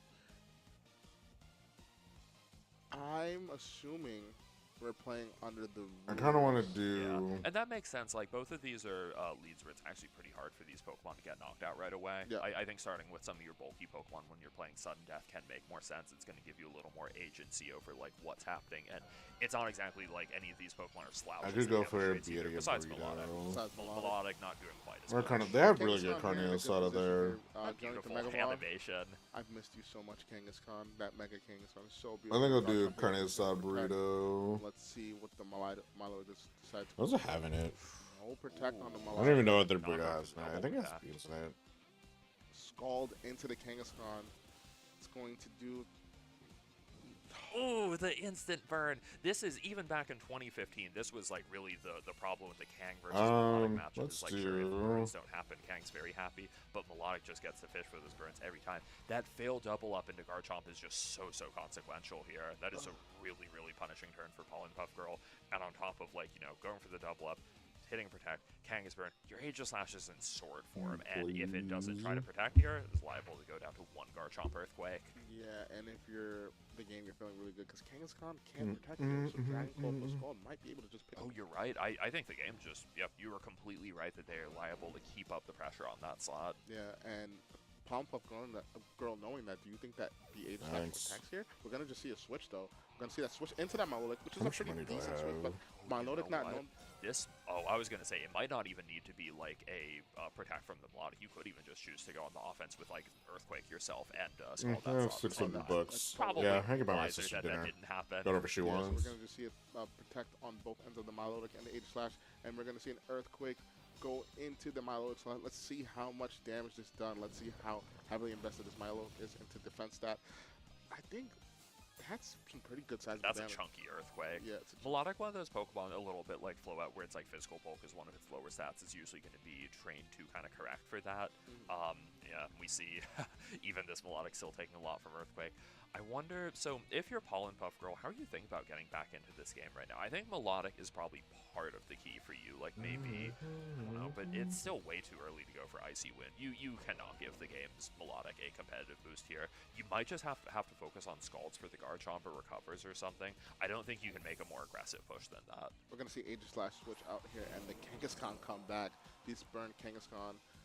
Dragon Claw goes into the Kangaskhan, predicting the Aegis Slash to switch out, and Recover goes into the Milotic. Milotic healing its health back up, and let's see Scald going into the Kangaskhan. Wow. Ooh, that's not one burn turn. Kangaskhan is going to be with us for one more turn. I think that was a really good turn from the game there, sort of saying, like, okay, I think I've got a lot of pressure on this Aegis Slash, and saying, like, okay, even if it stays in, it's getting hit with, like, this relatively powerful combo. So this Kangaskhan, if it decides to stay in, it will definitely knock out into burn damage. So if we're playing by the rules of sudden death, you need to switch this Kangaskhan out. You're kind of forced to. Because it's not like this. I don't even think Kang and Melodic together can knock out Garchomp here because of the burn. 100%. Let's see what this Duchenne. Yep. It seems like we're playing behind these rules, Chuppa. Kangaskhan's going to switch out. Garchomp is going to come in. Probably not the best switch. Dragon Claw again. The game just not letting off the gas, saying, like, okay, I see this low health Pokemon, I'm going to keep attacking it. Yeah, and I like that. I like the Dragon Claw here. It's you don't want to switch your Aegislash into Earthquake, Dragon. Ooh, the first Icy win, giving the game's Melodic a competitive boost at the cost of a lot of health on the Garchomp. And we know that Milotic here is going for an attack and move. They recovered last turn. So let's see what it decides to go for. Is it going to be the Icy Win or Scald? If it's the Scald and the Garchomp, then this game is over. It's going to be the Scald and the Garchomp. Yup, Garchomp is going to knockout. faint. And the game, with an immense amount of pressure, takes this sudden death. I believe we're playing Sudden sudden death death. here. Yeah, we need to have that confirmed. But yeah, I think assuming those are the rules that we're playing under, the game has just like really played such a consistent game here. It's almost like how last game looked for Pollen Puff Girl, where it's like once you have a lead, just hang on to it so viciously. We're gonna see the let your battle opponent and get back in. glad to see that we're playing by the official ruling. That's going to be a sudden death win on the end of the game. Who played All right. magnificent. It was just amazing. It was beautiful. Putting pressure on the slots when needed, protecting that Garchomp that first turn, right? Getting the King Slug going for that fake out and that I think Poltergeist into that Garchomp slot was pretty good. Milotic ended up going for the Scald, fishing for that burn and getting that burn on the Kingscon, forcing Pollen Puff Girl to have to switch out and find a way to get back into the game. Getting that burn was so huge for Milotic, right? And you mentioned back in the past that was one of the issues, right? Milotic being able to fish for burns, and when it can fish for 2786 out of 2787. I think this match was the sudden death was the last one. Then it's unfortunate. So we're gonna look at this replay again. This is going to be from, I believe, This was the game, like game 2 of this set, because game 1 was a tie. This was the game winning. Yeah. So we're gonna see that Solar Beam do a Seismon on the chunk into the Milotic, not knocking it out. I think for me, really, one of the stories of this set is like how are both players trying to deal with the enemy Melodic, because it is such a tanky Pokemon, and once it gets one Scald Burn on a physical Pokemon, the damage rate is like even more rigged in its favor. I think in this game, part of the story of it, for me, is that Solar Beam hitting the Melodic. Once one of those goes off, it just like changes this Melodic war so much more into your favor. But man, wow, what a way to position that game. That sudden death. That was beautiful. It was like art. It was like knowing that, hey, like if you can't switch in your Aegislash, because if I go for Earthquake, we know how much damage that Earthquake is doing, and I could follow up with a Scald or Dragon Claw again and pick up the knockout. But putting that pressure into that slot and forcing it to either switch or get knocked out was really good.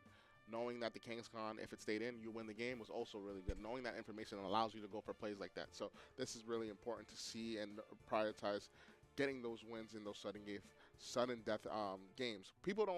This is not something that we practice. Yeah. This is not something That's that we part practice. of why it's so stressful. Not only is it sort of just like, oh my god, I haven't practiced a single sudden death game with my team. It's also like, oh my god, this is like determining whether I win or lose the round. Sudden death is only something you play to determine the outcome of a round. It's probably a long set. Maybe there have been some, connection issues that lead to things like draws. It is always going to be stressful, which makes it all the more impressive that the game played such a clean game there. And we see There was that- like really not a turn they got wrong. No, not a turn they got wrong, and got everything right, even with that Scald Burn there, as we see on the replay here. Aegislash's going to get that stance shape off and go for that Shadow Ball into that Garchomp. So yeah, big kudos to the game, showing why they got the game.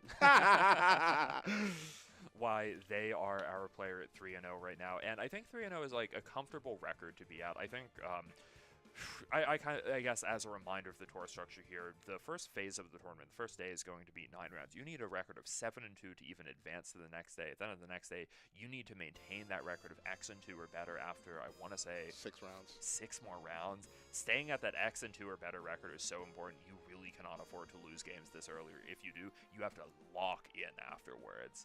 Yeah, you got to definitely lock in now. Start now. If you're 0-2, you still have a chance to make it. All right, moving on to the next Of sets. this tournament. It doesn't matter. Hopefully. As long as you win. Winning is the whole goal of this tournament, and I think everybody participating wants to win. So you're able to do that if you play the best Pokemon that you can play. And so far we've been seeing some really great Pokemon. So I'm very happy to see the way that people are playing, and I think that showcasing of Sudden Death was really good for the newer viewers that are new to BGC. This is not something that happens a lot of the time. So being able to explain basically how it works and seeing people maneuver pieces, because traditionally the leads that we saw before probably are not going to be the best in a sudden death scenario. The reason being is because you need to pick up a knockout. So it's either you go for something fully offensive where you know for sure you can pick a knockout out with your fully offensive piece, or you go for like a bulky defensive route that we saw with the Kangaskhan and Aegislash. But we did see a skull burn that kind of deterred those plans on the end of Polyhooker. I think you're so right. The rules of Sudden Death are really like so fundamentally different than regular. Statistically, at least one of the 1-2 players right now will make David. Well, duh. This is a great lead for team set up that tailwind, but give its life in the process. That is just not something you can do in Sudden Death. And there's some teams where it's like it is really going to shut out like some of your team's core strategies and ask you to play the game so completely different than you would have normally. I think, if anything, it's good that these players have a chance to like experience what this is like, or our viewers have a chance to see what this is like before you run into these situations, you know, at a live event. I hope people have a chance to learn more about what these rulings can be like. And I think that the official Pokemon Champions website and the Play Pokemon are doing a great job info dumping a lot of what's going on within VBC, whether it be with meta Pokemon or just tips on cores with Pokemon, and Play Pokemon also getting those rules out there for players to know, like certain scenarios and situations. I think that just the growth of the game, like from when we first started finding out rules or finding out information about Pokemon, has just altered and changed. And I think just finding out a lot of this is just one click away now. Come on, let us in. Or it was just like, oh, man, I might have to ask a friend, this is how this goes? So it's just good to see. I think we're in a very good transition into competitive Pokemon play, Trevor. Yeah, I think I don't know, just when it comes to like information sharing, the game can be so beautiful in that regard. Like, let's say another thing is like the platform that we're hosting this tournament on, Limitless, just absolute blessing to the community. We get to talk about all these usage stats. We get to have like these team sheets in front of us right away. It's amazing how much information is at like our disposal as players that, you know, wasn't around in the past, and now it's something that everyone can benefit from when you're getting ready for tournaments, whether that's like trying to learn more about the rule sets and rulings, or, you know, what Pokemon and teams In, Scraw! 100%. And one thing Let me in, Scraw! Please. Guys, we actually have Round to cut 4. this, and we're going to pass it to our Grand Champion Festival lead. Scraw, take it away. Oh, here we go. What do you need, Scraw? What is going on, Scraw? What an absolutely Scraw, insane please. way to wrap up round 3 of our tournament. Scraw. We saw 2 players that could win this whole thing. Aaron Cybertron Zhang and Joseph Ugarte, both at 3-0 at the end of round 3. We also saw an extremely intense mirror match to wrap up our tournament, to wrap up our round. For starters, for context here, those 2 players had a draw, something almost impossible to make happen, because their teams were so similar, and game 1 ended with both of their Milotics on the exact same amount of HP. Now, we've seen people like Aaron and Joe, who we expect to start at 3-0, but not everything is as expected. The Watchog we saw in round 2 is still undefeated, and one of our 5 Passimians are still 3-0, and that's what we're gonna see next. Mocha Gotcha. Whoever he's playing against, they'll be on the stage. Now, for now, we're gonna say goodbye to Chuppa and Lorcy. Thank you so much. We're going to see Chuppa more later today, and Lorcy more tomorrow. So let me introduce you to our casters for rounds 4 through 6, Courtney and Cedric. Guys, take it away. Well, thank you so much, Scrod. I really appreciate it, and I'm so glad that we got you guys for round 4. If you don't know me, I am Courtney, also known as Scrawl, let us Whittier, and I'm here in. today with the wonderful Cedric Bernier. I go by Talon Online, but yeah, extremely excited to be casting with you today, Courtney. We have a lot of exciting matches ahead of us, and most pressingly, we're going to watch the Passimian that is 3-0 in unexpected pick. I think Sejin Park was kind of showcasing it a little bit on his stream. I'm not entirely sure if the movesets we're going to be seeing are going to be similar, but yeah, excited to see a really underplayed Pokemon doing quite well in this Scraw turn in the Grand Champions Festival. Sorry. I know, I'm so excited. It's one of those, like, honestly, didn't think I would be commentating over this today. I was watching a little bit earlier the Prague tournament, and I saw Orangaroo get highlighted just from Avery's performance. As you know, they do those little trial or those little highlight reels from prior international championships, and so I'm actually really excited to see the counterpart of it as well. So that's what I'm really excited for. But I also have some ones that I also am secretly rooting for. So I know we're not talking about it yet, but we will talk about it sometime today, because that is one that I'm definitely running on my champions teams currently. Yeah, you're absolutely repping it. You got the pin, you have the plushie, you have a number of plushies behind you. I've got, I guess, some plushies. Okay, cool. I got the mirrored screen right. So yeah, I have the Tyranitar, I have the Charizard. I think both maybe a little bit more meta mainstays, but would be excited to see. The Heracross actually beats them 1v1. You get Tailwind, you Rock Blast the Charizard. Oh, Of course, the Arm Thrust into the Tyranitar. Chople Barrier, no, that's going down like a billion fold. So you might have oh the yeah. Mega matchup. You definitely have me beaten in the plushie game, 100%. I have a few, just a couple. Can we say I might just like to have like little guys, is what we always say. Also, I have another one too. I love a Oh, little, yeah? little Well, plush with a I little bow. What can I say? have an about that? Ampharos that But I got also for love to free see because they all were the different doing combos that we're a currently free running in Pokemon Champions. I plush think giveaway one of the things that when at it my came local out, card store. everyone was a little So I skeptical was because like, there just wasn't like, a lot of Pokemon that we've they're seen like, hey, before. if you And so you everyone bought was kind this, of so you scratching their head of can like, do where this. do we go from here? But I now think that since we're settled in, we kind of understand the different items, we understand the different Pokemon that are actually implemented. We've seen a lot of diversity, especially going into tour, especially showing all the different ones of that. We do have the Sneasler, next round is up. Cats out of the bag for them. But we also have some ones that we're seeing a little bit more, especially talking about Passimian and also a little different ones for Scraw, Mr. Rhyme. All right, let's go ahead and jump in. As well throughout the tournament. Is there any Pokemon that you're really excited to see, Cedric? Check So I feel like in. there's obviously the extremely popular Pokemon across whatever formats they're in. The Sneasler is the insane. Mew. Okay. Hello.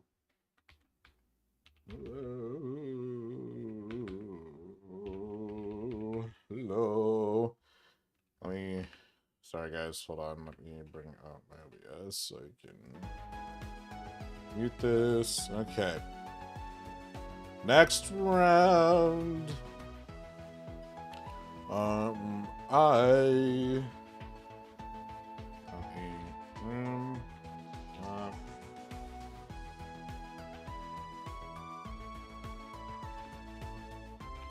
ID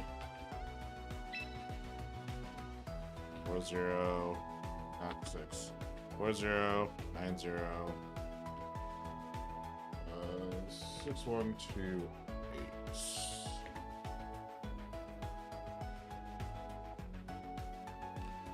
Send. Watch for Tom again.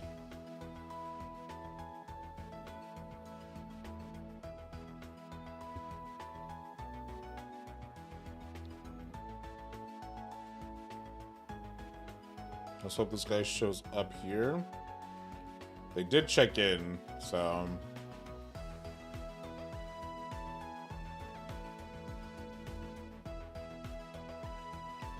let's just wait patiently.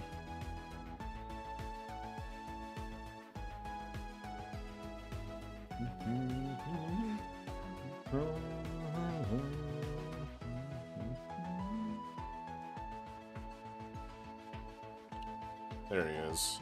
You're not gonna say anything. You're just gonna be quiet. All right, this guy is not a talker.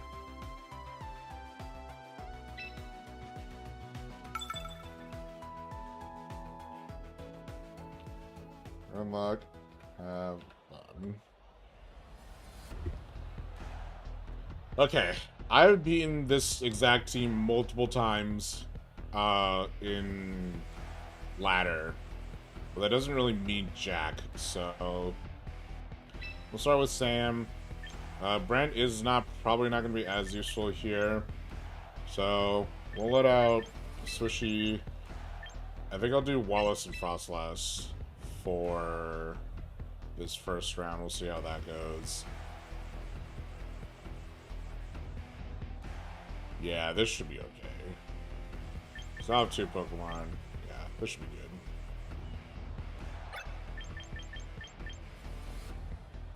I think the only thing I will have to worry a little bit about is Venusaur, but honestly, if I could keep Frostlass in the back for a bit, then we'll be fine. Charizard probably will... Oh, wait, I can look. Charizard Y. Yeah, Focus Sash, Venusaur. Fairy Feather, Pixelate. Heavy Voice, Missile Fire. Okay, this should be a good set.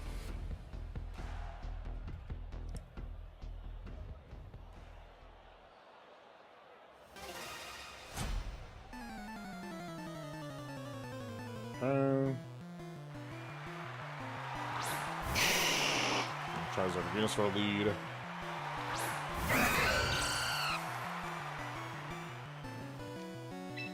I'm immediately just gonna dual wing beat Venusaur here. And then I'm going to... I might use Weather Ball on Swishy. Yeah, I'll King Shield here.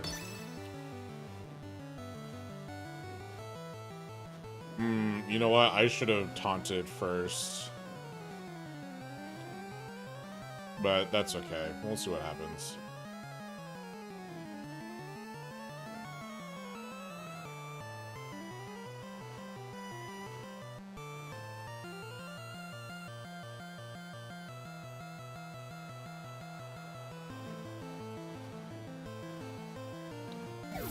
Oh, okay.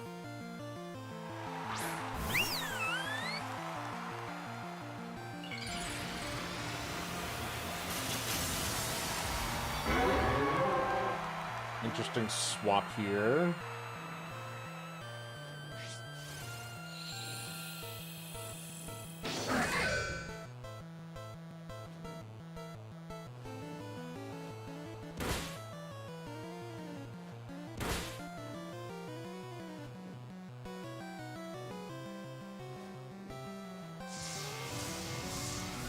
What's that gonna do? Ooh, okay.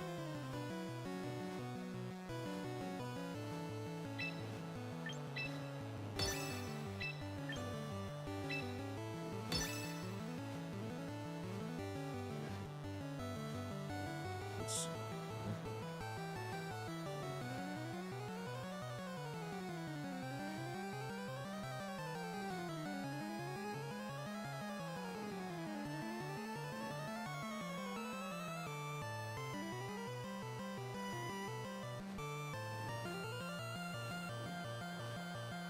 Bro, why is it taking so long to communicate? Where is this guy?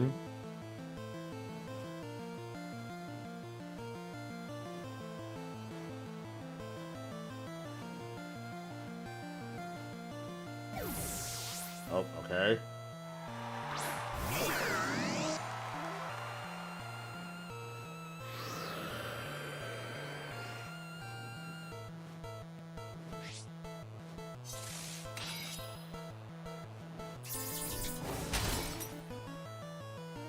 Ugh.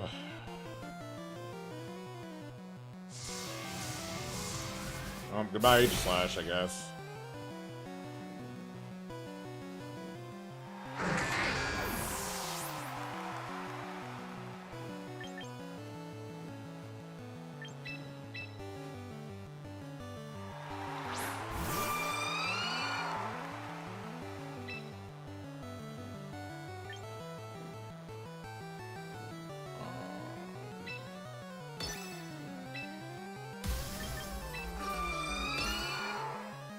Probably gonna swap out here if I were to guess.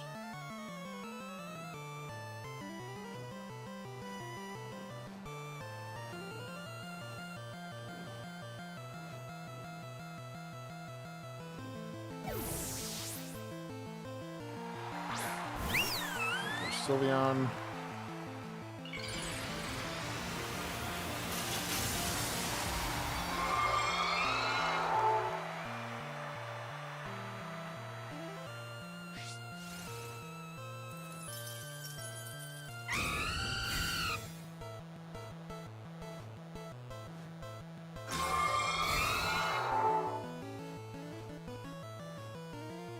Volt Switch on. Talonflame, yeah.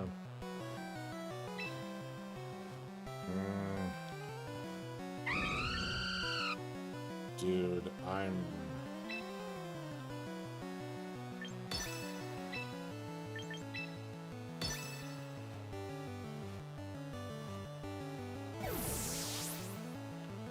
This guy... Why are you swapping so much?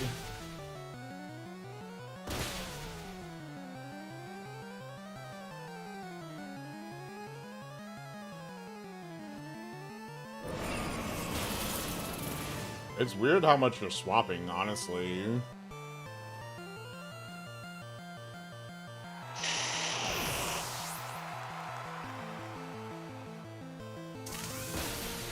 then Sam's gonna go down.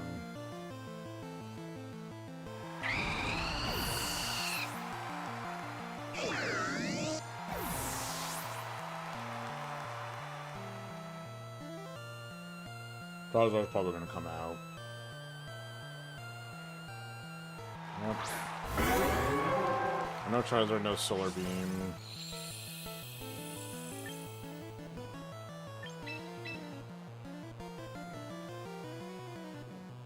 But I'm gonna be faster than Charizard, pretty much no matter what. So unless the Charizard protects here, which I don't know, it does have.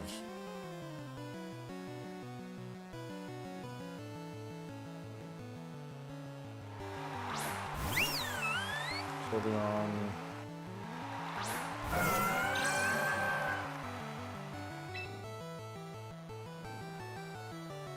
I'm gonna go for a risky play here.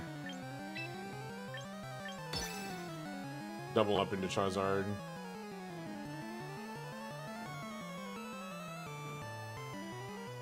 Because Charizard is definitely not faster than Frostlass here.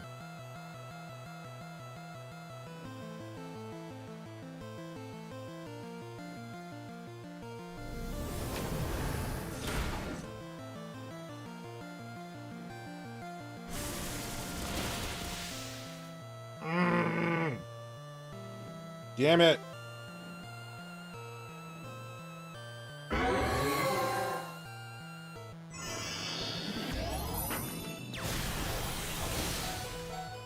Yeah, I know Wallace can survive solar beams, but Hyper Voice is probably gonna come out. Damn it! Man! If the damage range is just a little bit bigger on the... the damage range is just a little bit bigger on the Shadow Ball. I could have KO'd Charizard before he could use Solar Beam.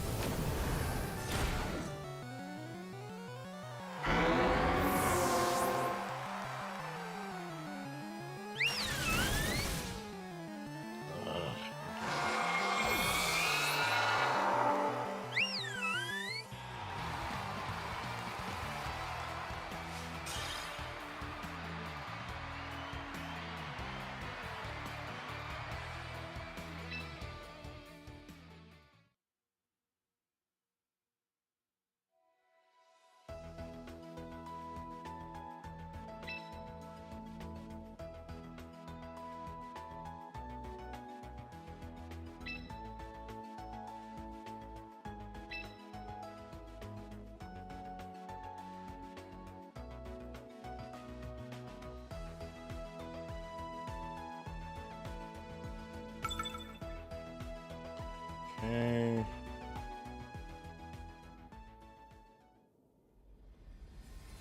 I'm not recording this. That's okay. Alright, we'll do the same leads.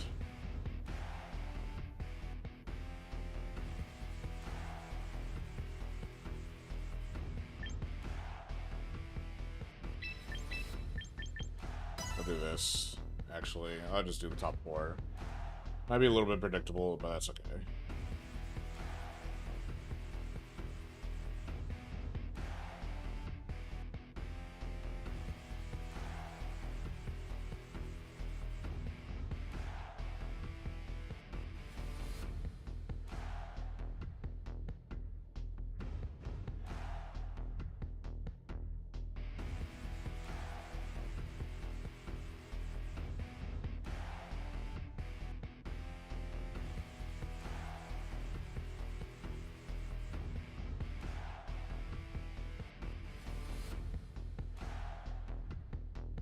This guy's communication is so slow.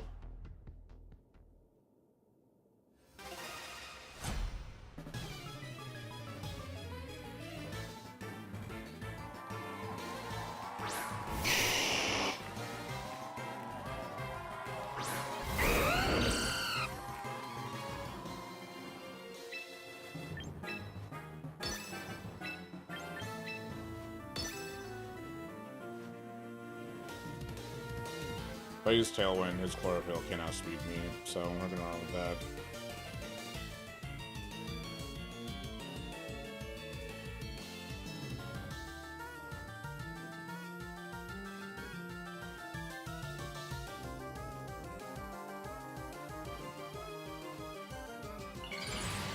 Charizard Y.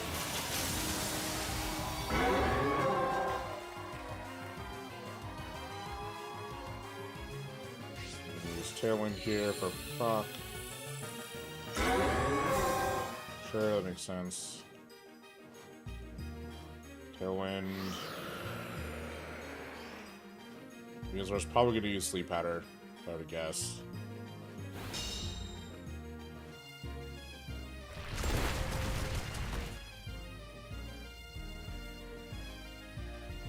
Yep, there's Sleep Powder.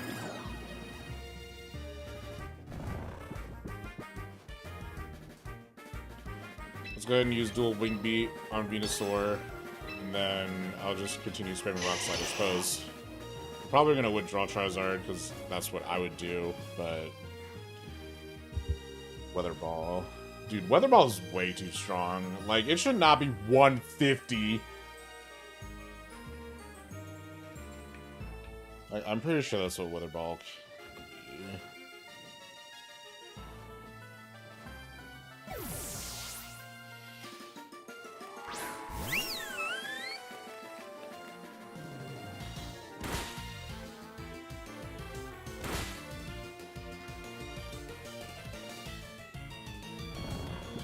God damn it.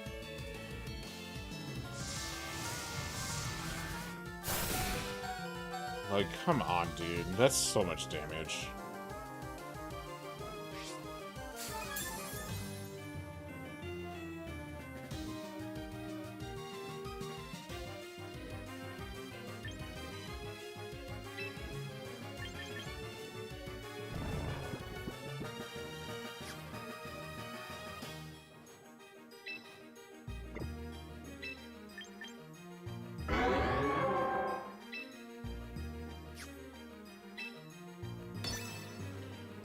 Okay, we'll do that.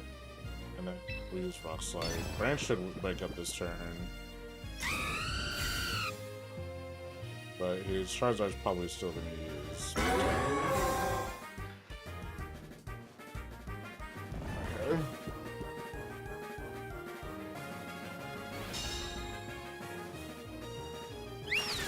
I should be able to... No! I know it's super effective, but still! Bro, this is killing me.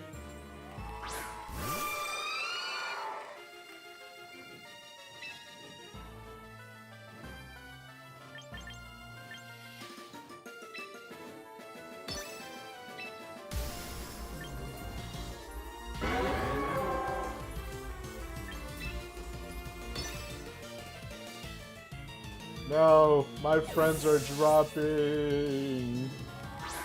That's fine.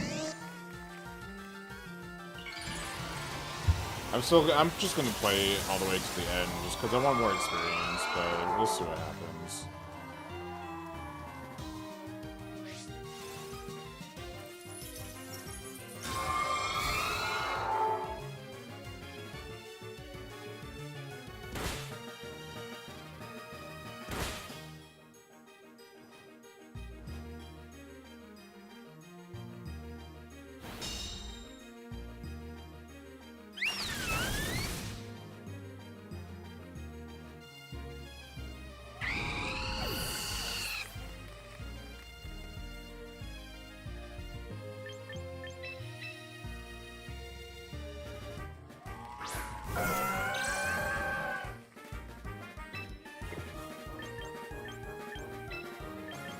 Dude, I don't know how I'm getting red so hard. I really do think it's just Rotom.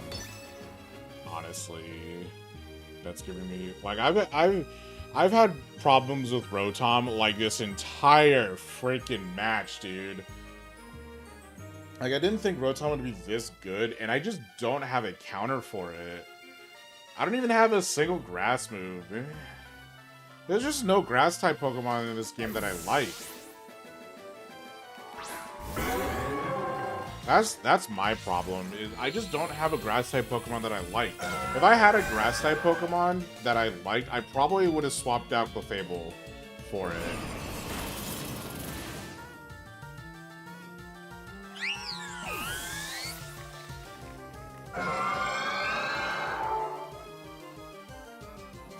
Cause like what? There's Sinistra.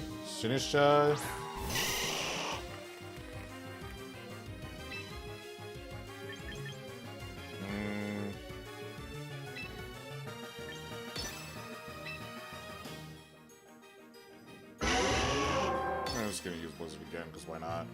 There's Sinistra.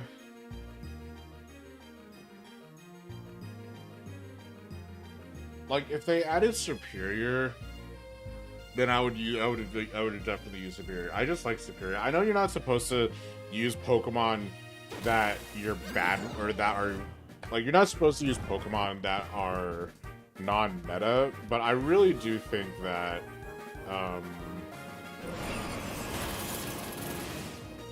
like, I just think that would be fun, you know?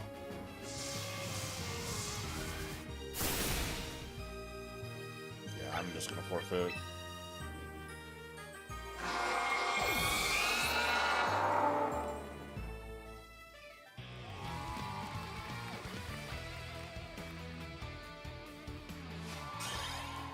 Because there's nothing I can do against that.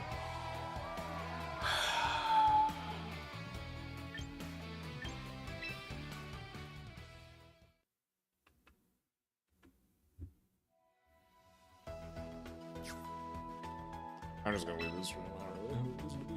This is actually kind of fucking depressing. I'm not gonna lie.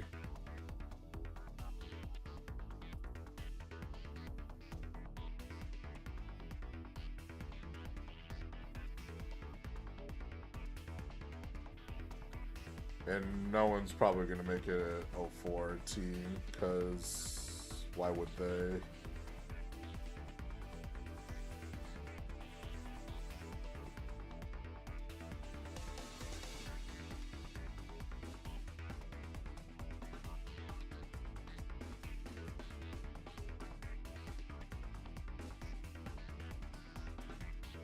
There really isn't any reason for me to stay after 04, but I'm just gonna stay, because why not?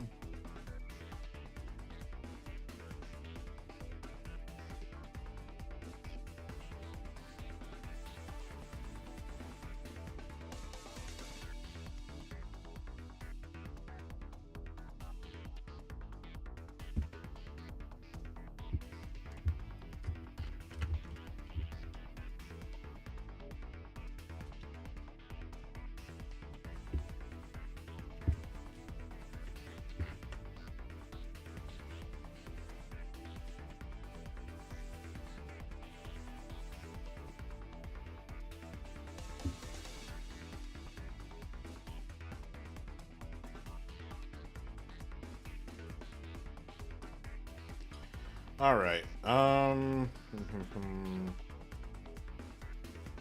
we just have to wait. The matches drop from like 3,000 to 2,500, so we'll definitely see.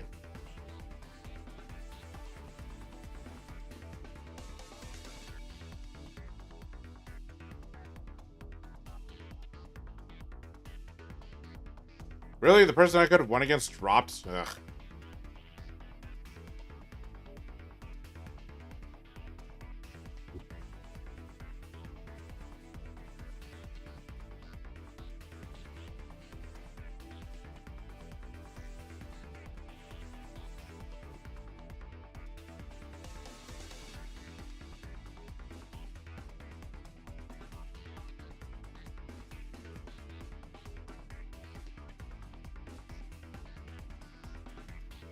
Jeez, look at all these dropped people. Hold on, I kind of want to show this. Which, I mean, it makes sense, but like, there we are. Like, just look at how many people dropped here. I mean, I guess that's one thing that I could say for myself, is that I haven't dropped. So, I'm just 04. So, I'm not last place. but still, it's kind of sad to see. Yeah, like drop, drop, drop, drop, drop, drop, drop, drop, drop, drop, drop, drop, drop, drop, drop. But that's okay. You kind of expect with like with a tournament like this, honestly, if you're not gonna win a game, then there's no real point in staying. I'm not gonna lie. Where am I?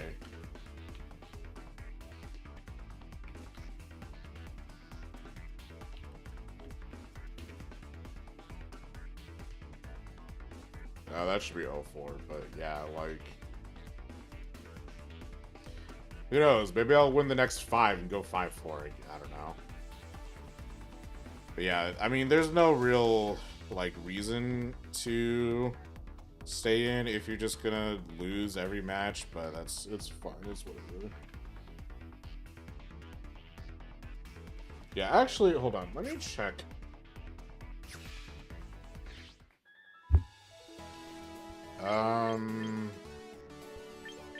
Let's go to the sub menu. I got friend request from someone. From Randy, I'm sure. I don't know who you are, Randy, but I'll accept friend request. Let's see.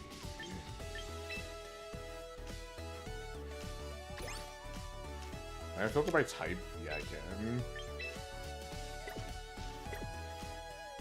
Like, there's not a lot of Superior is in this game. I didn't even know that.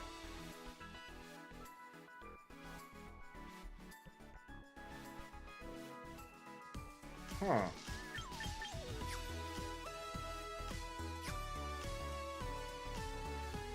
Hold on, I have plenty of time here. Let me go to Pokemon Home real quick.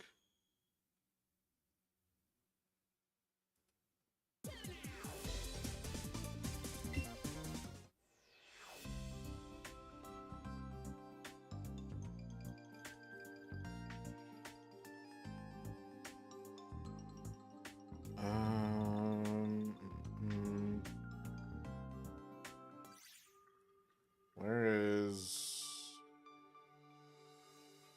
Oh, hold on.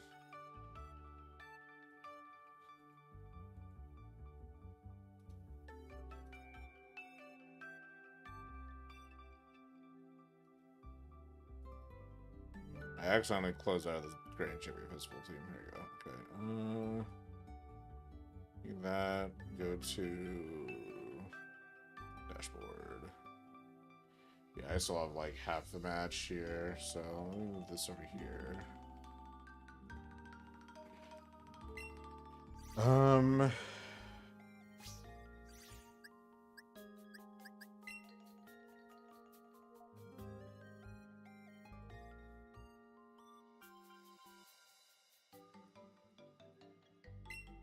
Join.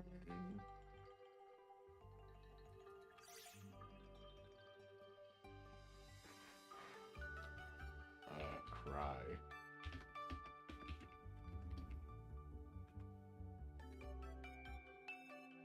Okay. Oh, you know what?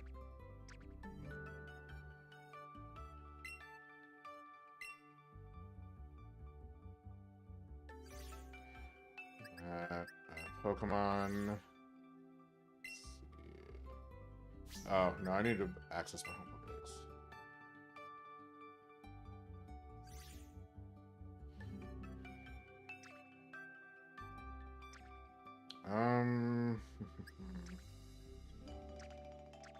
I thought I brought in my...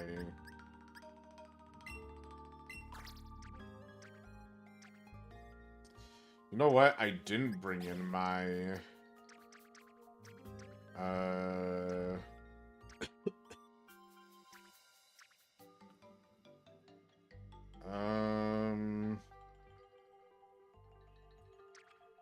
No wonder. I definitely could have brought in my... Excuse me.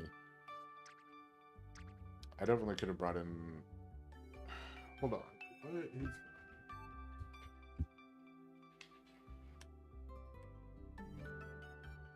what game do I have here? Pokemon Moon. I don't think my Pokemon Moon cartridge has my thing. Let me save changes and exit. Let me swap over the dashboard so I can keep an eye on round 5. And let me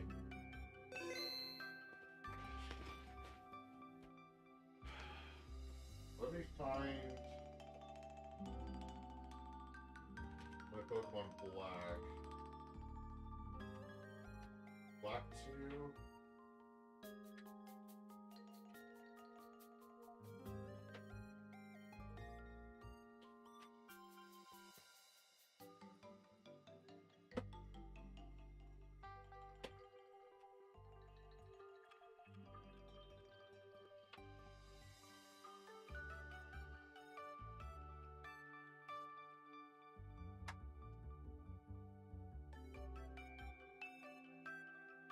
It's in here.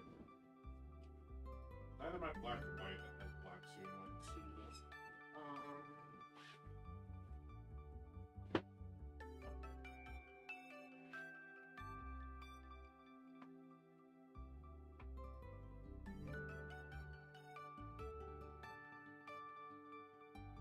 And one of these.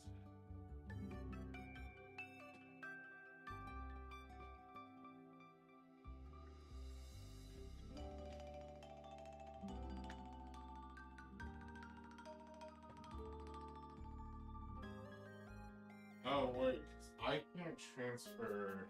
I would have to mod my 3DS, I think. Because I don't think I can transfer my stuff into Pokemon Home anymore. Let me find out.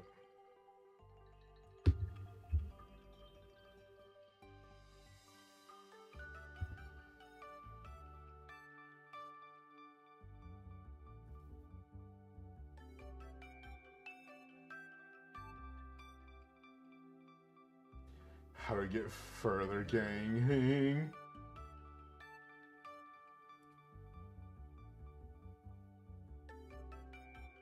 Dude, what is in my eye? My vision's been messed up. Okay. This one doesn't have Pokemon Home. Was it my new 3DS that got stolen that had Pokemon Home on it? Ugh.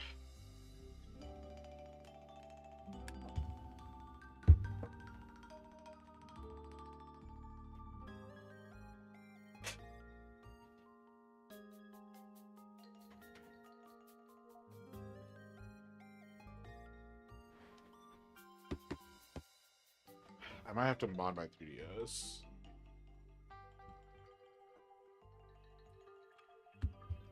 Which I'm not above doing, honestly. Especially...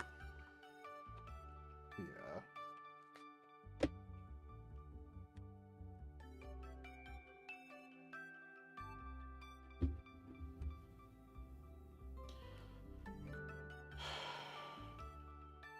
Can I even get Superior in...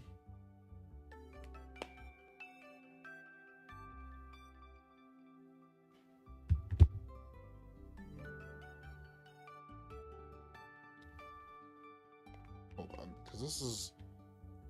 Oh, you know, this isn't even plugged in. Hold on.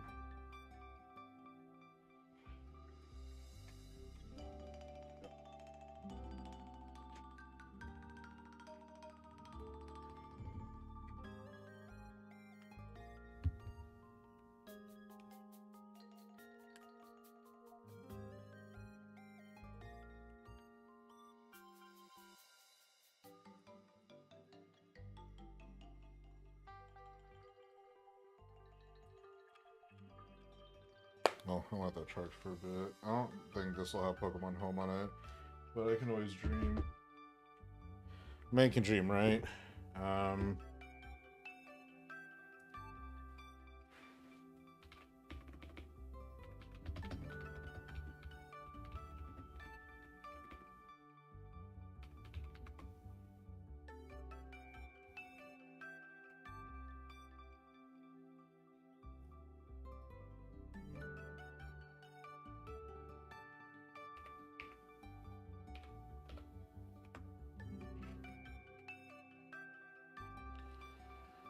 You're welcome, Bank.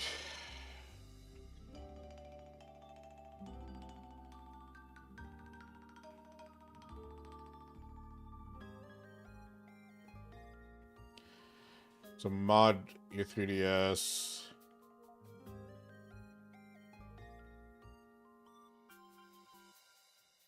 Because I genuinely thought that I could just re-download it. But I might just have to mod it.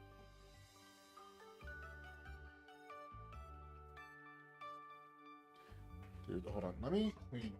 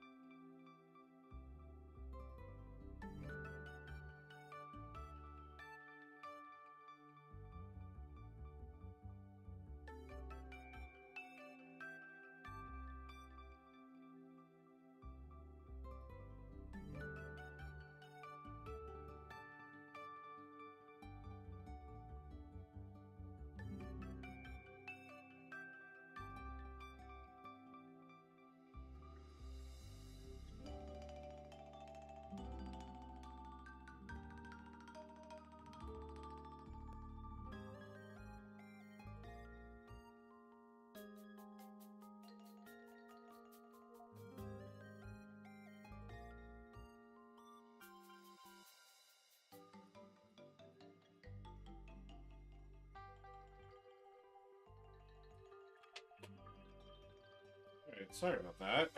I was trying to deal with my eye. Something got in my eye. So...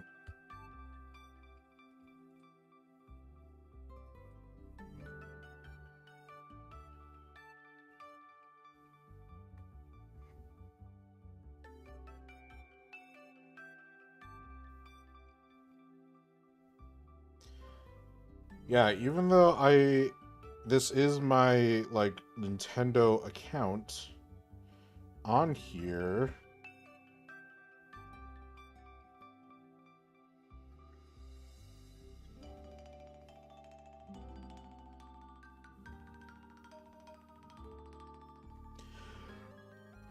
Oh, excuse me.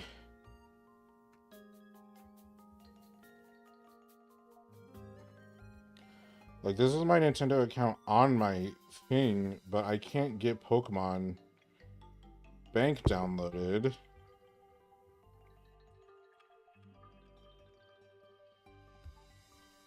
Even though this is connected to my Nintendo Network ID, I'm pretty sure.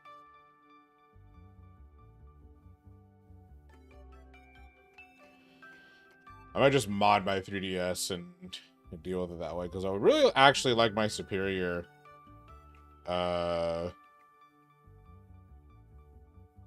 Oh, maybe this is why?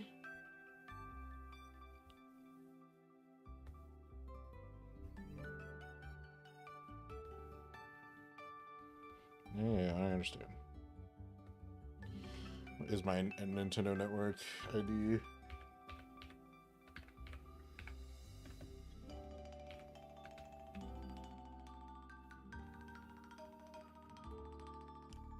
How much time do I have? Yeah, we still got time. Let me bring up the Grand Champion thing. Sorry.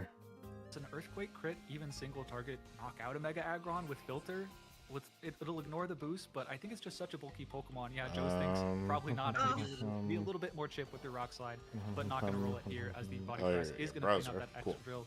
as it takes 1, 2, 3 knockouts in a couple of consecutive turns, I think. So just a superb sweep what from is the wall. my Nintendo Valerio A Network taking ID Mega Aggron here? against Joe UX9 to a 4-0 record. Yeah, Joe, one of the best players in the world across multiple seasons. Absolutely hot right now. Got a top 4 at the previous large grassroots tournament just a week ago. And yeah, to be toppling him with the wall, the Mega Aggron, incredible play from both players. But yeah, an explosive ending to that matchup.